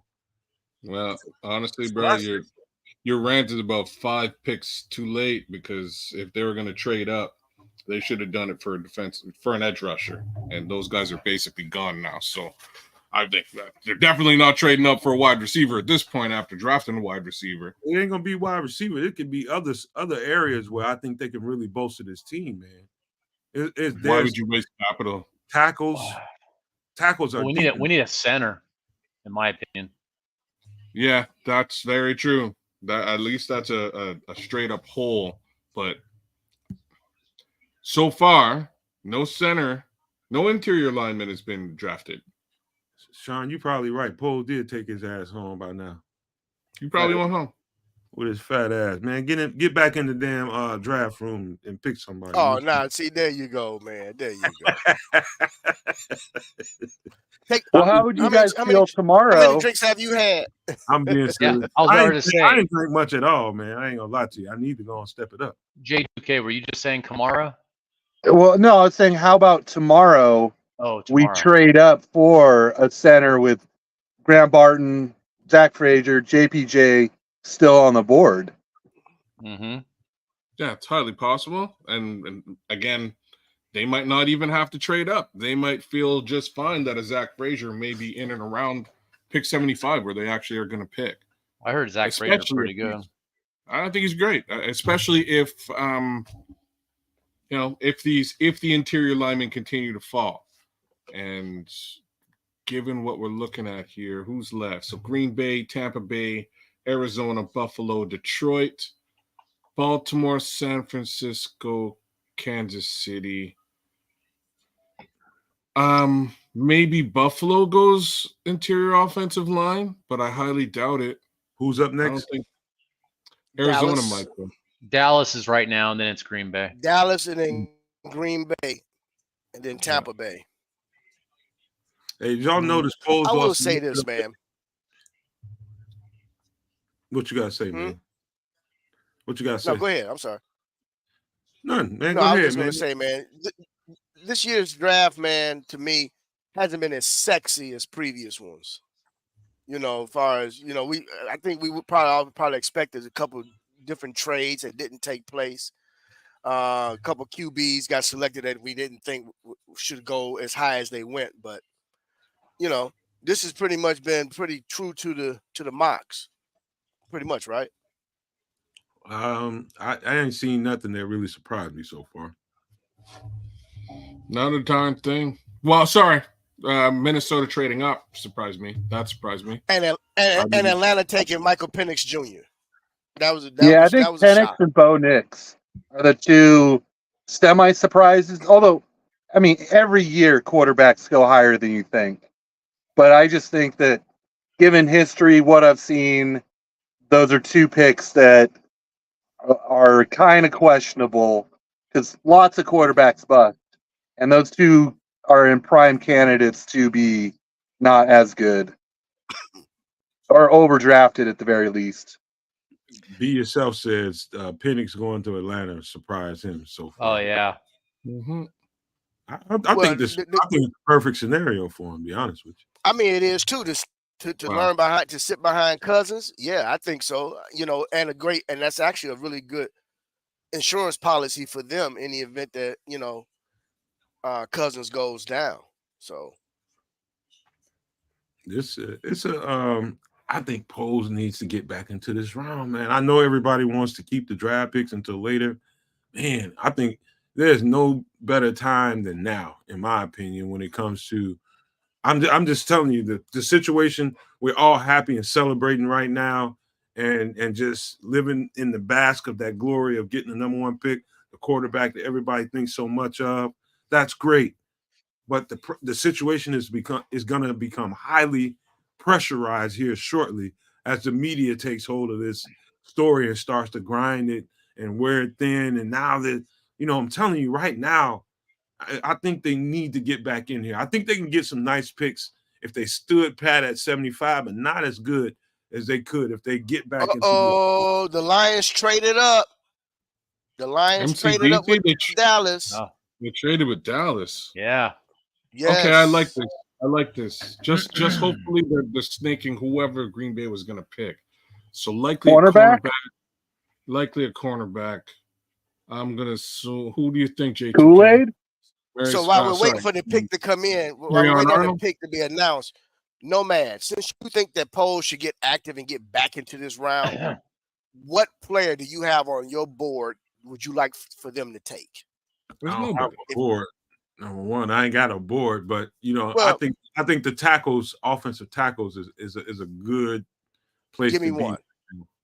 Right now, I'm not sitting here with a list of tackles on my list. I think that's an area you would want to look at. Okay. I think there's also some edges right now that you may want to look at, but particularly for Caleb Williams' sake, I think the offensive line is an area that if you see somebody that you think could really give you an advantage, if you can get back into this first round, you get them now. I'm just not sure about Braxton Jones, man. I am not. I really like Kingsley Sumatraia Yes, from BYU. I thought it was. Is it Yale or BYU? BYU. BYU. Okay. Ron Amageji is from Yale. Damn, there's good reason to. I mean, I think there's Ryan no reason. Poles played too much with this offensive line. There's some dogs in there that if you got strong conviction, you should have made some move to get up in there and get him. I think Braxton Jones is good, but I think he's got limitations, man. And I think be honest with you, I think Poles fucks around too much with the offensive line, and it's never been what it should be since he's been here. And he's had opportunities. I think I'm saying that more than I'm saying anything. Tom Bird going crazy somewhere. Yeah, and considering the hype was that he's the offensive line guy and that he would build the offensive line, well, we've really seen a lot of stopgap free agents and late round picks outside of Darnell Wright. Yes. Yeah. You get studs when they're there. That Okay, so if that's the case, then you guys aren't comfortable with what he did in off. What's that? What'd you just No, say, Bishop? So essentially, what you're really saying is, although he addressed some things, so you're not comfortable with what he addressed in free agency on the offensive line. What he did was grab depth. He might have got a starter in Ryan Bates at center. I think that he might be proven right about that. But the other pieces are depth pieces, and what you need is studs, in my opinion, on both ends. He's got one on one end. I think he needs another one on the left end. These are just my opinions. For all I know, he's got a plan to get through this draft, get a guy that they can work with. Then maybe this is what San Francisco did to kind of put them over the top offensively. They came into a similar situation when they started to make a rise, and right as training camp ended, they went and got Trent Williams in a trade right before the season start. So there could be a guy that they have an eye on that they want to make a trade for. But all I know is I think he's been very insufficient as someone that prides himself on being an offensive line guy at building the offensive line. And I love Ryan Poles and what he's Carry on Arnold to Detroit. That part really bugs me, man, because I'm ready for that line to be solidified, and I don't see him doing and moving with enough urgency right now. You're not, and like, I'm just gonna crush your dreams, bro. You're not going to. He stood pat at number one when everybody in the world was saying you might want to trade here and scoop a bunch of capital. He stood pat at number 9 when again he had. By the way, the Lions just got Terrion Arnold. Yeah, Terrion Arnold to the Lions.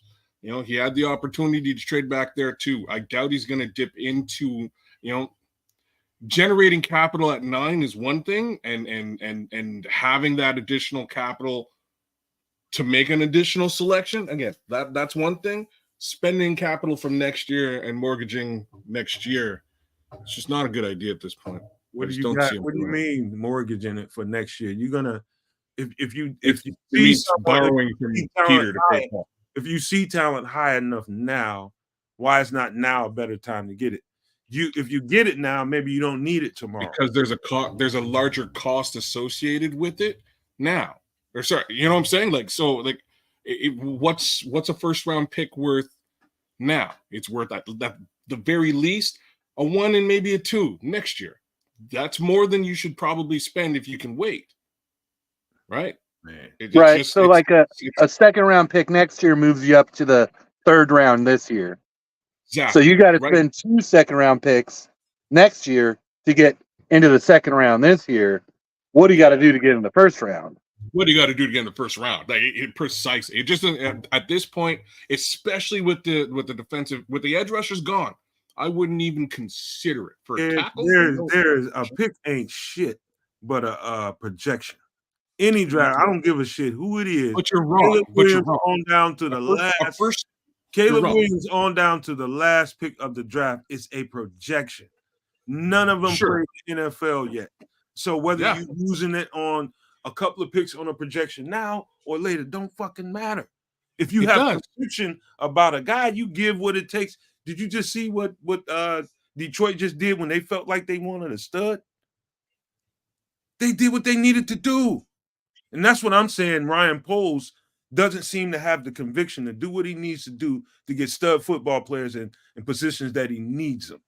Is that a criticism of Ryan Poles? I've sat in here and watched this guy for 3 years, and he's had opportunities to put studs in position. You got to have conviction in the tape that you watch, believing that But what no, you man. see What on if tape. he Hold doesn't on, have believing that conviction? the tape that you But watch. what if he doesn't have conviction Hold on those Let me tackles? finish, bro.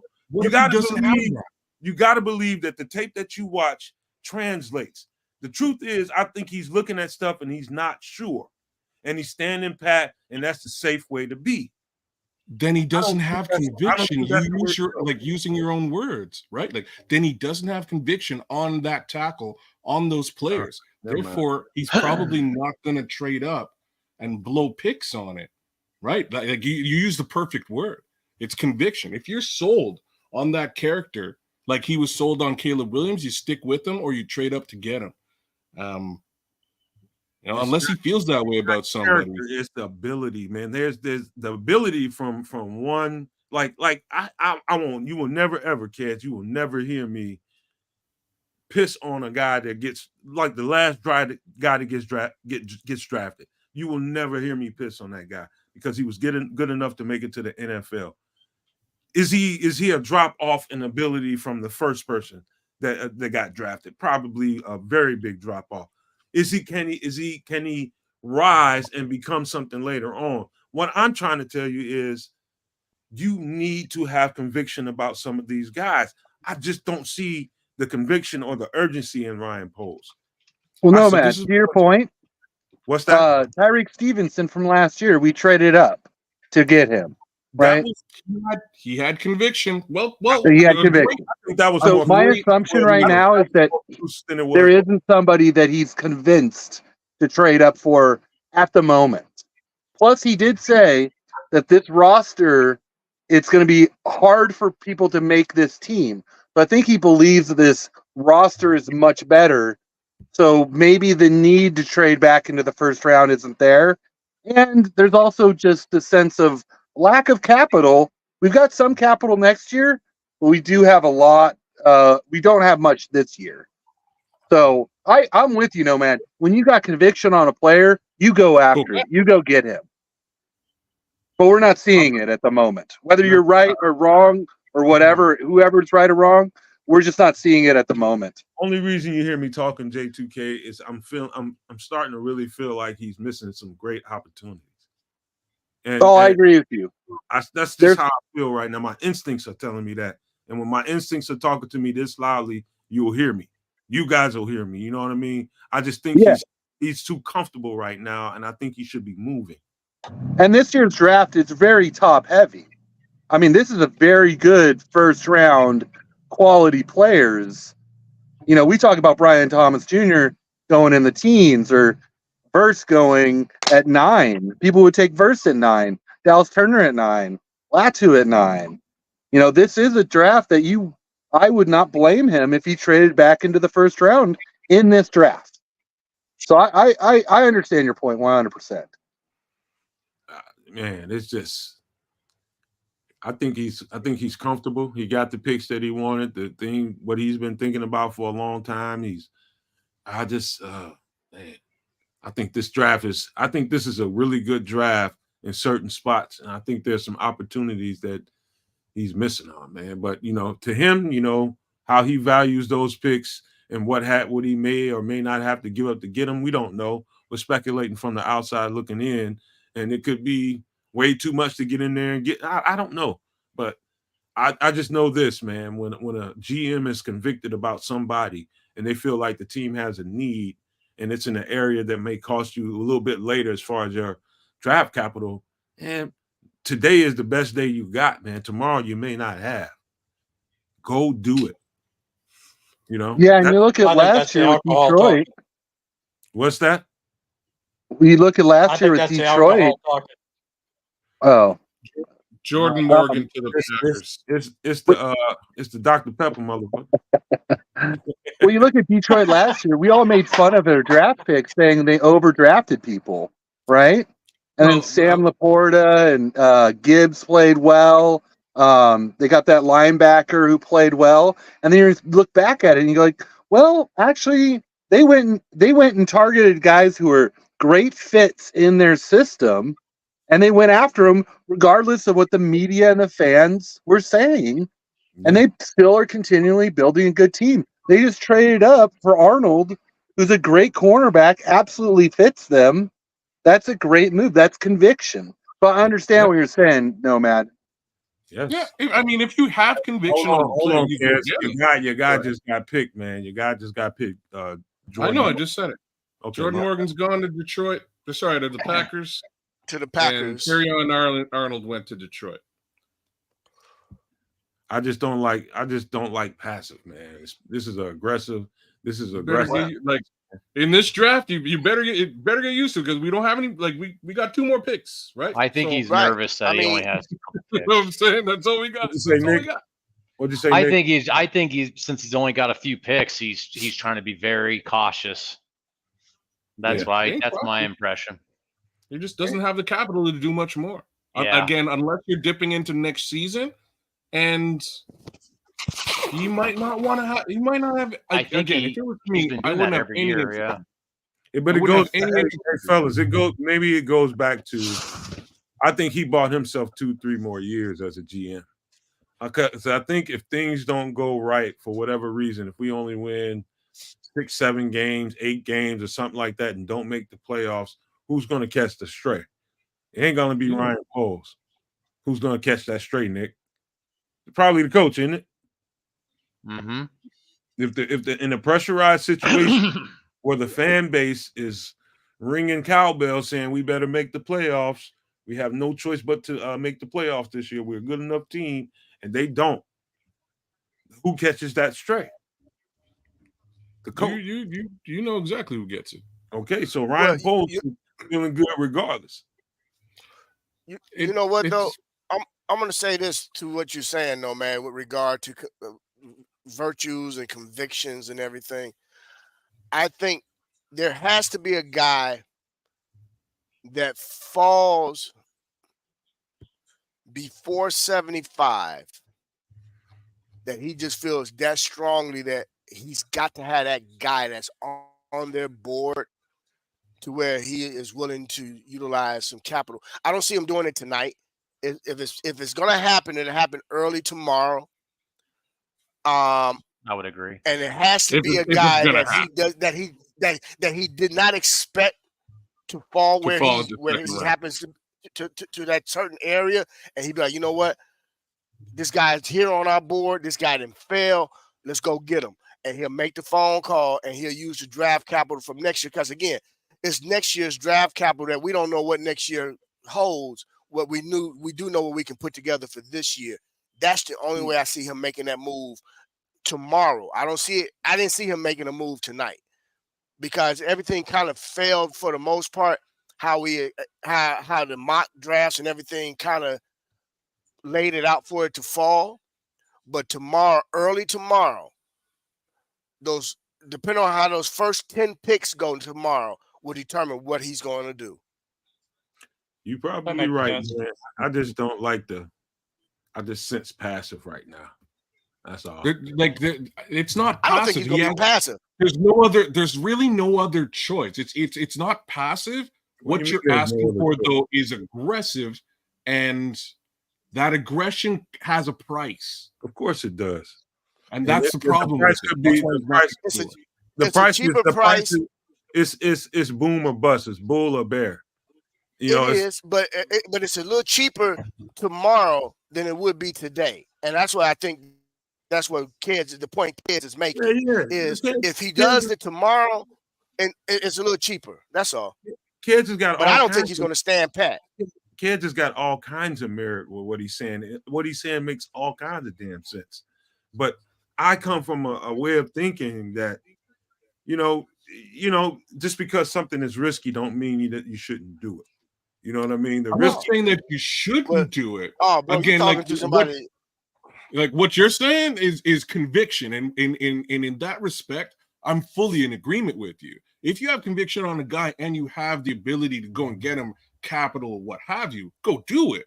Don't let me stop you or suggest otherwise. Let me be real though. He has very little capital to spend, especially in this draft. So he's automatically dipping into next year. And I don't know if he really wants to do that. That's it. And like, if he really wanted to do it, I think it would have been where Minnesota jumped in to get that edge rusher. With those edge rushers gone, I just don't see him getting aggressive now. I just feel like we gotta we do have Rome and Keenan now. Listen, I think we can be pretty good. I think we can get really good if we got aggressive in this draft. But if he doesn't, I'm gonna be okay with whatever he does. I'm just of the mindset that, man, dude, you're not promised tomorrow. Neither is anybody else. You got an opportunity here today. You feel like you got the quarterback of your future that can really lead you to a place that the past quarterback you had Nomad, did not. you know what it is, man. You just You're like me. You like me, man. You fall in love with these players, and they're good players, and we want them, and we see them there, and you don't want to wait till next year. I would do the same thing. I would have did it with one, probably 9 traded back. But if they could pick up some picks, man, yeah, I'd say digging, maybe dig a little bit in the next year's capital. Man. Next year is a very good edge class. Better, far better than this year. So we're looking for an edge. Next year's the year. And we got to get. I will say this in respect to what Keith was saying. If Jackson Powers Johnson falls to the second round, there goes Graham Barton. There goes your first interior offensive lineman to Tampa Bay. But if JPJ does tend to fall into the second round, I wouldn't be mad if they took the 75 and one of the 2s from next year and traded up to get him. That makes a little bit of sense to me. But it's really a question of conviction. You labeled the word. If he has conviction on a center to go and get him, by all means, Ryan Poles, go and do that. I'm super with it. But just recognize that you're probably sacrificing an edge rusher. So let me ask you a question. I want to ask each and every one of y'all a serious question. We'll start with Nick, since he hasn't had a chance to really talk as much. Given what we've done so far today, knowing what we have on the roster previously, and what we just added so far in free agency, everything that you know is together now. This fan base and the media is expecting playoff run. Do you think there's enough to make a real playoff run, Nick? I'm going to ask you first, and I'm going to go to Brian. I think if the offensive line additions do what they need to be doing, and we need to have pass rush. I think, I think we have the talent with the wide receivers, definitely, with the running backs, definitely, quarterback, obviously. I'm just concerned with pass rush, and I'm concerned with offensive line protecting. I'm confident in the secondary and the running backs and the quarterback. Some of those other ones I got questions on. So. Okay, so yes or no? I think they could. I think they they have a much better chance this year or next year than they did this year with the talent. What say you, Brian? I'm hoping that the next 2 picks are used for the trenches. I don't care if it's offense 75 and defense 122 or vice versa. Obviously, the NFC North, I think, is going to be the toughest division in football. Damn. Excuse me, Brian, but the Cardinals just took Darius Robinson. Man, didn't see that one. There goes another edge rusher. Go ahead, Brian. I'm sorry, man.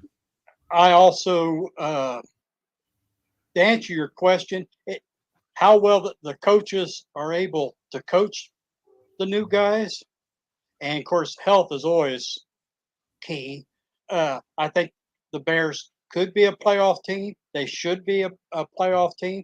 And I also like the idea that I think Keith brought up about tomorrow. Right now, Poles is just seeing what's going to be left.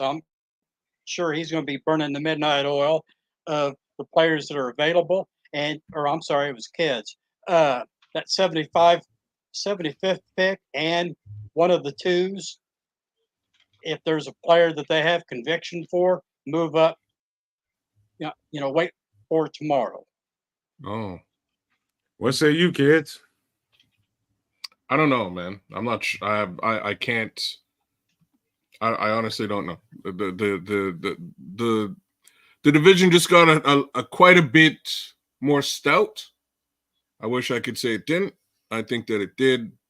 Both with both Green Bay. Sorry, with all three. It's going to be a tough. The North is going to be a very tough place to play football next year, which is going to make for some awesome football games. Like I wish I could say it wasn't. It's going to be fun watching this team and those other teams in the North this season. It's going to be tooth and nail across the board. So I'm going to give you a yes, just simply because I'm a Bears fan. But it's it's a tough one, bro. It's a tough call. What up, J2K? I'm gonna say defense, yes. Offense, maybe. And it's gonna be all about the growth of Caleb Williams. Yes, indeed. That's a good short answer. What about you, Bishop?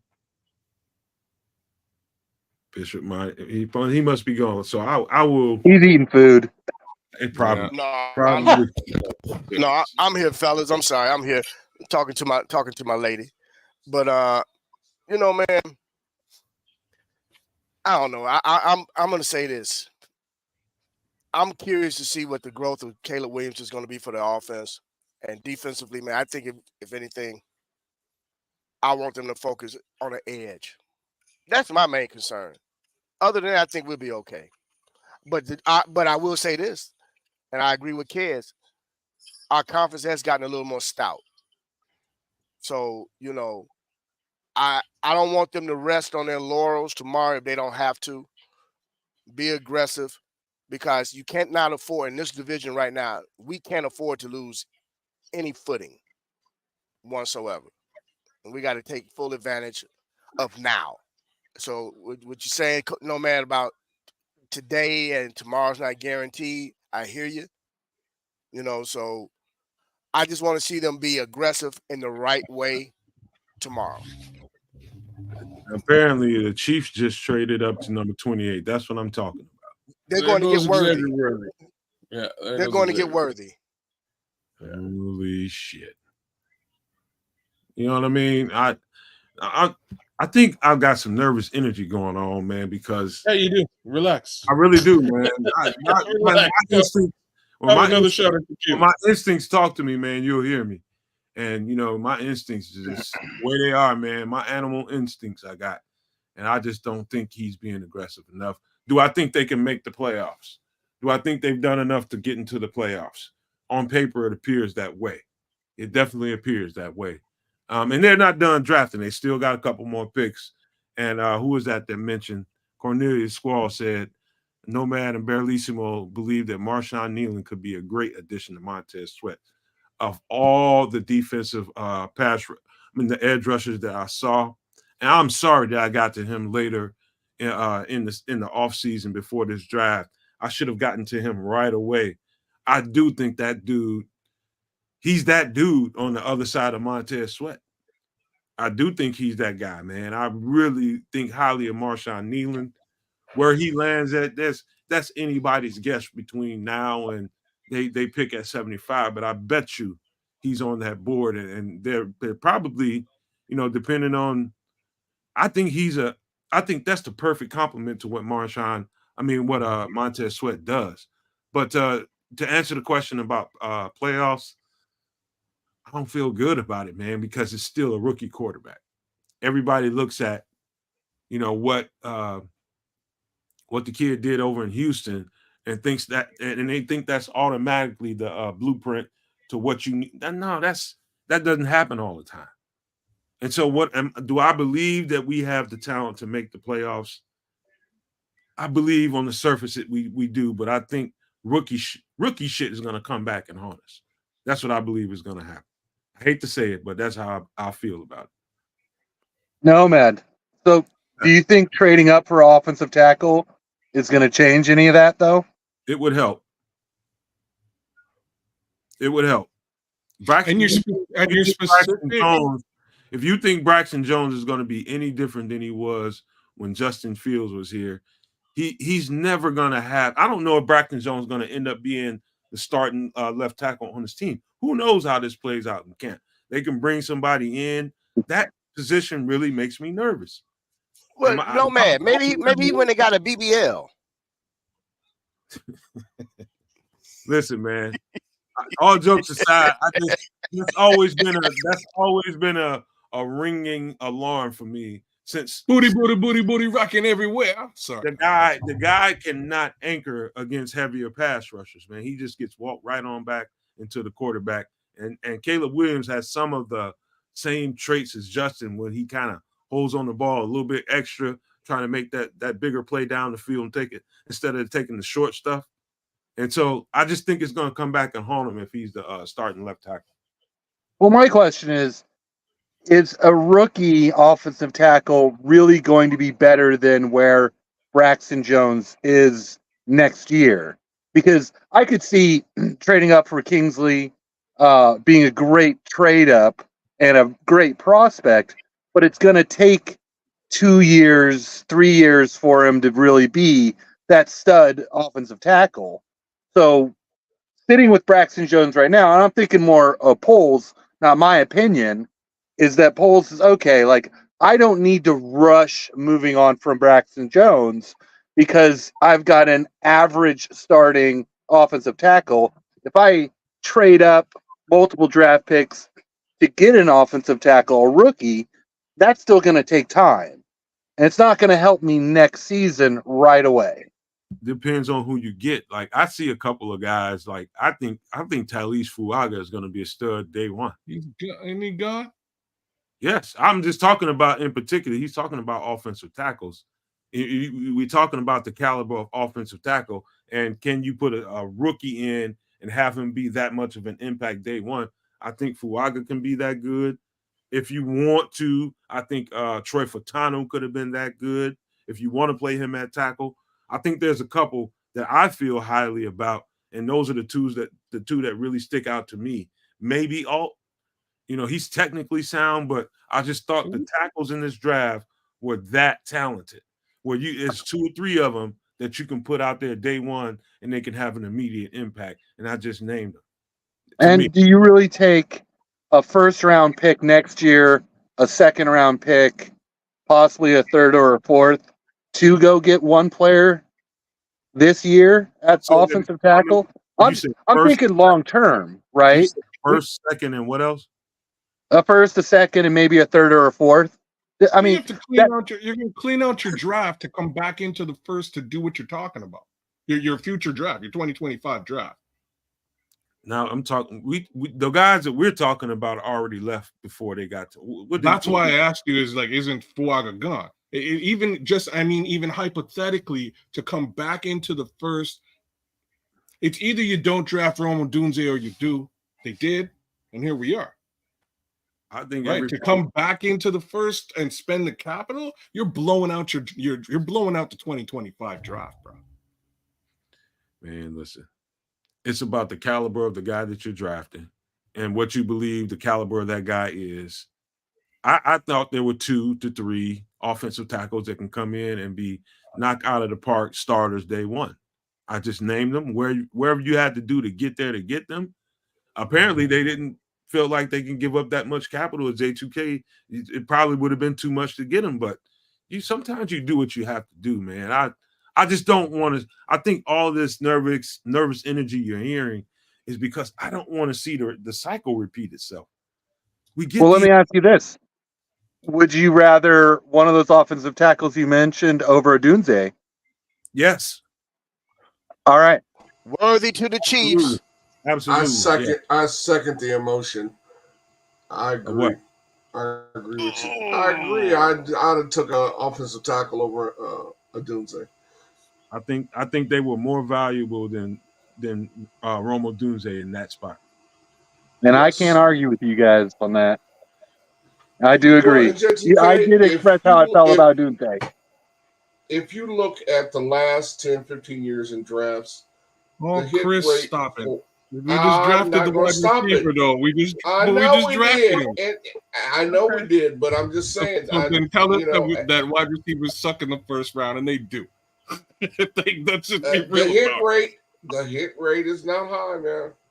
Yeah, Wide low hit receivers rate. don't come into the league tearing them up. Offensive tackle is one of the best success percentages in the first round of any position.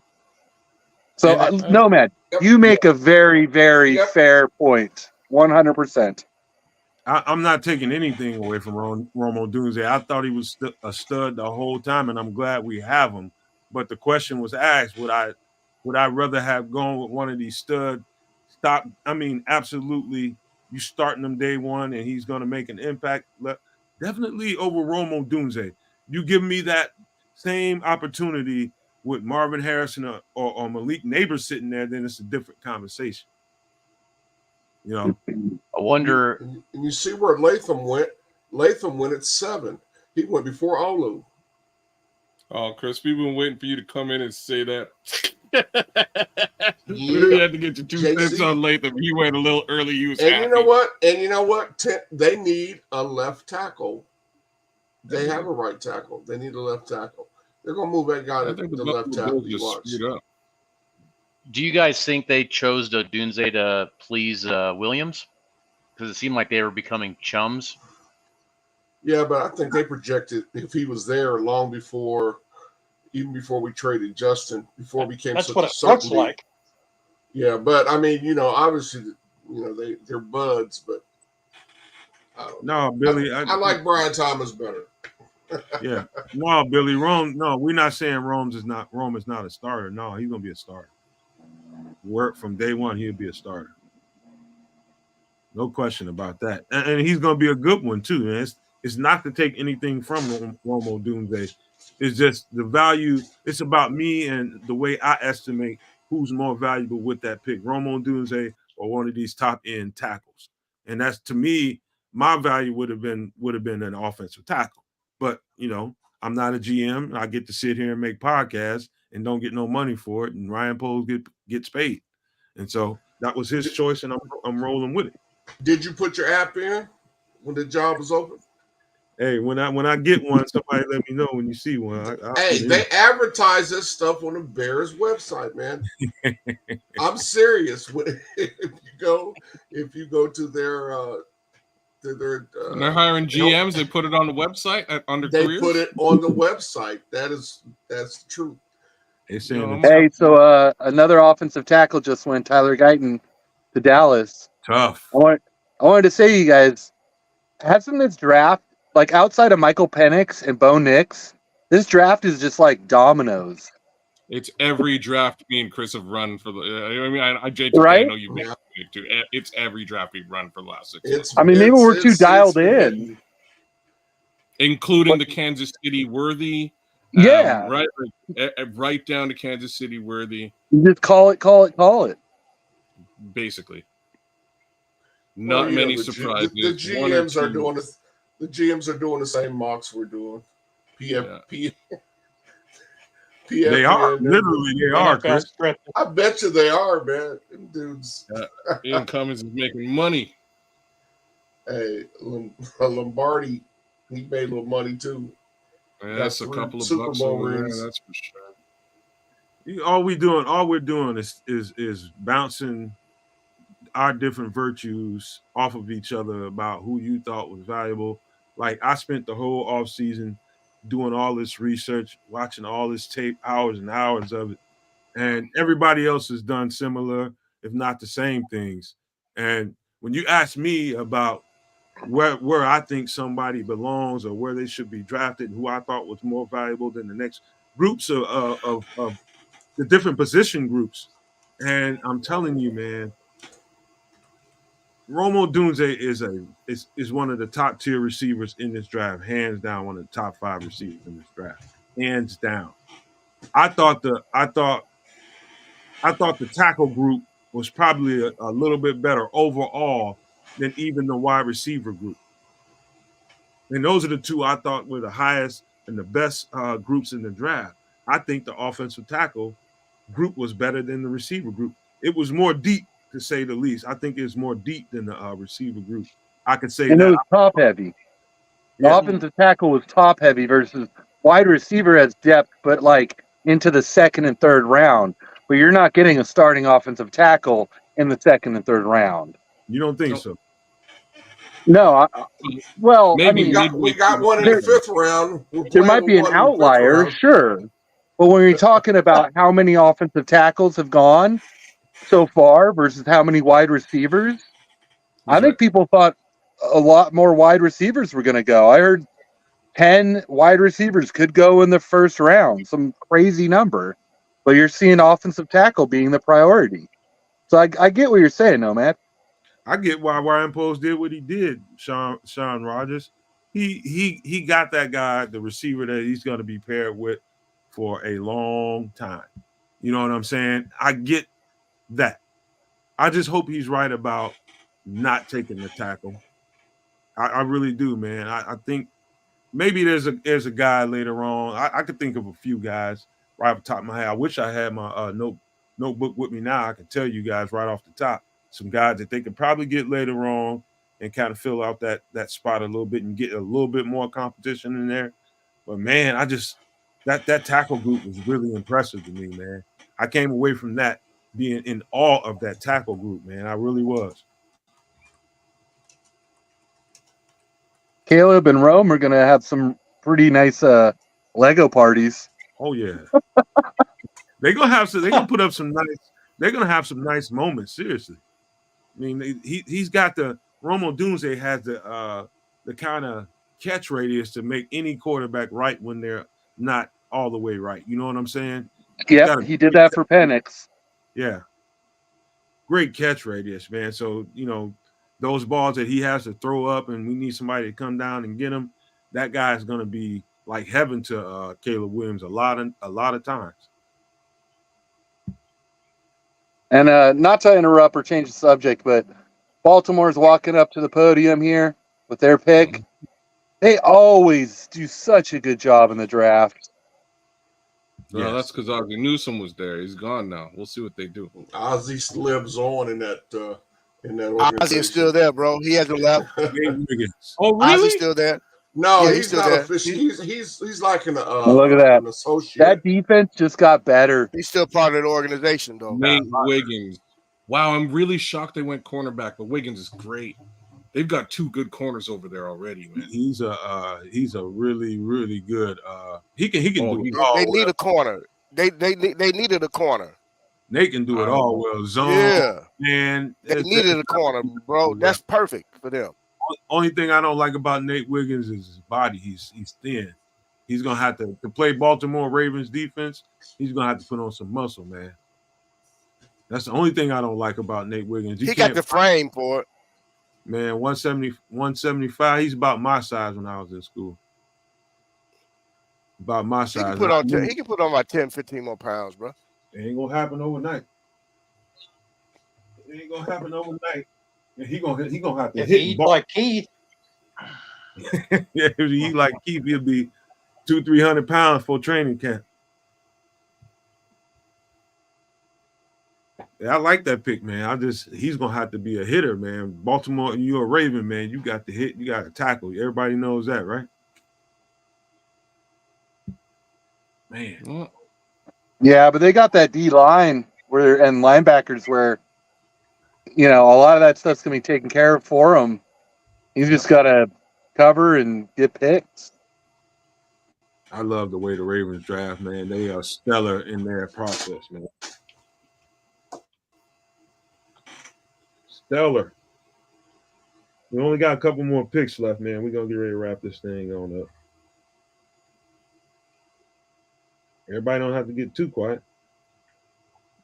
Sorry, I'm just looking like at available. Okay. I'm reading Knox Corbett. Knox Corbett has been the homie tonight. He's laid it down. Lots of wisdom, and recipes from Knox Corbett today. Big ups to you, dog. Cheers, man. Big ups to you, Knox Corbett. Hope you have a good night. And I hope you enjoyed the draft. Hope all young No Maniacs enjoyed the draft. We're getting towards the very end of the first round. San Francisco is about to pick, and then Buffalo. Buffalo traded with Kansas City in just a moment of absolute madness, because I don't know why you want to trade with the guy who basically keeps, sending you home in the playoffs. I don't know why you want to do it, make a trade with them. But hey, they did. And Kansas City got Xavier Worthy. We're about to figure out who Buffalo gets in the trade at the end of the day. But the thing is, Buffalo only improved from a fourth round to a third. Well, hold on, guys, before anybody answers that, man.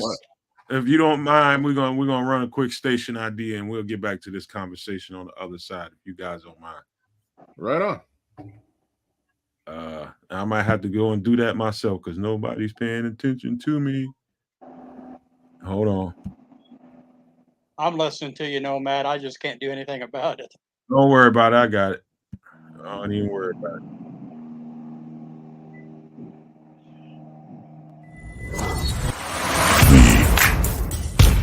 The best Chicago Bears content anywhere.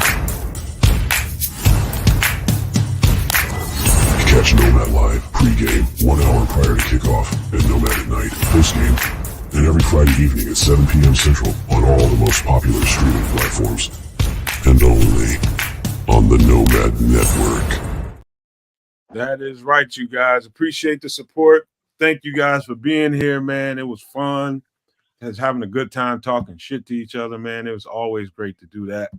And hey, if you guys are new to the channel, make sure you consider to subscribe, man. We're on our race to 2,000 and beyond. Just a little note for you guys.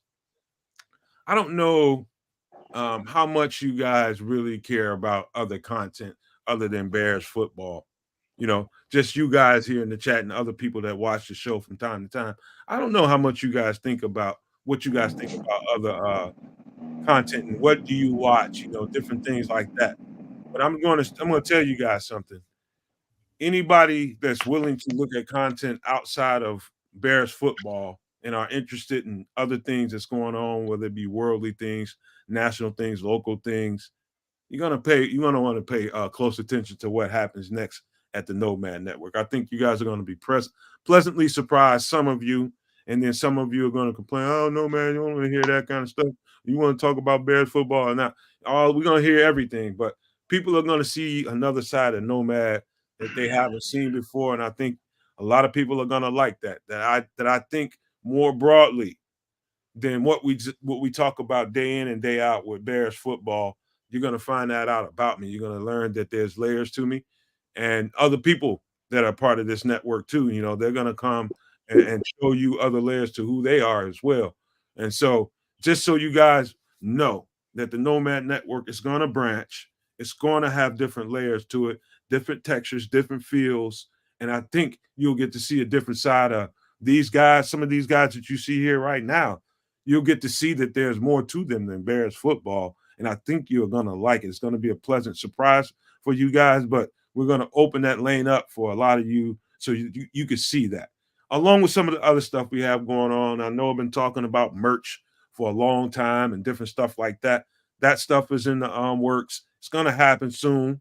And so I just wanted you guys to get ready for that so that when it happens, and make sure you hit your notification bell. Make sure you hit your notification bell so that when that content is available for you, you can give it a chance. And if you don't like it, you don't ever have to come back and watch that show again. But don't run away because you see or hear one of us doing different content than what we're doing now. We're just trying to branch out and trying to show you what layers we have to it. So just had to put that out there for you guys. But back to the conversation, man.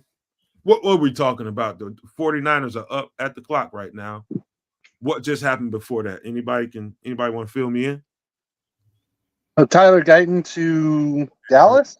Okay. So Let me ask you guys a question. We can go around the horn on this. Who is a player still available that you think should have been a first-round pick? A guy still available? Yeah, I'll start. I Marshawn think, or you can go. Nealon. Marshawn Nealon. All right. I'm going to say offensive tackle Kingsley Sumataiya That's from another BYU. great I call. love that kid's tape, man. Yeah. Whoa, there's a shocker. So, yeah. Oh, wow. I love that kid, man. I knew he would go higher than people thought. But first round, I'm gonna say after holy this, smoke. probably Keon Coleman, right? All right. Yeah, good one. Right. Like I thought he probably would have fallen into the first round, as opposed to Ricky Pearsall. But Ayuk's gone. I know that for that. You can cancel it, Brandon Ayuk. Anybody else on a Here's no the name I'll throw at you JPJ? guys. That's who I I didn't Who you would got, say. Chris? Whoa. he's a center. I never expected the center to go in the first round as much as Rook? everybody was saying he was going to. I Rook? think Rude. I don't The think Rook? I ever The thought Rook is on Rook fire? would take Johnny him in the Nelson. first Oh, round. we got to trade. We got to trade. Rook or row. Who just traded? What about Johnny Nelson? Carolina With who? Well, Smart with Buffalo. Buffalo. Well done, Buffalo. Kansas City That was- traded up. That Hold was up. just stupid. Hold up. Hold up, guys. Hold on. Who was it, Brian? Oh, Who's wait a it? minute. Oh, It says Buffalo. Carolina. Buffalo traded. Carolina traded Yeah. up with Buffalo. They've received the Carolina 32nd just overall traded up pick. with Buffalo to get Uh, the 32nd pick. Keep your Wow, mic. Buffalo traded out of the first round completely. Keep your mic is real loud. But yeah. I don't know why. I lowered it. It's as low as I can take it without being quiet. But yeah. they literally traded one pick for one slot. It must be somebody they got conviction about. No, they're just they're who? Carolina? Somebody got conviction somewhere. You just Yeah, like they saying just- they- I'm just saying, I don't like just- weakness. I don't like weakness, brother. It's nobody's who's being weak. This is all chess. We're a little too comfortable, and I'm not comfortable, man. I'm not comfortable with comfortable. I don't know why you're not comfortable, bro. Don't be nervous. Don't be. You know what I mean? Don't. Don't bring it down. That down, kids. I'm gonna remember this because when the situation starts getting surprised, I don't want you to remember anything that's happening today. I want you to be positive. I want you to be positive and hope for the best because these are the things that went down. We didn't get a tackle, bro. There's no tackle coming. I don't see a tackle so coming. you're saying there's no chance for Verse? No, there's no chance he's for gone Verse. to another team. He went to another team, and I personally wanted Verse. Like if we're talking about, who did you want as opposed to at the 9? I wanted Verse. I wanted an edge rusher at 9. That dream is also gone. So maybe we get something tomorrow. Very doubtful, but maybe we do. I still think we get a center at around 75. I think that makes the most sense because It I'm depends still on correct who's there, here. man. We need it. Well, there's only one interior lineman's been taken. At 75, if Braylon Trice is still there, I'm running to the podium. And I know Very I'm nice. higher on him than other people are, but I love Braylon Trice. Hey guys, I agree with AC Adam. This was an epic fucking first round, man. It was great. There was some real good picks made in this round, man. I mean, some stellar picks. I mean, I think a lot of these guys. How about this, Nick? Do you think there was a pick there? Let's just say this. Somebody went in the first round that probably shouldn't have, and history will probably show that. If you had to pick a guy that probably shouldn't have went in the first round, who would that be? Honestly, I am not well versed with the college players to even be able to answer that. Chris, That's I why heard you chuckle. Where did Yeah. Chris go? He left. No, I heard you chuckle. Who would you pick? I don't want to say because kids will hit me. I might. Jordan Morgan? Jordan Morgan probably. I didn't think he'd go in the first round. I mean, there's a I lot think of he's a talk of him guard. being I kicked think he's a inside. good guard, I but was just going to say, I think a lot of guys are talking about kicking inside. I think he can play a tackle in the NFL. I really do. I mean, he was a top rated, almost top rated tackle last year before he messed his leg up. Hey, I think Cornelius, he's fantastic. Cornelius, I want to agree with you, man, but I'm seeing 3 years of that cat already, man. Well, 2 years of that cat already. He just scares me, man. But who else, man? Somebody that you like right now, you want me to give mine? I think, to be quite frank with you, Drake May really surprised me that he went in the first round. Oh no, You're surprised that Over Drake May over went over over. Bo Nix. And it's Oh, oh, based, I'm Bo yeah. Nix all the way. based Bo off Nix. the film, man. Based Over off Bo the film. Nix. Yeah, Wow, Leggett went to that guy can't Carolina. hit the goalpost at the goal line. Wow, I gave you Leggett to Carolina. That's Ooh. He impressive. sure did. Mm. That he said that they hoped they told him he hoped he made it to the Xavier second. Legit If he didn't just make went to Carolina. it, yeah. Mhm. XL. Legit. Maybe Good for him. JJ McCarthy. I don't know, man. JJ McCarthy's gonna have to show me something. Well, Really, to be honest with you. He might prove me wrong, man, but you know. no, like the thing about what you're saying is that you feel that those quarterbacks are overdrafted, and I can't argue with you for a second for that.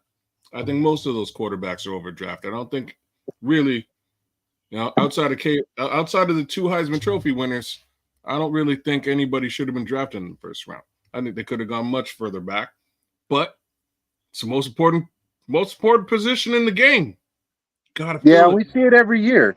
We see every quarterbacks year. rise up regardless, you know? I mean, I thought Penix, you know, I think he was a fringe first round pick, but there's a ton of upside.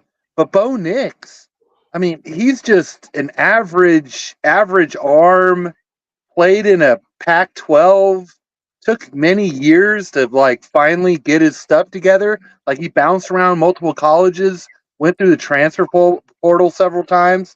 So yeah, I really don't get that pick. The rest of the draft, I felt like was just dominoes until this back end.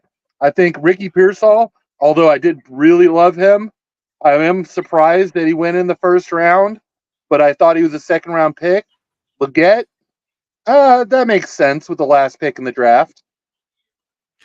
Illinois Jones, $1.99, $1.99 super chat, historic draft, huge win. Caleb reacts to Odunze. Man, I think you're right.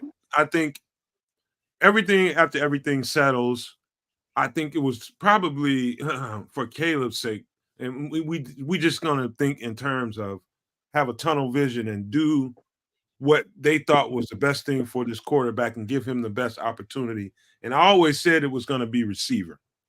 I thought that, maybe they might move up earlier into the first round and try to get one of those other two receivers that I thought were just straight out just crazy, Malik Neighbors and Marvin Harrison. I would have been okay with that. But them getting Odunze, and when the dust settles, I know that's going to end up being the right thing.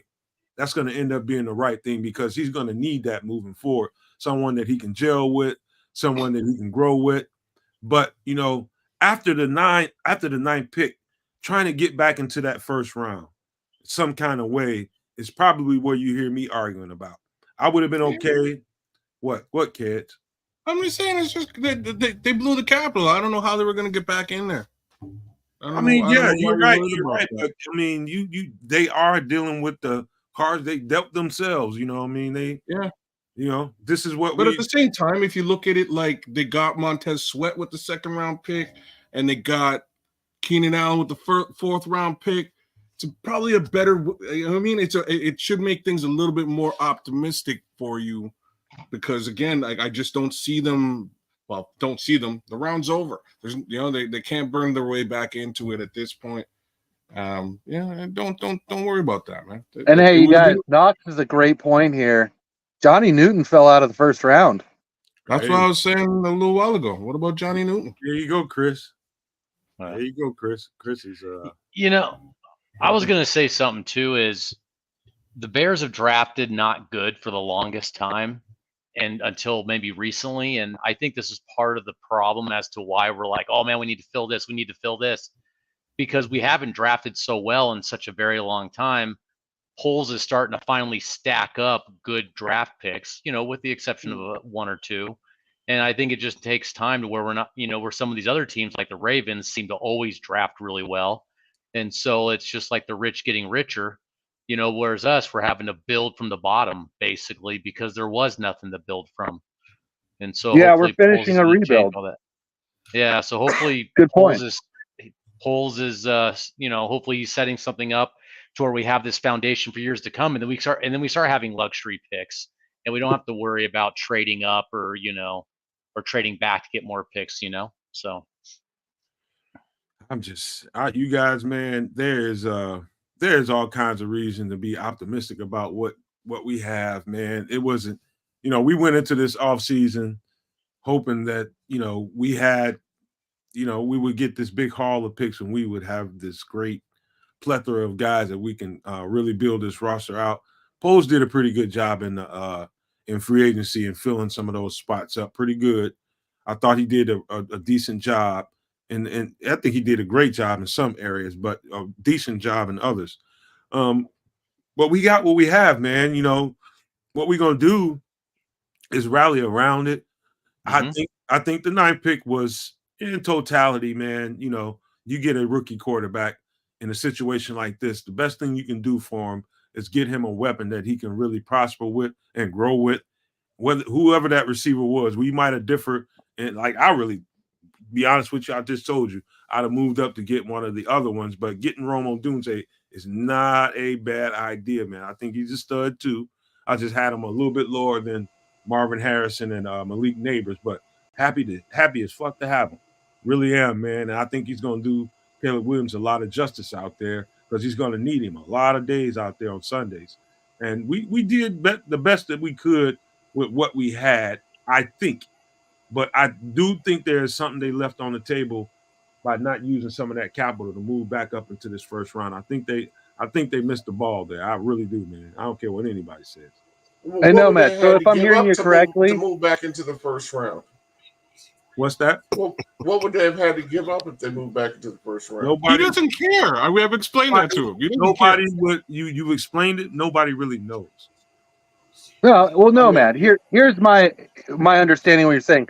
Had we traded back from 9 and used that capital that we got in that trade back plus next year's capital to move back into the first round, we could have had 3 first-round draft picks. And we could have gotten that wide receiver and offensive tackle along with Caleb. I'm not talking about the 9th pick. Keep the 9th pick. Take that pick, whatever that was. You got Odunze. I'm talking about moving back into the first round with next year's capital to help that maybe the offensive line or something. That's what I'm talking about. So you wanted to use capital next year to improve the offensive line sooner. Yes. Absolutely. The only way you get back in for tomorrow or move back into the first round, man, you're going to have to give up your first round pick and possibly one of the second rounders. You don't think there's a player? You don't think there's a player after 9? You don't think there's a player after 9 to give up a first round pick for? No, I didn't say just a first round pick. I said a first round pick and a second round pick because you're going to have to give that up to get back into this year's first round. I don't know, man. Whatever, I'm just voicing my opinion, man. That's all I got today. We're trying to explain to you that your opinion. I understand what you're saying. You don't have to explain it anymore. I understood what you're saying. I'm just. But you still give zero shits about what we said, but it's cool. Does it surprise you that I can consider what you said and still have my own opinion? Well, no, not at all. Okay, yes, we can. My question is, in reality and realistically, what would you be willing to give up to move back? That's all I was asking. Depends on who it is. Depends on who it is, man. Like say for instance, Talis Fuaga was there still after 9, right? Say for instance he was there. Would I be willing to give up a first and a second to get to him? Possibly, man. Possibly. And the only way you're going to get back in, you're not going to get into the teams with a first and second. You Maybe might get into the last third of the first round with a first and second, but you'd have to give up more than that. You'd have to give up another pick this year. Nobody's going to give up the first round pick for next year and not get anything for this year. Well, we how's don't about need this? How's about this? The way the draft fell was very indicative as to what people value each player to be 1 to 32.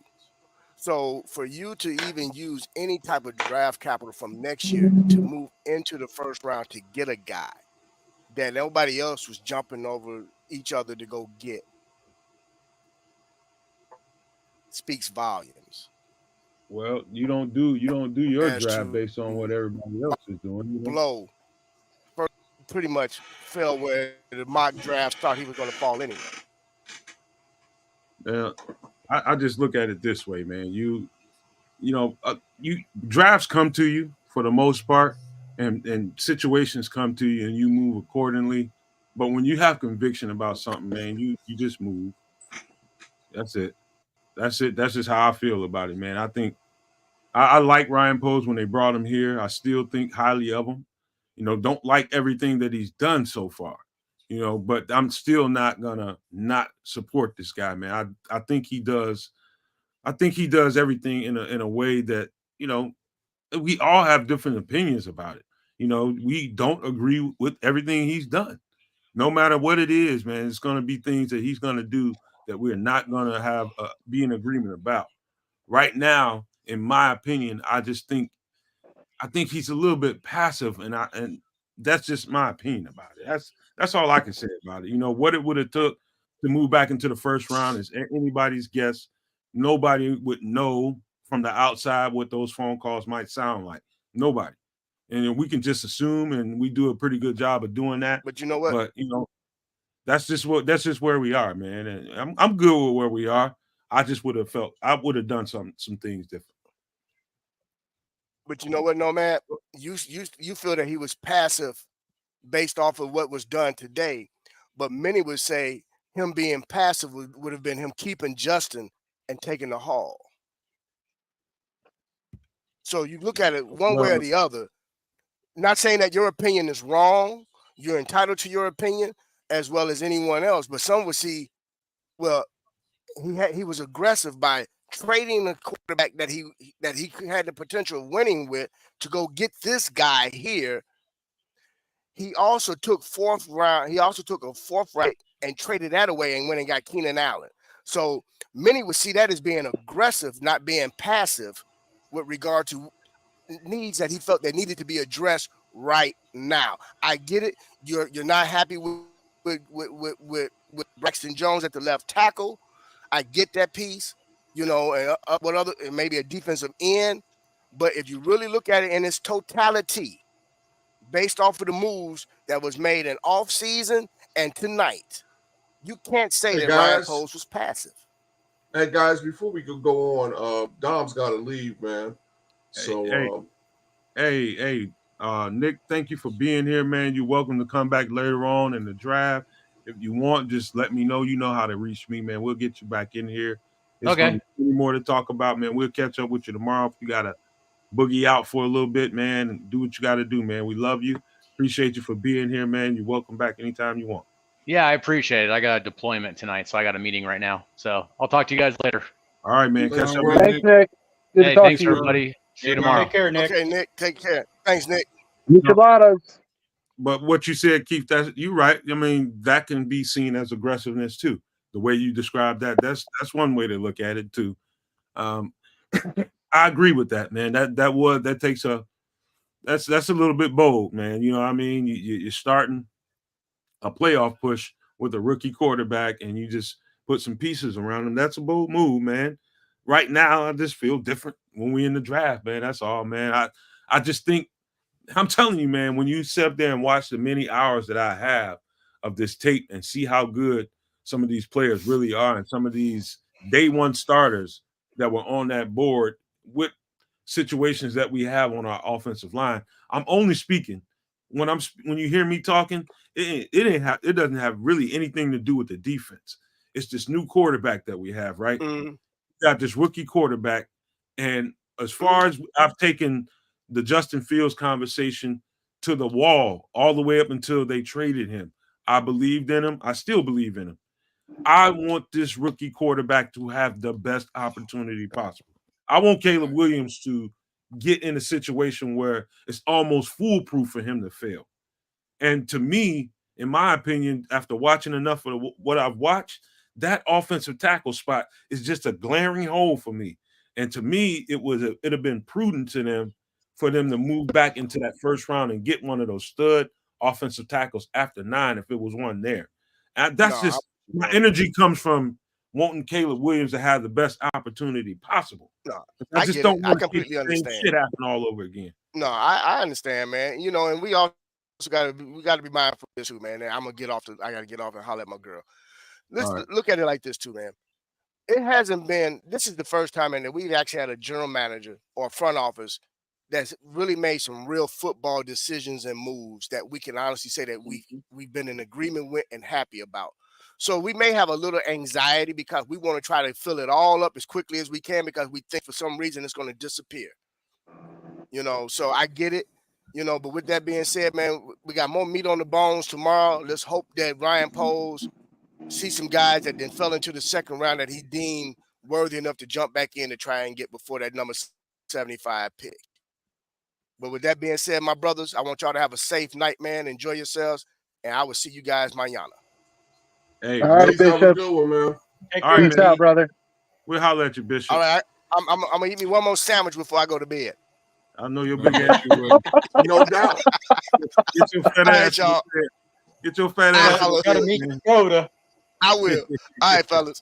All right, man. Hey, look, All right. Illinois Jones, you see on the bottom of the screen, you see on the ticker down there. That's how you get in contact with us. Illinois Jones wants to be a part of the panel, man. We welcome everybody, any no maniac that wants to be a part of the show. So all you got to do is email us, man.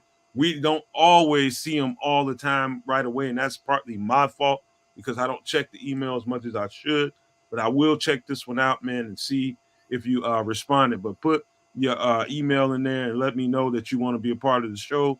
We'll have an interview in StreamYard. We'll talk a little bit to see where you at, man, and then we'll get you as a part of the show, man. But we will welcome you on here with open arms. You're already a member of the family, man, but to be a part of the show, you'll raise it to the next level, man. We'd love to see you on here, Illinois. If you want to come on here, you very well can, man. But we got to talk first. But yeah, anybody, and that's for anybody, not just Illinois Jones. Anybody that wants to be a part of the show, we welcome everybody, all the no maniacs, man. Anybody that wants to be a part of this show, just reach out to us on the email, man. If you see it down on the bottom, for anybody that's listening on the audio pod and can't see this, it is Nomad Live Pod 2023 at Gmail. I'll repeat, the email is Nomad Live Pod 2023 at gmail.com.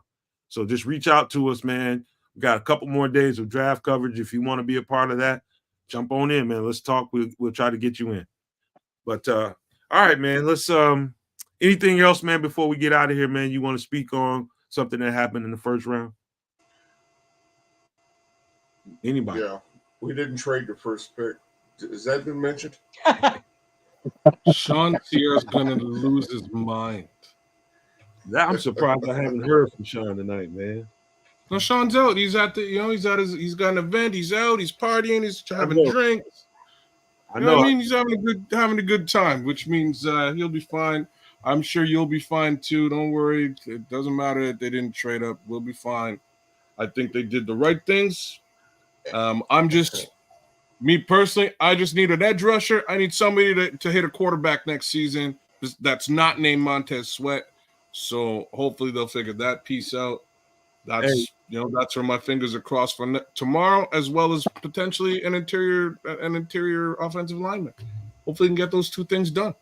Really quick, Richard Long, he says Pose is going to have to cook with leftovers now. Day 3 UDFAs. Look here, man. I'm going to tell you something, Richard. You are absolutely right. You are absolutely right. They're going to have to hit home runs on the UDFA market. And I think this year, I think this highly of this draft, I think he can find some studs in the UDFA market. Depending on position, the position may vary, but I think there'll be some studs. And you got to understand how the UDFA market works. It's not, if I claim them, I can have them. No, they have to choose you, kind of, and you have to give them a certain amount of money in order to get them interested and get them in the building, and you have a better chance of keeping them. But I think he is absolutely Richard Longs he is absolutely correct. I'm gonna repeat his statement. Pose is gonna have to cook with leftovers now. Day 3 UDFA. I think he's absolutely right, man. The UDFA market is gonna be a real fun podcast to cover.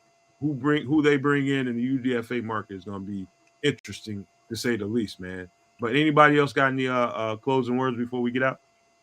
Yeah, the Bears are hiring a game day team member. I might apply. It's part Game time. day team member. Yep. Sweet. Yeah. Illinois Jones all the says, games. "What? Now, say Check that that again, Chris." So the game day team member has to be available for all games. So that means you're going to be at the game. Hopefully, it's not that guy that's got to have his back to the game during it. It's facing the crowd. I always feel sorry for those guys. Hey, Kev, Illy Jones is 6 whiskeys deep in this motherfucker, man. Okay, Illy. Yo, I'm going to say this is, I don't know, 4.5. I'm catching up. I have a little ways to catch up on you. I don't know why. Anyhow, Illinois Jones, thanks for rapping with us.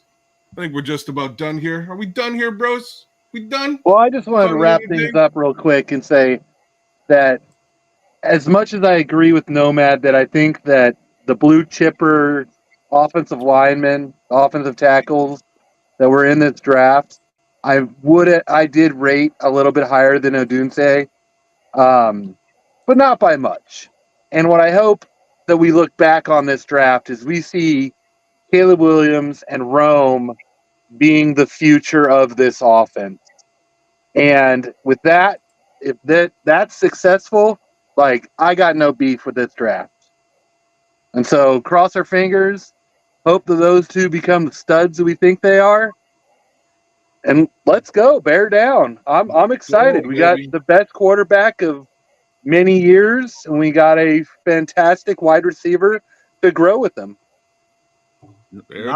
Knox Corbett is saying Washington released a young defensive end earlier today. Maybe Poles will reach. I don't know who that is. Other than I really don't know who that is he's talking about. But if you know exactly who that is, put it in the chat. We'll post it. We'll. But yeah, man, it's been a fun show, man. There's been so many different podcasts out there. Podcasts are doing post draft right now. Podcasts that we're doing draft stuff, and you guys that stuck with us, man, we appreciate you guys a whole lot. What's this, Chris? It's a slip of the wrist. Slip of the wrist. Okay. No, don't panic. All right. It happens. I thought you was trying to tell me something. But and just a heads up, everybody, yeah. Poles is at the podium, live press conference. So. Oh, is he? Yeah. Wow. And he's saying that if he would never imagine to get Caleb Williams and Odunze in this draft. Yeah. It's a good draft, man. They really came up. They got the blue chip players that they thought they could get with the 1 and 9 pick, and we should be happy about it. Hopefully, tomorrow falls in. How come you don't sound happy? Hey, I just thought they could have done more, man. They could have done more. But again, like Kid said, they got 4 picks. They put themselves in that position, and you got to deal with what you got, man. And they did the best they could with what they had, and I'm happy about it. That's just me being greedy, I guess. I don't know. Could be just that. But anybody that want any final words before we get out of here, man? Chris, kids. Hey, whole world, draft. Maniac. We did down. Chris, start. Yeah, I was just, man, I didn't mean to step on your feet. It was a great draft. Hey, thanks for sticking with us for 5 hours. Yeah, it's a great draft. It's Coach T. Coach T, what up? We got a new era in Chicago. I hope this kid is twice as good as they think he's going to be. and I can ride. If he is, I can ride that Bears team into my old age and hopefully see another Super Bowl championship. So let's go. Brian, you got anything to say last before we get out, man? You didn't get a chance. I'm happy with the picks. They got two blue chippers. That what there's nothing more than bless your heart for sticking for over 5 hours. Thank you very much. Take care. Let me say this to you guys, man. Don't let me and my greed for wanting more get the best of your optimism and being happy and celebrating this draft. It was a good draft for them. These first two picks were home runs. There's no question about it. They got the guys that they wanted exactly when they wanted them, and it fell right to them. And Ryan Poles is apparently speaking to that right now. The fact that Romo Dunze fell to him at 9, he is ecstatic about that, I'm sure. And it's a good pick. I just wanted to say that don't let that get the best of you. You still got a couple more picks, and anything can happen tomorrow as far as what he might or might not want to do. Anything can happen between now and then, even right before he makes the pick. So who knows, man? We might just pick 75. It might be something that happens at 75. I have no idea. All I know is I'm here for it. And I appreciate you guys that came here to watch the first round of the draft. Day 2 is coming up tomorrow. We're going to have another good time. I don't know what time is coming on. Think about the same time, 5 or 6, 6 right? o'clock. It's 5 Okay. o'clock, I think, your time. 6 o'clock my time. So Or 6 no, it's 6 o'clock. I don't know. So set your notification. It's an hour earlier than what it started today. All right. It's Set your tomorrow. notifications because we don't know exactly whether it's going to be 6, 7, 5. We don't know what the hell it's going to be. Set your notifications so you know what time we're going live. We're going to have a bunch more guests on tomorrow, man. Some people that you don't see coming. We're going to have a bunch more coming on tomorrow, and you're going to enjoy it. Quite frankly, we're going to have a good time like we did tonight. Talk about a whole lot of shit and enjoy doing it. And yeah, again, man, thank you guys for being here. It was fun. I had a good time, and I hope to see you guys here tomorrow, man. And before we get out of here, I got to leave you with these famous words: love, peace, and hair grease, y'all. Bear down, no maniacs. We got ourselves a freaking quarterback. Boom.